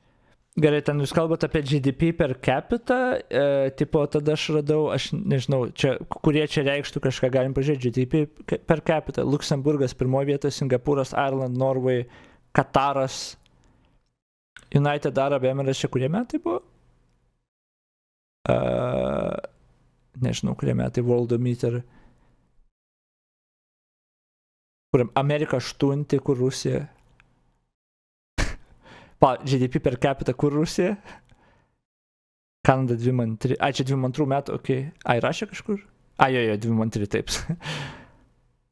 Finland, okei. O, Lietuva 35. Pala, kur Rusija? United Kingdom. Oi, ne čia paspaudžiu. Ne čia ieškau Rusiją. Tada pagal šitą Rusijai PM2, mes 35 tada. Started at the bottom. Ką yra? Aš nežinau. Esmė, kad turbūt būtų labai įvairi visokių ekonominių rodiklių kombinacija. Jo, kelinta Kinija, Čaina, nes 72 iš vis tada pagal žmogų būtų, pagal capita. Jo. Jesus fuck. Tai čia grinai, kokį mes išsirinksim, čia ir pikinsim vieną kriterijų. Man atrodo, joks ekonomikas nevertintų vieno kažkokio kriterijus, kaip kad Putinas mėgina. O tai būtų daug kriterijų, ne tik ekonominių, sujungtas su kitais ir tu taip vertintum ekonomiką. Dar turbūt ir potencialas į ateitį, perspektyvos į 5 metus į priekį, kur ten reitinguoja, žinai, pagal ten, kiek gali skolintis gal šalis. Ar norės kažkas tau skolinti, pavyzdžiui, jeigu tavim nepasitikė niekas. Kad tu grąžinsi, ar tu iš vis būsi valstybė po 5 metų. O kadangi negali skolintis, pavyzdžiui, tai techniškai ar tavo ekonomika gali gerai vystytis labai, ar, skaitytumėm taip. Aš nežinau, aš ne ekonomikas, bet tiesiog nesąmonė man taip. Man tiesiog visiškai nesąmonė, kad taip gali galvoti žmonės, kad čia vieną kriterijų, PPP, ir jį naudojam, va čia Kinė jau aplenkė ir mes stipriausia ekonomika. No, you're not. Okay, toliau žiūrim. Sanctions against airplanes, sanctions in everything, everywhere. The largest number of sanctions in the world which are applied against Russia. And we have become Europe's first economy during this time. No, you haven't. The tools that US uses don't work. Well, one has to think about what to do. If this realization comes to the ruling elites, then yes, then the first person of the state will act in anticipation of what the voters and the people who make decisions. Turbūt visą šitą video bus moralas tos, kad Putinas su šito interviu labai aiškiai nori kuo daugiau pasaulio įtikinti, kad Amerikos laikas ateina ir kad tam yra objektyvios priežastys. Tai labai daug kas visą laiką tokią žinutę transliuoja, kad pasaulio pabaiga baigsis, sąmokslo teorininkai labai mėgsta. Jūs palaukit, kas bus, pažiūrėkit, ką Varlinas kartoja jau 5 metai, blėt, savo YouTube streamuose. Jūs toj jau bus, oi, kas bus ateity. Čia yra tas grinai toks emocijos išlaikymas, kad ateity kažkas bus drastiško ir keisis viskas ir panašiai. Toks populiarus gan naratyvinis, nežinau, įrankis. Realiai, reikia, kad žmonės būtų atsparus tam. Įmanoma viskas yra. Įmanoma, kad keisis pasaulis, įmanoma, kad Amerika subirės, tai nereiškia, kad tada Rusija pakeista, ar net Kinija. Gal Europa, gal ten Indija, aš juokauju, aišku, bet jo, reikia vertinti tada gerai, kokie yra objektyvūs iš tikro kriterijai. Ką jisai sako, pateikė PPP gerai, o kiti kriterijai pasirodė netokie geri. Dolerį pažiūri vertę, doleris kyla, doleris su Janu krenta arba laikos vietoj. Tai tipo, pažiūri realiai, kokie yra grėsmė, kad čia dabar jau toj keisis kažkas. Dabar chaosas ir konfliktai visą laiką jie buvo. Kada nebuvo kažkokių chaosų ir konfliktų. Tiesiog dabar visi žinom ir kalbam apie tai, bet visą laiką buvo. Ten, nežinau, kiek kartų mes trečią pasaulinį jau išvengiam. Dabar jo, biškai riskiai atrodo, bet riskiai atrodė ir per, kai amerikiečiai ten tas Kuboje vos nesukėlė ten su visais ten irgi. Ten, kur buvo, kur povanėm laivė, kur rusų tas kažkas neiššovė raketos, kur jam ten malfunctionino įranga. Irgi gal būtų trečias pasaulinis. Tipo, kiek buvo artimų? Tipo, jo, reikia suvokti, kad visą laiką yra galimybė. Bet baimės labai dažnai mėgsta išnaudoti politikai. Žmonių, visuomenės baimės. Ir dažniausiai būna patys tų baimių kurstytojai. Tai kaip Putinas čia kalba, tokį naratyvą mėgina paskleisti vakarų pasaulį, kad Amerikos laikas jau ateina, jau žlunga, ekonomika jau silpna, kad čia neišvengiamai, tai nėra neišvengiamai, tai nėra jokių net indikatorių tam, kaip sakau, gal vienas kitas rodiklis rodo, kad neidealu, bet mes ne pagal tai vertinam, kad idealu, mes žiūrime daugiau skaičių, o ne cherry pickintų vieną. Todėl, kai Lietuvoje sako, ten vatnikai, kad Lietuva žlugus ir panašiai, ir parodo 1 ar 2 statistikas, gerai žiūrėkit kitas statistikas. Jos pasirodo labai gerai rodo, nes Lietuvoje gyvenimas žiauriai smarkiai pagerėjo per 3 metų. Žmonių mažai, tai aišku mažai. Sovietai buvo okupavę, 90-aisiais nusikaltimai vien tik tais, daug kas išvažiavo. O tada, tie, kurie liko, tie realiai liko ir dabar, man atrodo, dabar atvažiuoja pas mus gyventojų, nes Lietuvoje gyvenimas pagerėjo. Ir jo, vis dar yra problema gimstamumo, nes jinai visą laiką yra. Tose šalyse, kurios realiai išsivysto nors biškai ir suteikia žmonėm laisvių rinkti, žmonės negimdo vaikų daug. Tai nereiškia, kad šaly yra blogai gyventi. Tam yra objektyvios priežastys. Dabar Lietuvoje yra labai gerai gyventi. Netobula, bet labai gerai. Ir daug geriau negu prieš 3 metų buvo. Bet žmonės jau linkia apeliuoti baimės, patys sukurtos baimės, pateikti cherry pickintus pavyzdžius, kodėl tos baimės tarsi būtų pagrįstos. Jeigu žmonės neturi to kritinio mąstymo, nežino kaip vertinti, jie gal ir patiki, nes emocija yra labai... Kaip čia, baimė tai yra, emocija stipri, žmonės pasigauna ant to. Tai aš ką noriu, kad pasimtų turbūt iš to žiūrovai. Kad ir kaip Putinas pasakotų, kaip pasaulis keičiasi ir ateina nauja valdžia, jis iš tikrųjų su Rusija yra biški šiknoji, daug didesnį šiknoji negu bet kas kitas pasaulyje. Jie dabar kariai įsivėlė, kur negali laimėti prieš Ukrainą. Jie dabar pusę savo ten, gamyklos atnėja, kad galėtų karui ruoštis naujam, ir šitam dar. Tai, jie biški šiknoji yra. Ką mes dabar turim daryti? Nepergyventi, kad PPP pas Čaina aukštesnis ir dėl to Rusijai reikia nebetiekti ginklų. Ne. Mes toliau tiekiam, ką tiekiam, mes toliau padam Ukrainam tol, kol jie bus pasiruošę ir pasiryžę kariauti. Ir tiesiog patys pasirūpinam, mes kaip europiečiai, tavo Europos Sąjunga, kad kuo stipresnė būtų. Lietuva, kad kuo stipresnė būtų, Europos Sąjunga, kad kuo stipresnė būtų ir galų gale NATO, kad kuo stipresnė būtų. Nes kol tie yra stiprus, Rusija neturi galios. Tai, okei. O tai, kad dabar Amerika žlugs ar doleris žlugs, nėra tam jokių indikatorių. Apart Putino svajonės, I guess. Ir lėkstučių. At various levels expect from this person. Then maybe something will change.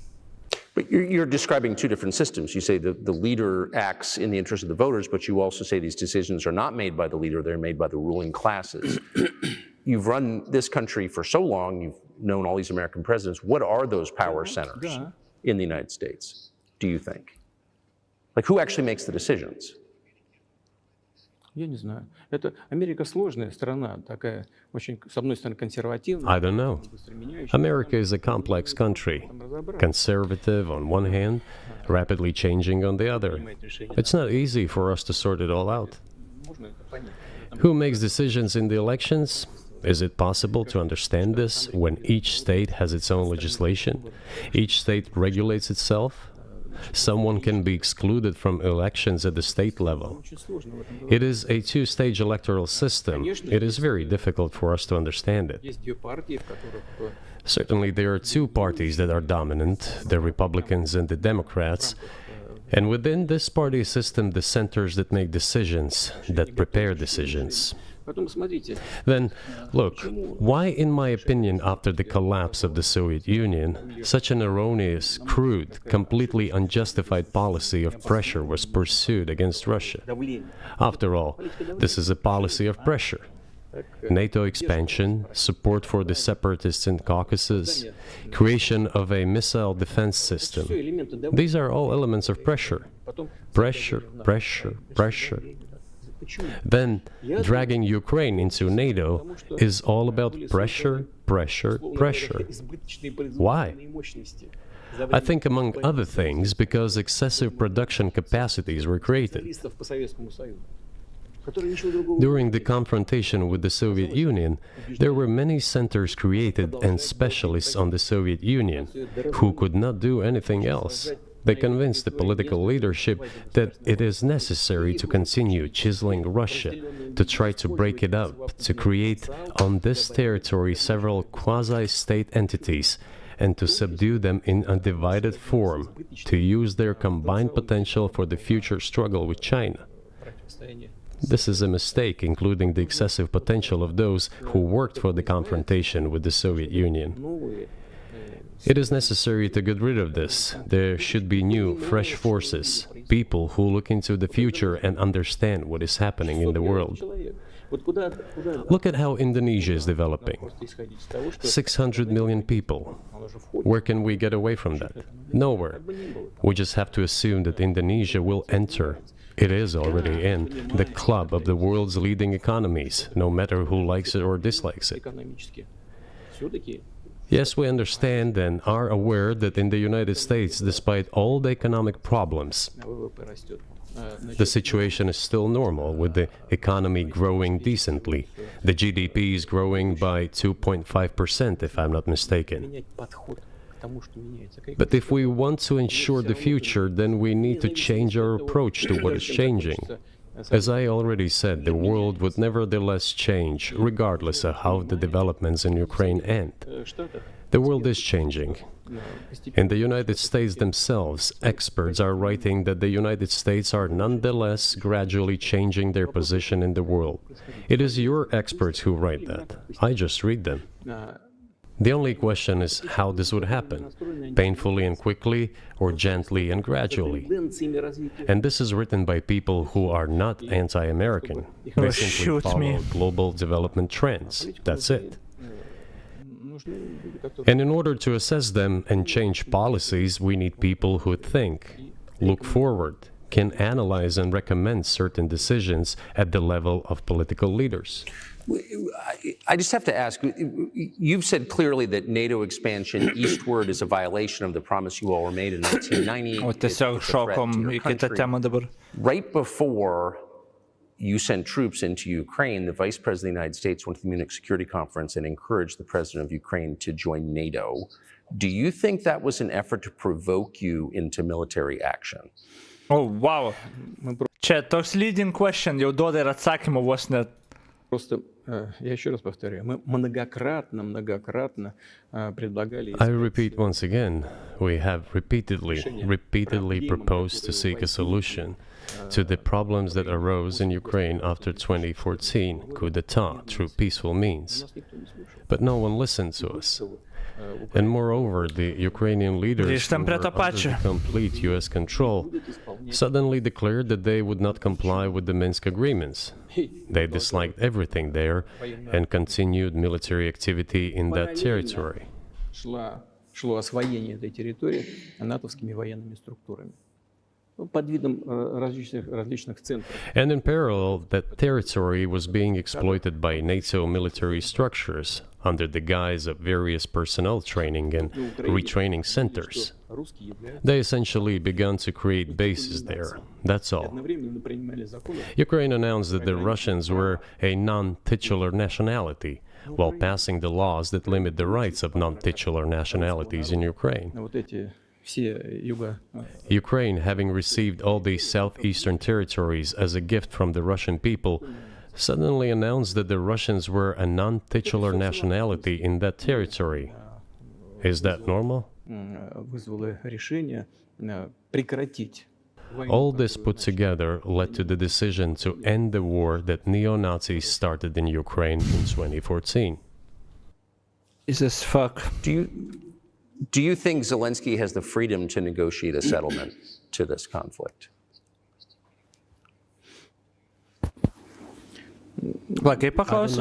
Do you think Zelensky has the freedom to negotiate a settlement to this conflict? Ar turi laisvę derėtis? Okay. I don't know the details. Of course, it's difficult for me to judge. But I believe he has, in any case, he used to have. His father fought against the fascists, Nazis, during World War II. I once talked to him about this. I said, Volodya, what are you doing? Why are you supporting neo-Nazis in Ukraine today, while your father fought against fascism? He was a frontline soldier. I will not tell you what he answered. This is a separate topic, and I think it's incorrect for me to do so. But as to the freedom of choice, why not? He came to power on the expectations of Ukrainian people that he would lead Ukraine to peace. He talked about this. It was thanks to this that he won the elections overwhelmingly. But then, when he came to power, in my opinion, he realized two things. Firstly, it is better not to clash with neo-Nazis and nationalists, because they are aggressive and very active. You can expect anything from them. And secondly, the US-led West supports them and will always support those who antagonize with Russia. It is beneficial and safe. So he took the relevant position despite promising his people. Zelenskio tėvas gimė 1947, bet kovo su naciais, tėvas Zelenskio 1947 gimęs, čia senelį turbūt turėjo omeny, turbūt, I don't know. People to end the war in Ukraine. He deceived his voters. But do you think at this point, as of February 2024, he has the latitude, the freedom to speak with you or your government directly about putting an end to this? Tukeris grįžęs į USA, sakys, fuck the Trump, laikysiu Biden, kodėl? Tukeris yra žiauriai anti-Biden, anti-amerikietiškų tų institucijų, o Jėzau. Jis yra pure propaganda, pure rusiška propaganda Amerikoje. Visi naratyvai, kaip jis pasakoja, medija jums meluoja, neduoda informacijos, tipo tildo, viskas ant to vieno. Clearly isn't helping his country or the world. Can he do that, do you think? Ну, а почему нет? Он же... Why not?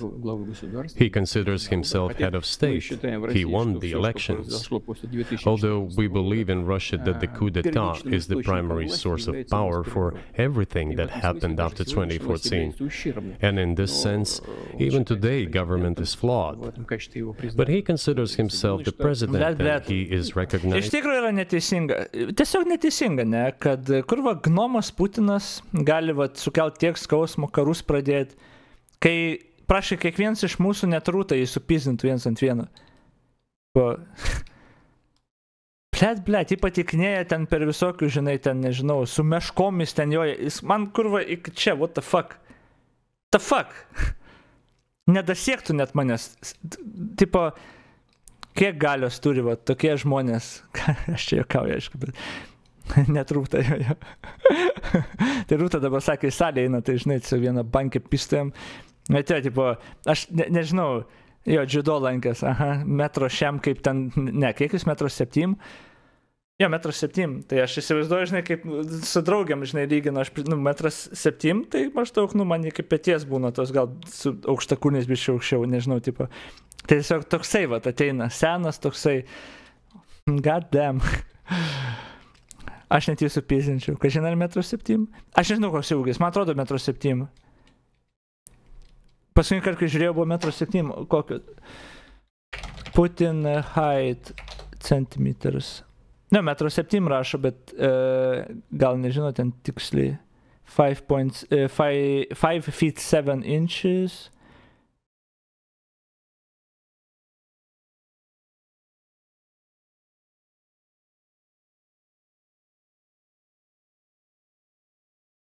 Depends, I guess, 1.7 rašo, bet čia kiek tikslu aš nežinau, bet, jis nėra aukštas, tipo. By the United States, all of Europe, and practically the rest of the world in such a capacity. Why not? We can. We negotiated with Ukraine in Istanbul. We agreed. He was aware of this. Moreover, the negotiation group leader, Mr. Arahamiya is his last name, I believe still heads the faction of the ruling party, the party of the president in the Rada. He still heads the presidential faction in the Rada, the country's parliament. He still sits there. He even put his preliminary signature on the document I am telling you about. But then he publicly stated to the whole world, we were ready to sign this document, but Mr. Johnson, then the Prime Minister of Great Britain, came in the swing. Apie šitą, Loner Boxas, man atrodo, apie šitą labai gerą ten buvo nedokumentiką tokį padaręs. Nežinau, kas, buvo padaręs, kad tipo šitas Boris Johnsonas ar kažkaip ten užblokino Peace Talks. No, he didn't. Kad ten never niekad nebūtų nieko buvę ir ten absurdas buvo, bet jie labai rusų propagandistai tą naudoja. Bet aš dabar neprisimenu detalių, tai gal, jo, neprisimenu detalių. Bet jo, jie labai tą mėgsta, bet man atrodo, čia visiškai bullshit. Dissuaded us from doing this, saying it was better to fight Russia. They would give everything needed for us to return what was lost during the clashes with Russia, and we agreed with this proposal. Look, his statement has been published. He said it publicly. Can they return to this or not? The question is, do they want it or not? Further on, President of Ukraine issued a decree prohibiting negotiations with us. Let him cancel that decree, and that's it. We have never refused negotiations, indeed. Nežinau dabar šito, aš įvedžiau, aš dabar nežinau. Čia gali būti, kai jis kalba apie naujesnį kažkokį dalyką. Aš matau iš 23 lapkričio, atrodo, straipsnį kažkokie. Did Johnson help stop a peace deal in Ukraine? European Conservatives svetainės. Responsible Statecraft, realiai right-wingerių svetainės tą rašo, tai čia greičiausiai jų tiesiog talking pointas, bet aš dabar nežinau nieko apie tai iš tikrųjų. Boris Johnson said Putin is a war criminal, he should be pressured, not negotiated with. True, teroristais nesideri. Ar čia tą turi meni, kad tai sustabdė? Ne, neturėtų. Apie kažką kitką gal? Tai aš, kai žinau, tie peace deals, kurie buvo, ten, man atrodo, keletas buvo, kur ten visiškai nerealistiškai, kur belen kokiom sąlygom ten norėjo rusai, tai aišku, jie nepraeis, bet, I don't know. Necituokit, man šiek patikrinti. Yes, we have not refused. It was them who publicly refused. Well, let him cancel his decree and enter into negotiations. We have never refused. And the fact that they obeyed the demand or persuasion of Mr. Johnson, the former Prime Minister of Great Britain, seems ridiculous and very sad to me. Because, as Mr. Arakamiya put it, we could have stopped those hostilities with war a year and a half ago already. But the British persuaded us and we refused this. Average height in Lithuania, kad jūs jau pradėjote šnekėti, tai panos 167,6 cm, bernai 1,80. Tai 1,77 cm aukščiau, kas čia pergyvena, 1,8,7 vidurkis. Aha. Aš aukščiau už vidurkį, reiškia. 4 visais cemais. Gerai, žiūrim toliau. Blet, kaip nuoboduna. Where is Mr. Johnson now? And the war continues. That's a good question. Where do you think he is and why did he do that? Ja, čia Lietuvos buvo. Hell knows. I don't understand it myself. There was a general starting point. For some reason, everyone had the illusion that Russia could be defeated on the battlefield. Because of arrogance, because of a pure... 92 rekordas, nežinau, keletą šimtų jaučiu po kokių hostų, ten, nežinau. Natūraliai jaučiu kokio maks 200 gal yra pakilę. Tikrai virš 200 buvo, kai kažką specialaus darydavom. Man atrodo, vien reaktas kažkoks čia netaip senai, buvo per pasunius metus, kur ten 100 šiam gal buvo, kai kažkokį autizmą žiūrėjau, bet nesvarbu. Čia žiauriai nuobodus, aš nežinau, kas šitą gali žiūrėti. Žinau, kas šitą gali žiūrėti, bet čia žiauriai nuobodus šiaip eina savo. You've described the connection between Russia and Ukraine. You've described Russia itself a couple of times as orthodox. That's central to your understanding of Russia. Čia klausimai labai neįdomus. What does that mean for you? You're a Christian leader. By your own description. Aišku, jis greičiausiai, Christian leader, toj pašnekėsim dar apie moralę ir etiką, blėt, rusų, bet tas dalykas yra, kad realiai, net jeigu atvaryt, visų pirma, niekad nebūtų Putinas sutikęs duoti interviu su kandidatu, kur, žinotų, kad užduos sunkų klausimą, žinai, ar, kažkokį tokį, su interviu ėmėju, su reporteriu. Tai, aišku, mes ir neturim tikėti čia labai sunkių klausimų. Nes nėra klausimų apie karą, ten, kodėl vaikus išnaudoja, siunčiat pas save į šalį, kodėl karo nusikaltimai, buča, tokių klausimų nėra. Ten uždrausus ginklus, ten, kodėl pažeidėt Stambulo konvencijos, ten ir panašiai nuostatas, ar galvojat, kad tai moralu ar amoralu. Tiek daug galėtų apie tą karą paklausti, galėtų spausti, kodėl ne karas, o karinė operacija, kodėl tu vis dar vadini kaip debilas. Bet aišku, tokių nebus. Ir aišku, su tokiu žmogum niekad nebūtų to interviu. Tai čia aš net negaliu, labai daug ko tikėtis, kad bus kažkokių tokių įdomių klausimų. Tiesiog Putino ramblinimas belenkiek. So what effect does that have on you? Va būtent, Orgiau, tą ir sakau. You know, as I already mentioned, in 988, Prince Vladimir himself was baptized following the example of his grandmother, Princess Olga. And then he baptized his son, and then gradually over the course of several years he baptized all the Rus. It was a lengthy process, from pagans to Christians. It took many years. But in the end, this orthodoxy, Eastern Christianity, deeply rooted itself in the consciousness of the Russian people. When Russia expanded and absorbed other nations who profess Islam, Buddhism, and Judaism, Russia has always been very loyal to those people who profess other religions. This is her strength. This is absolutely clear. And the fact is that the main postulates, main values are very similar, not to say the same, in all world religions I've just mentioned, and which are the traditional religions of the Russian Federation, Russia. By the way, Russian authorities were always very careful about the culture and religion of those people who came into the Russian Empire. This, in my opinion, forms the basis of both security and stability of the Russian statehood.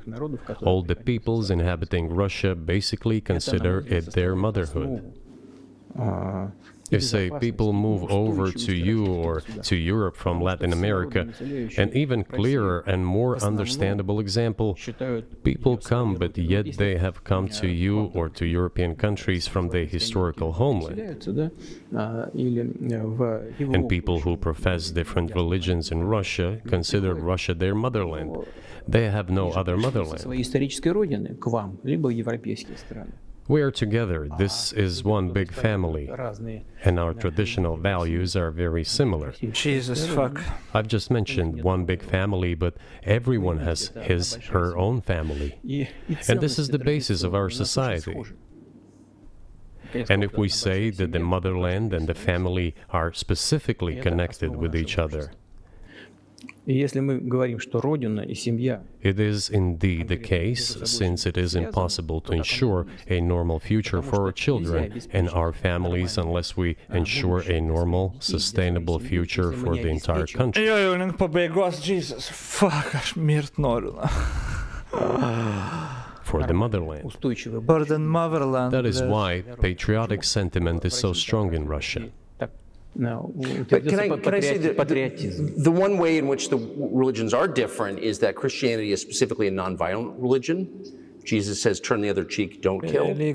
How can a leader who has to kill, of any country, how can a leader be a Christian? How do you reconcile that? Ne, čia būtų, kokia laiminga pabaiga būtų, jeigu tą žudiką galė nušautų.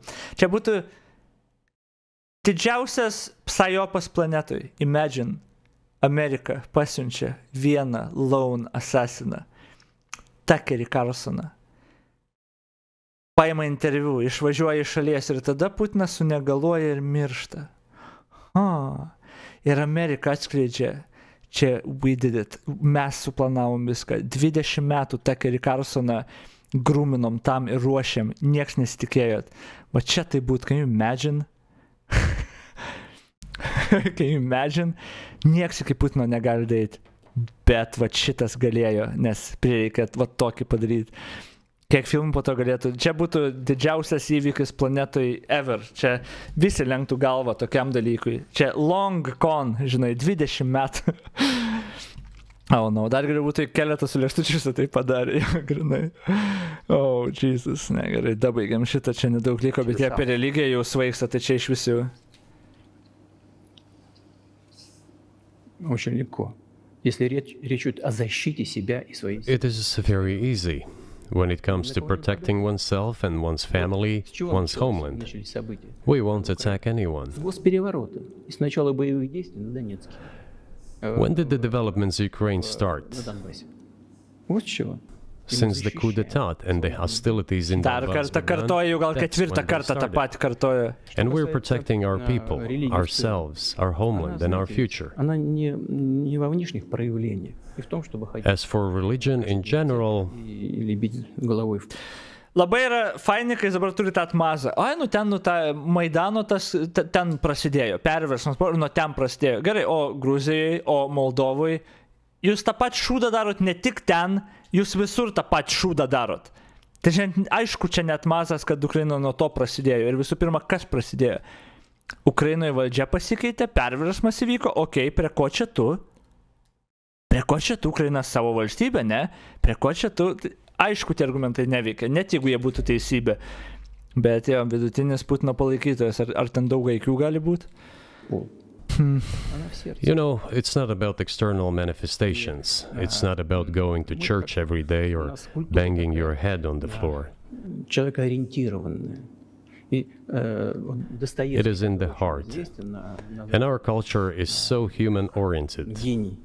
Dostoevsky, who was very well known in the West and the genius of Russian culture, Russian literature, spoke a lot about this, about the Russian soul. Русский человек, российский человек, он думает больше о вечном, он думает больше о ценностях. After all, Western society is more pragmatic. Russian people think more about the eternal, about moral values. I don't know, maybe you won't agree with me, but Western... Niekad nesutikčiau, kad vakarieškai labiau pragmatiškai, o rusai daugiau galvoja apie moral values. Ne, kaip tik aš skaičiu priešingai. Tie, kurie neturi daug, jie mąstys labiau apie praktiškus values. Kad rusai mąsto daug apie moral values, čia absurdas yra. Visų pirma, šalis turi gerai gyventi žmonės, kad apie tai mąstytų ir tada kaip tas pasireikštų, tai turbūt žmogaus teisėm. Rusijai to nerasta, tai aš niekad nepatikėčiau, kad jie ten labai moral values. Nebent mes vertinam kaip dalbajobai, kad mes religingi, reiškia, mes turim moral values, kas būtų tragiškas vertinimas, bet aš to tikrai nesutikčiau. Culture is more pragmatic after all. Возможность вот сегодняшнему этому золотому миллиарду. I'm not saying this is bad. It makes it possible for today's golden billion to achieve good success in production, even in science and so on. Что мы вроде как выглядим одинаково, но сознание. There's nothing wrong with it. Žiūrėt, tas ir matau už 1000 mirčių, pašalus nahai čia imti šio interviu. Nu gerai, tas kriterijus už jo 1000 mirčių, turbūt už labai daug prezidentų ten visokių ir Amerikos yra 1000 mirčių. Čia klausimas už kokių mirčių turbūt būtų, bet jo. Viskas gerai būtų su interviu ėmimu problema, kad čia net ne interviu, čia labiau tiesiog imk platformą ir pasakok savo propagandą visam pasauliu, čia labiau. Čia net negaliu pasakyti, kad čia labai toks interviu, nes čia Takeris kiek pasakė, 10 sakinių per visą, tai čia tiesiog ir pusė jų ten neatsako, nes 30 minučių ramblina savo nesąmonę. I'm just saying that we kind of look the same, but our minds are built a little bit differently. So do you see the supernatural at work as you look out across what's happening in the world now? Do you see God at work? Do you ever think to yourself, these are forces that are not human? Да нет, я, честно говоря, так не думаю. Я думаю о том, что... No, to be honest, I don't think so. Развивается вот по своим внутренним... My opinion is that the development of the world community is in accordance with the inherent laws, and those laws are what they are. Так было всегда в истории человечества. It's always been this way in the history of mankind.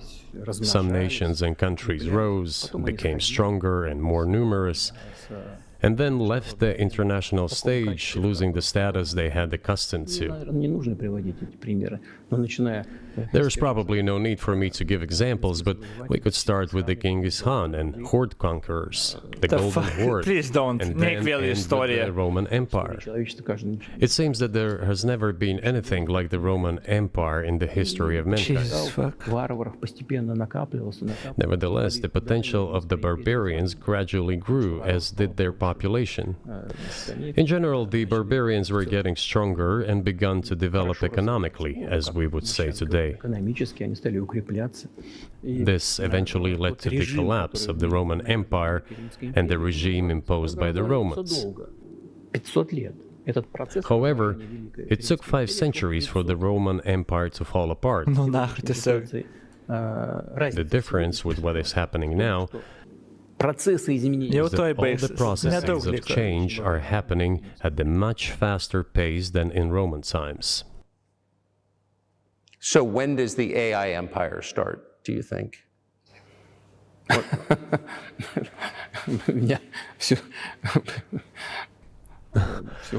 You're asking increasingly more complicated questions. To answer them, you need to be an expert in big numbers, big data, and AI. Mankind is currently facing many threats. Due to the genetic researches, it is now possible to create a superhuman, a specialized human being, a genetically engineered athlete, scientist, military man. There are reports that Elon Musk has already had a chip implanted in the human brain in the USA. What do you think of that? Well, I think there's no stopping Elon Musk. He will do as he sees fit. Nevertheless, you need to find some common ground with him, search for ways to persuade him. I think he's a smart person, I truly believe he is.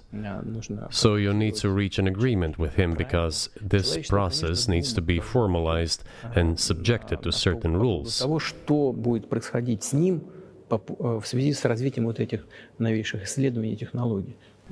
Humanity has to consider what is going to happen due to the newest development in genetics or in AI. One can make an approximate prediction of what will happen. Once mankind felt an existential threat coming from nuclear weapons, all nuclear nations began to come to terms with one another since they realized the negligent use of nuclear weaponry could drive humanity to extinction.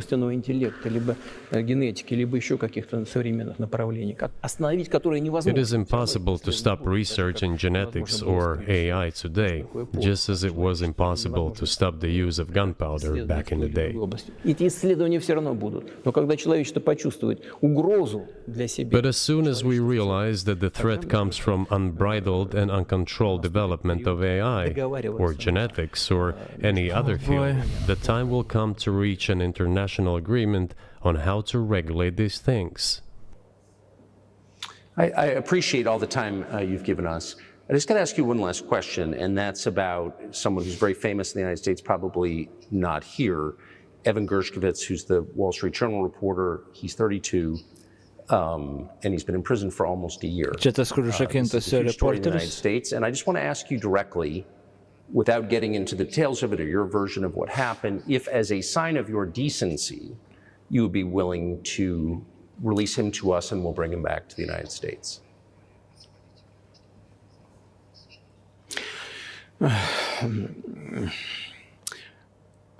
Мы столько сделали жестов доброй воли, что, мне кажется, мы исчерпали все лимиты. We have done so many gestures of goodwill out of decency that I think we have run out of them. Ни разу не ответил.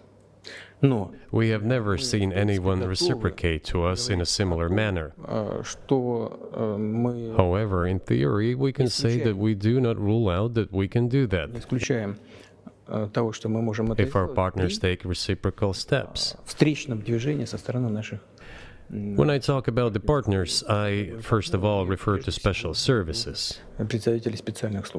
Special services are in contact with one another. They are talking about the matter in question.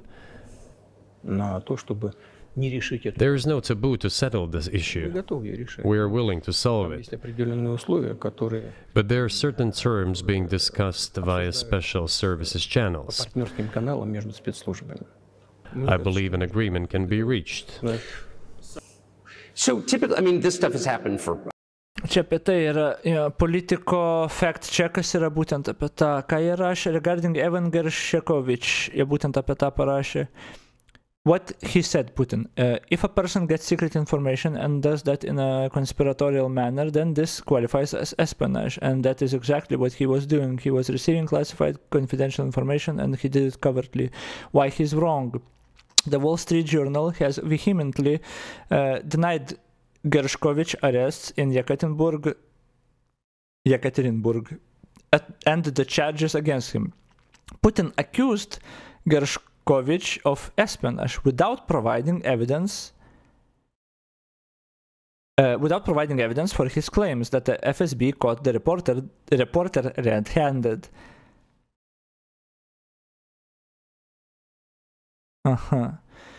Labai pastebiu vieną detalę, Putinas įrodymų nelabai pateikė savo klaimams, ne, tipo ir kaltinimams ir panašiai ten. Čia nėra jo stiprioji pusė įrodymai. Čia labai trumpai apie tą, čia apie kitką. Obviously, centuries, one country catches another spy within its borders, it trades it for one of its own intel guys in another country. I think what makes, and it's not my business, but what makes this different is the guy's obviously not a spy, he's a kid.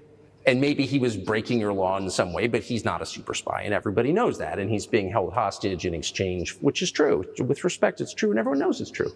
So maybe he's in a different category. Maybe it's not fair to ask for, you know, somebody else in exchange for letting him out. Maybe it degrades Russia to do that. Вы знаете, можно как угодно говорить, что такое шпион, что не шпион. You know, you can give different interpretations to what constitutes a spy, but there are certain things provided by law. If a person gets secret information and does that in a conspiratorial manner, then this is qualified as espionage. And that is exactly what he was doing. He was receiving classified, confidential information, and he did it covertly. Maybe he did that out of carelessness or his own initiative. Considering the sheer fact this is qualified as espionage, the fact has been proven as he was caught red-handed when he was receiving this information. If it had been some far-fetched excuse, some fabrication, something not proven, it would have been a different story then. But he was caught red-handed when he was secretly getting confidential information. Problema turbūt ta, kad jo kokius įrodymus galėtų Putinas pateikti, Rusija. Čia va turbūt problema yra. Ar tu pateiksi iš kokios institucijos ką pavogė? Ne. Ar kaip jis tą darė? Irgi ne, nes čia jau sudėtinga yra, tipo... Jo, greičiausiai čia yra sudėtinga. Bet turėtum kažką pateikti, I don't know. Pas mus Palecki, kaip, pavyzdžiui, teisė, informacijos rinkimas. Buvo teismas, ilgas gan, viskas pateikta, kaip, ką, kur. Nu, gal ne viskas pateikta, bet buvo kažkas. Bet čia tiesiog nieko nėra. Trust me, bro, jis pagautas red-handed ir kokie įrodymai tokiam atveju galėtų būti, kad valstybė ir savo nacionalinio saugumo kaip čia nekompromituotų. Čia sudėtingas klausimas turbūt. Dar plus reikia turbūt kad klausimas, kad dar reikia suprasti turbūt, kokie yra įstatymai ir taisyklės tos šalies. Nes, tipo, Šiaurės Korėjoje, jeigu tu paėmei atviruką nuo stalo, tu jau vagis ir 20 metų nuteisai. Tipo, kitur, jeigu tu esi reporteris ir uždavai nepatogų klausimą ir tau atsakė tą klausimą, tu tik gavai informacijos skaudžios Rusijai, tu espionažą užsiminėjai. Nu, tipo, čia labai priklauso ir kokia klasifikacija.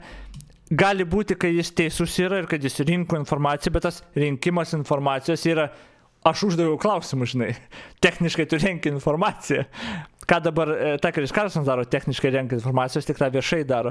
Tai, tipo, čia jau labai priklauso, čia gal netgi didesnė problema ne tai, kad ką jis darė, o kaip klasifikuoja Rusijoje, ką jis darė būtent. I don't know, aš tiesiog nežinau, bet vėlgi tam reikia situaciją žinot, ką jis būtent darė, ko mes greičiausiai niekada nežinosim. Ne, nežinau. What is it then? But are you suggesting that he was working for the U.S. government or NATO, or he was just a reporter who was given material he wasn't supposed to have? Those seem like very different things. Я не знаю, на кого он работал. Но повторяю еще. I don't know who he was working for. But I would like to reiterate that getting classified information in secret is called espionage, and he was working for the U.S. Special Services, some other agencies.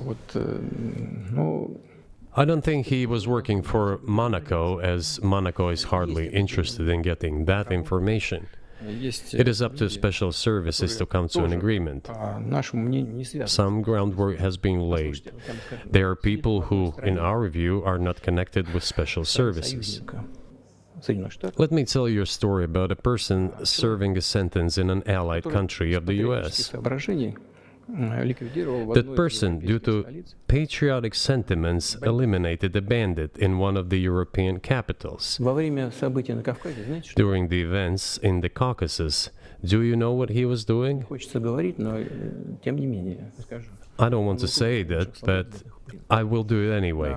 He was laying our soldiers, taken prisoner, on the road and then drove his car over their heads. Okay. Cool story, bro. What kind of person is that?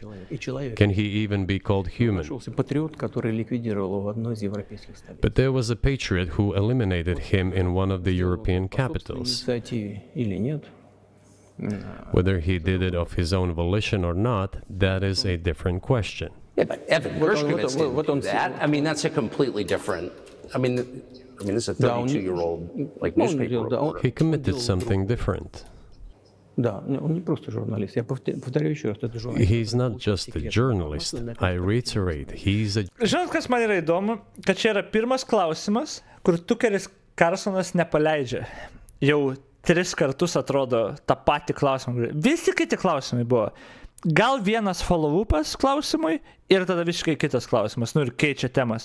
Čia yra pirmas klausimas per visą interviu, kur Tuckeris antrą kartą, come on, žinai, trečią kartą, come on, bet paleis, tipo, trečias, tipo, pirmas ir turbūt paskutinis klausimas, kur Tukeris daug atkakliau siekia ir nepaleidžia. Ir aš nežinau, iš vienos pusės, amerikiečių žurnalistas, tipo, iš vienos pusės, šaunuolis, tipo, mėgina kažkaip gal sukurti kažkokias aplinkybės viešai, kad gal, gražintų namo.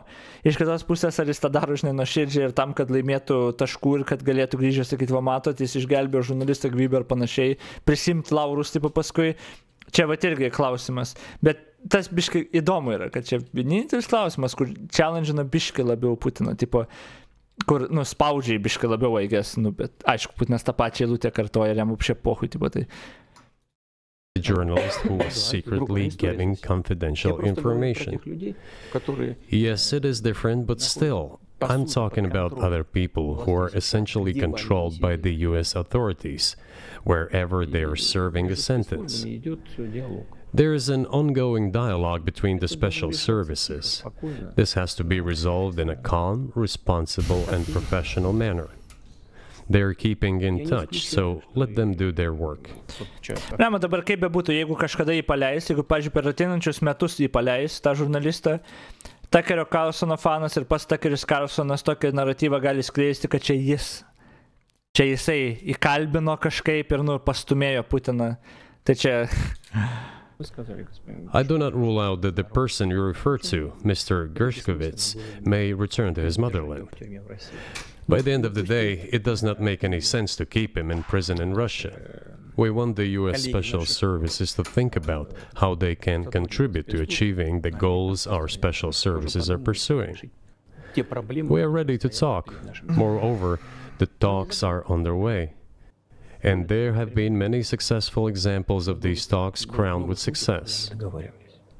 Probably this is going Rusija nori dabar kažkokio smogiko nuteisto Vokietijoje mainais į šį žurnalistą.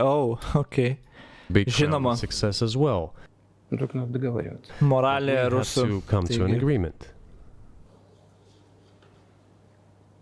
I hope you let him out. Mr. President, thank you. I also want him to return to his homeland at last. I'm absolutely sincere.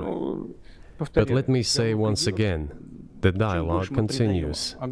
The more public we render things of this nature, the more difficult it becomes to resolve them.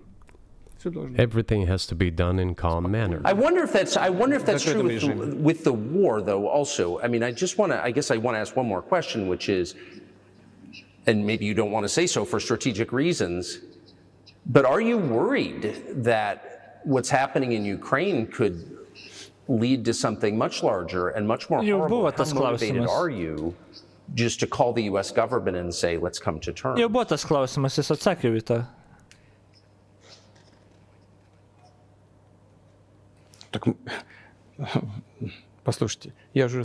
I already said that we did not refuse to talk. We are willing to negotiate. Svarbu, kad nustokit And gintis. Ukraine is obviously a satellite state of the US. It is evident. I do not want you to take it as Satelitas, if I'm kolonija looking for vakarų. a strong Lėkštučio word or an atsakymas, insult. vakarų kolonija. We both understand what is happening. The financial support, $72 billion was provided. Germany ranks second, then other European countries come. Dozens of billions of US dollars are going to Ukraine. There's a huge influx of weapons. In this case, you should tell the current Ukrainian leadership to stop and come to a negotiating table, rescind this absurd decree. We did not refuse. Sure, but you already said it. I didn't think you meant it as an insult because you already said correctly, it's been reported that Ukraine was prevented from negotiating a peace settlement by the former British Prime Minister acting on behalf of the Biden administration. So of course they're a satellite. Big countries control small countries. That's not new. And that's why I asked about dealing directly with the Biden administration, which is making these decisions, not President Zelensky of Ukraine. Но если администрация Зеленского на Украине отказалась от переговоров, Well, if the Zelensky administration in Ukraine refused to negotiate, I assume they did it under the instruction from Washington. If Washington believes it to be the wrong decision, let it abandon it. Let it find a delicate excuse so that no one is insulted. Let it come up with a way out. It was not us who made this decision, it was them. So let them go back on it. That is it. However, they made the wrong decision, and now we have to look for a way out of the situation to correct their mistakes. They did it, so let them correct it themselves. We support this. So I just want to make sure I'm not misunderstanding what you're saying. I don't think that I am. I think you're saying you want a negotiated settlement to what's happening in Ukraine.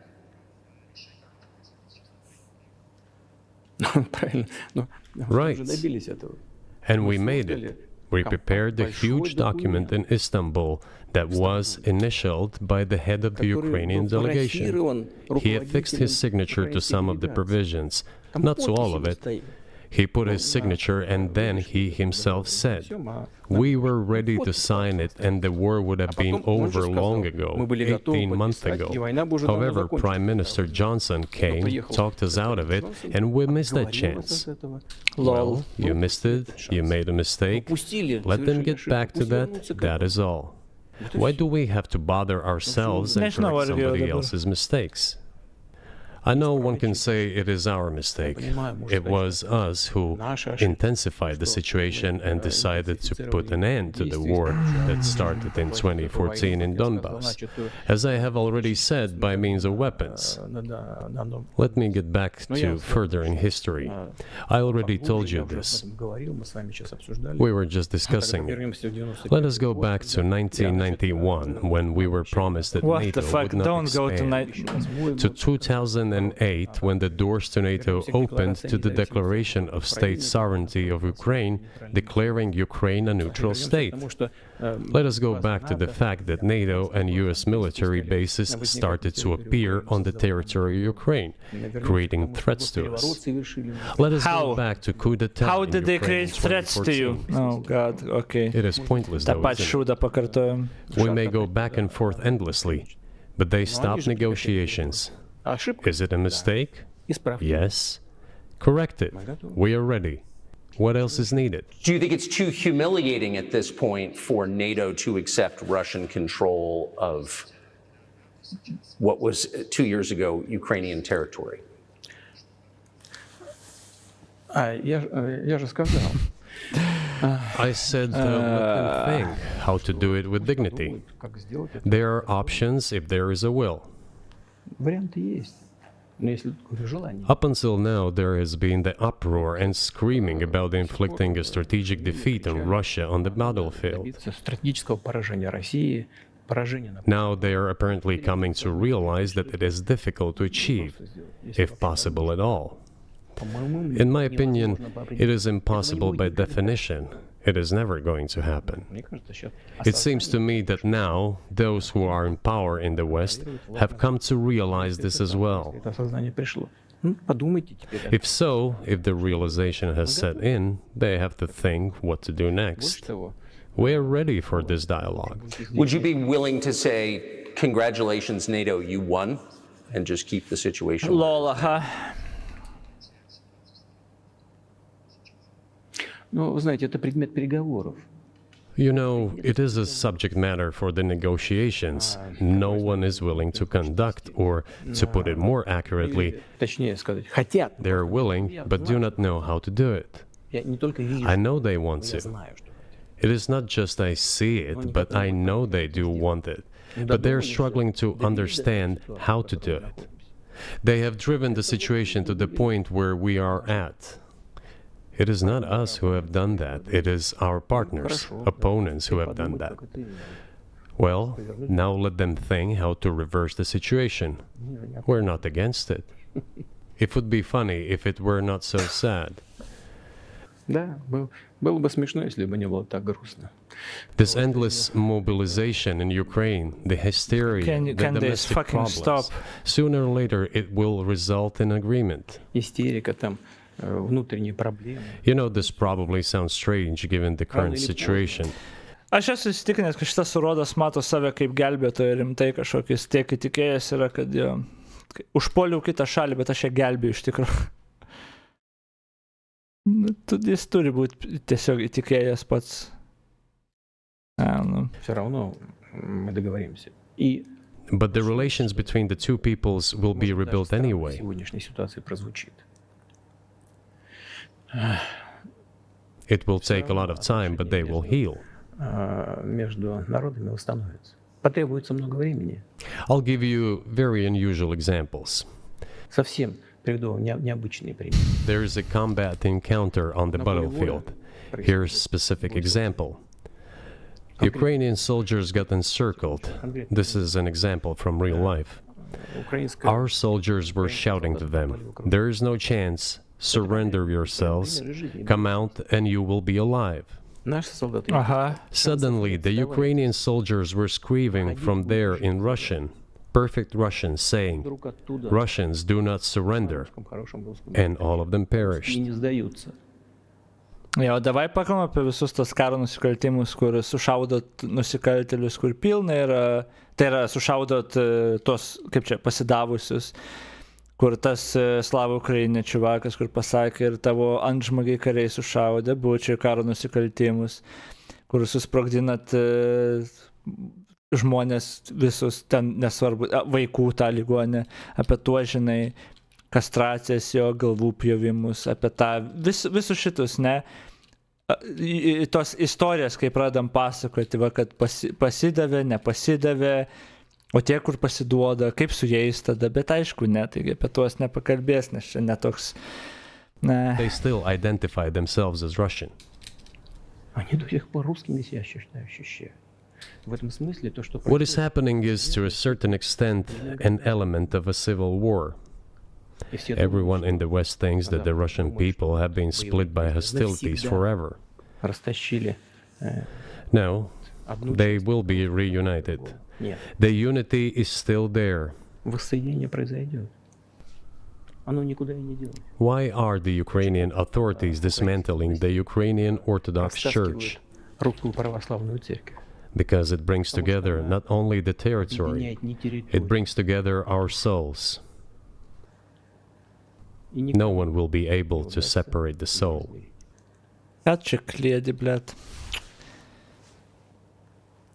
Shall we end here, or is there anything else? No, I think that's great. Thank you, Mr. President. Gerai. Labai tikiuosi, kad kai Putinas mirsis, kankinsis, na gerai. Dar buvo iš fact check'o, man atrodo, vienas, kur... Vienas atrodo, kur nepaskaičiau, tai šį paskaitysiu. Tai, bet jo, mes visai maždaug pažiūrėjom. Ai, ne, čia daugiau. Ai, jo, why the Soviet Union collapsed. Putinas teigia, Russia even agreed voluntarily and proactively to the collapse of the Soviet Union. After all, the collapse of the Soviet Union was effectively initiated by Russian leadership. Why he's wrong. Ex-Russian President Boris Yeltsin was one of 3 signatories to the Beloveža Accords in December 1991, which declared the USSR dissolution. But the collapse of the USSR was primarily due to internal political and economic struggles, with several Soviet republics declaring independence against Moscow's wishes. Čia atrodo tas buvo. Bet jau, šiandien aš tikrai nieko nežiūrėsiu. Fuck me, kaip pavargau. Bet, I guess, patestavom bent jau YouTube streamą, tai aš tiesiog, man atrodo, galėsiu jungti ir ten, tikėkime, ant copyrighto neužlikusim dažniau, bet čia, nu, understandable, kad šitas video buvo copyrighted, bet man atrodo, 99% kur reaktinu, tipo, nebus problemų YouTube ir streaminti irgi, tai nuo rytojaus tada aš streaminsiu ir YouTube, I guess. Rytoj pažiūrėsim biškai reakcijas iš pasaulio, kaip reagavo į šitą interviu. Tai pažiūrėsim ir ten Lekstutis, ten mačiau šnekėjo ir ten, nu, tiesiog pažiūrėsim reaktus šitą interviu ir kažką jau kitką pradėsim žiūrėti. Realiai interviu, nežinau, čia net nelabai interviu, Putinas pasinaudojo progą skleis savo propagandą ir papasakoti savo naratyvą labai dideliai auditorijai. Pasinaudojo progą ir iš tos pusės, kad žinojo, kad Tuckeris nekelia jokios grėsmės, kaip ir matėm, jis nekelia jokios grėsmės, jis yra labai anti-amerikietiškas, labai prorusiškas čiuvakas, tai čia nieko nuostabaus, visi to tikėjos, visi tą matėm. Pats interviu, nu, man neįtikėtinai nuobodus. Nebuvo nei vieno klausimo, kur giliai būtų pasvarstymas priešpriešą kažkokią, kad paprieštarautų Takeris ar kažką, tiesiog užduoda kažkokį klausimą ir Putinas pusę valandos kalba, huiznait apie ką ten kažkaip sujungia. Jokių objektyvių priežasčių invazijai tai aišku nedavė, tai yra visas didelio naratyvo dalis, aš sakyčiau, net loginių priežasčių nėra niekam, bet aišku, čia nesikartosiu. Labai daug, aišku, melų tiesiog, selektyvly išsirinkimų čia ir įpikinimo ten skaičių ekonominių, kad pagrįstum kažką.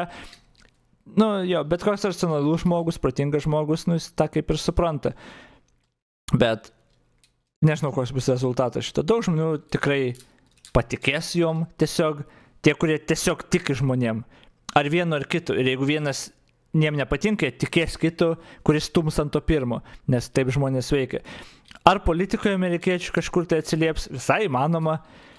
Jau dabar ten yra republikonų nemažas pasidalinimas, kurie ten Trumpo fanai ir panašiai, kur ten Rusija zaibi šalis yra, kas yra neįtikėtina, kad republikonai gali būti taip sugadinti Trumpo, kad jie sakytų, kad Rusija zaibi šalis, ar ten labiau Putinas. Tai gali tai atsiliepti kažkokiem rinkimam, gal propaganda biškai paaštrės Amerikoje ir kadangi bus jie girdėję tos naratyvus ir atsakymus iš Putino, galbūt sukels kažkokias dvejonės, kad ne viskas taip vienpusiška, gal mums tikrai nereikia remti Ukrainos, ten ir panašiai, ir gal jie balsuos už tą kandidatą, žinai, kuris Trumpą, tą, kuris sako, kad jo nereikia remti. Viskas įmanoma, nežinau, norėčiau tikėti, kad greičiausiai mažai įtakos padarys, nes čia tiesiog ramblinimas seno debilo buvo ir viskas, bet, seno debilas, seno diktatoriaus. Nežinau.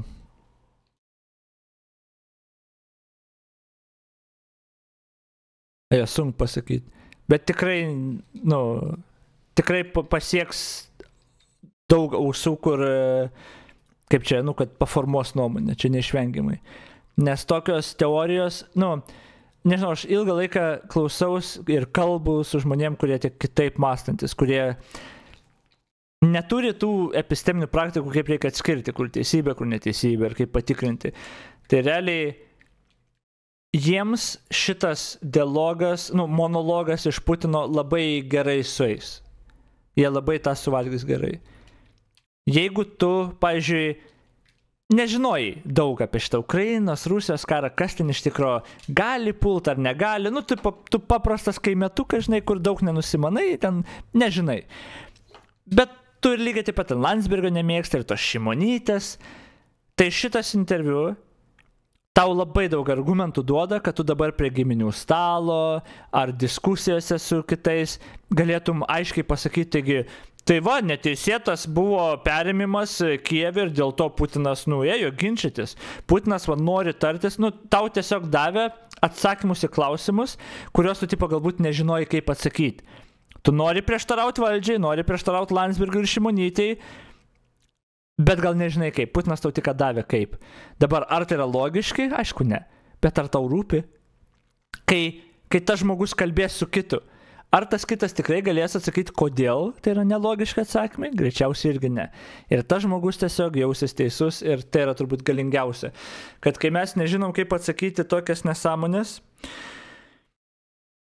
mes leidžiam, kad tie dalbajobai pasijaustų teisus. Ir todėl aš sakau, reikia durnių stumti nuo kelio. Ne duok durnių kelią, ne, jas reikia stumti nuo kelio, nes kitaip po poros metų vaikščios tik durniai. Ir todėl reikia turėti argumentus, kaip jiem atsakyti, kad kai išgirstam ar giminaitį ar kažką, tik pradeda kažkokį klėdėsi sakyti, shutdowninį iš karto. Tiesiog shutdowninį iš karto argumentais. Paaiškini, kodėl jis nusišneka ir viskas. Nes bent jau emociškai tam durniui bus sunkiau. Bet jeigu tas durnius tiesiog kalba vėjus ir jam nieks neprieštarauja ir tiesiog, duoda kelią, tai nieks neturi atsakymą, aš teisus esu, jis taip pasijaučia. Ir tada metai iš metų jis mala tą patį šūdą ir taip mes skatinam tiesiog debilizmą tą, bet anyway.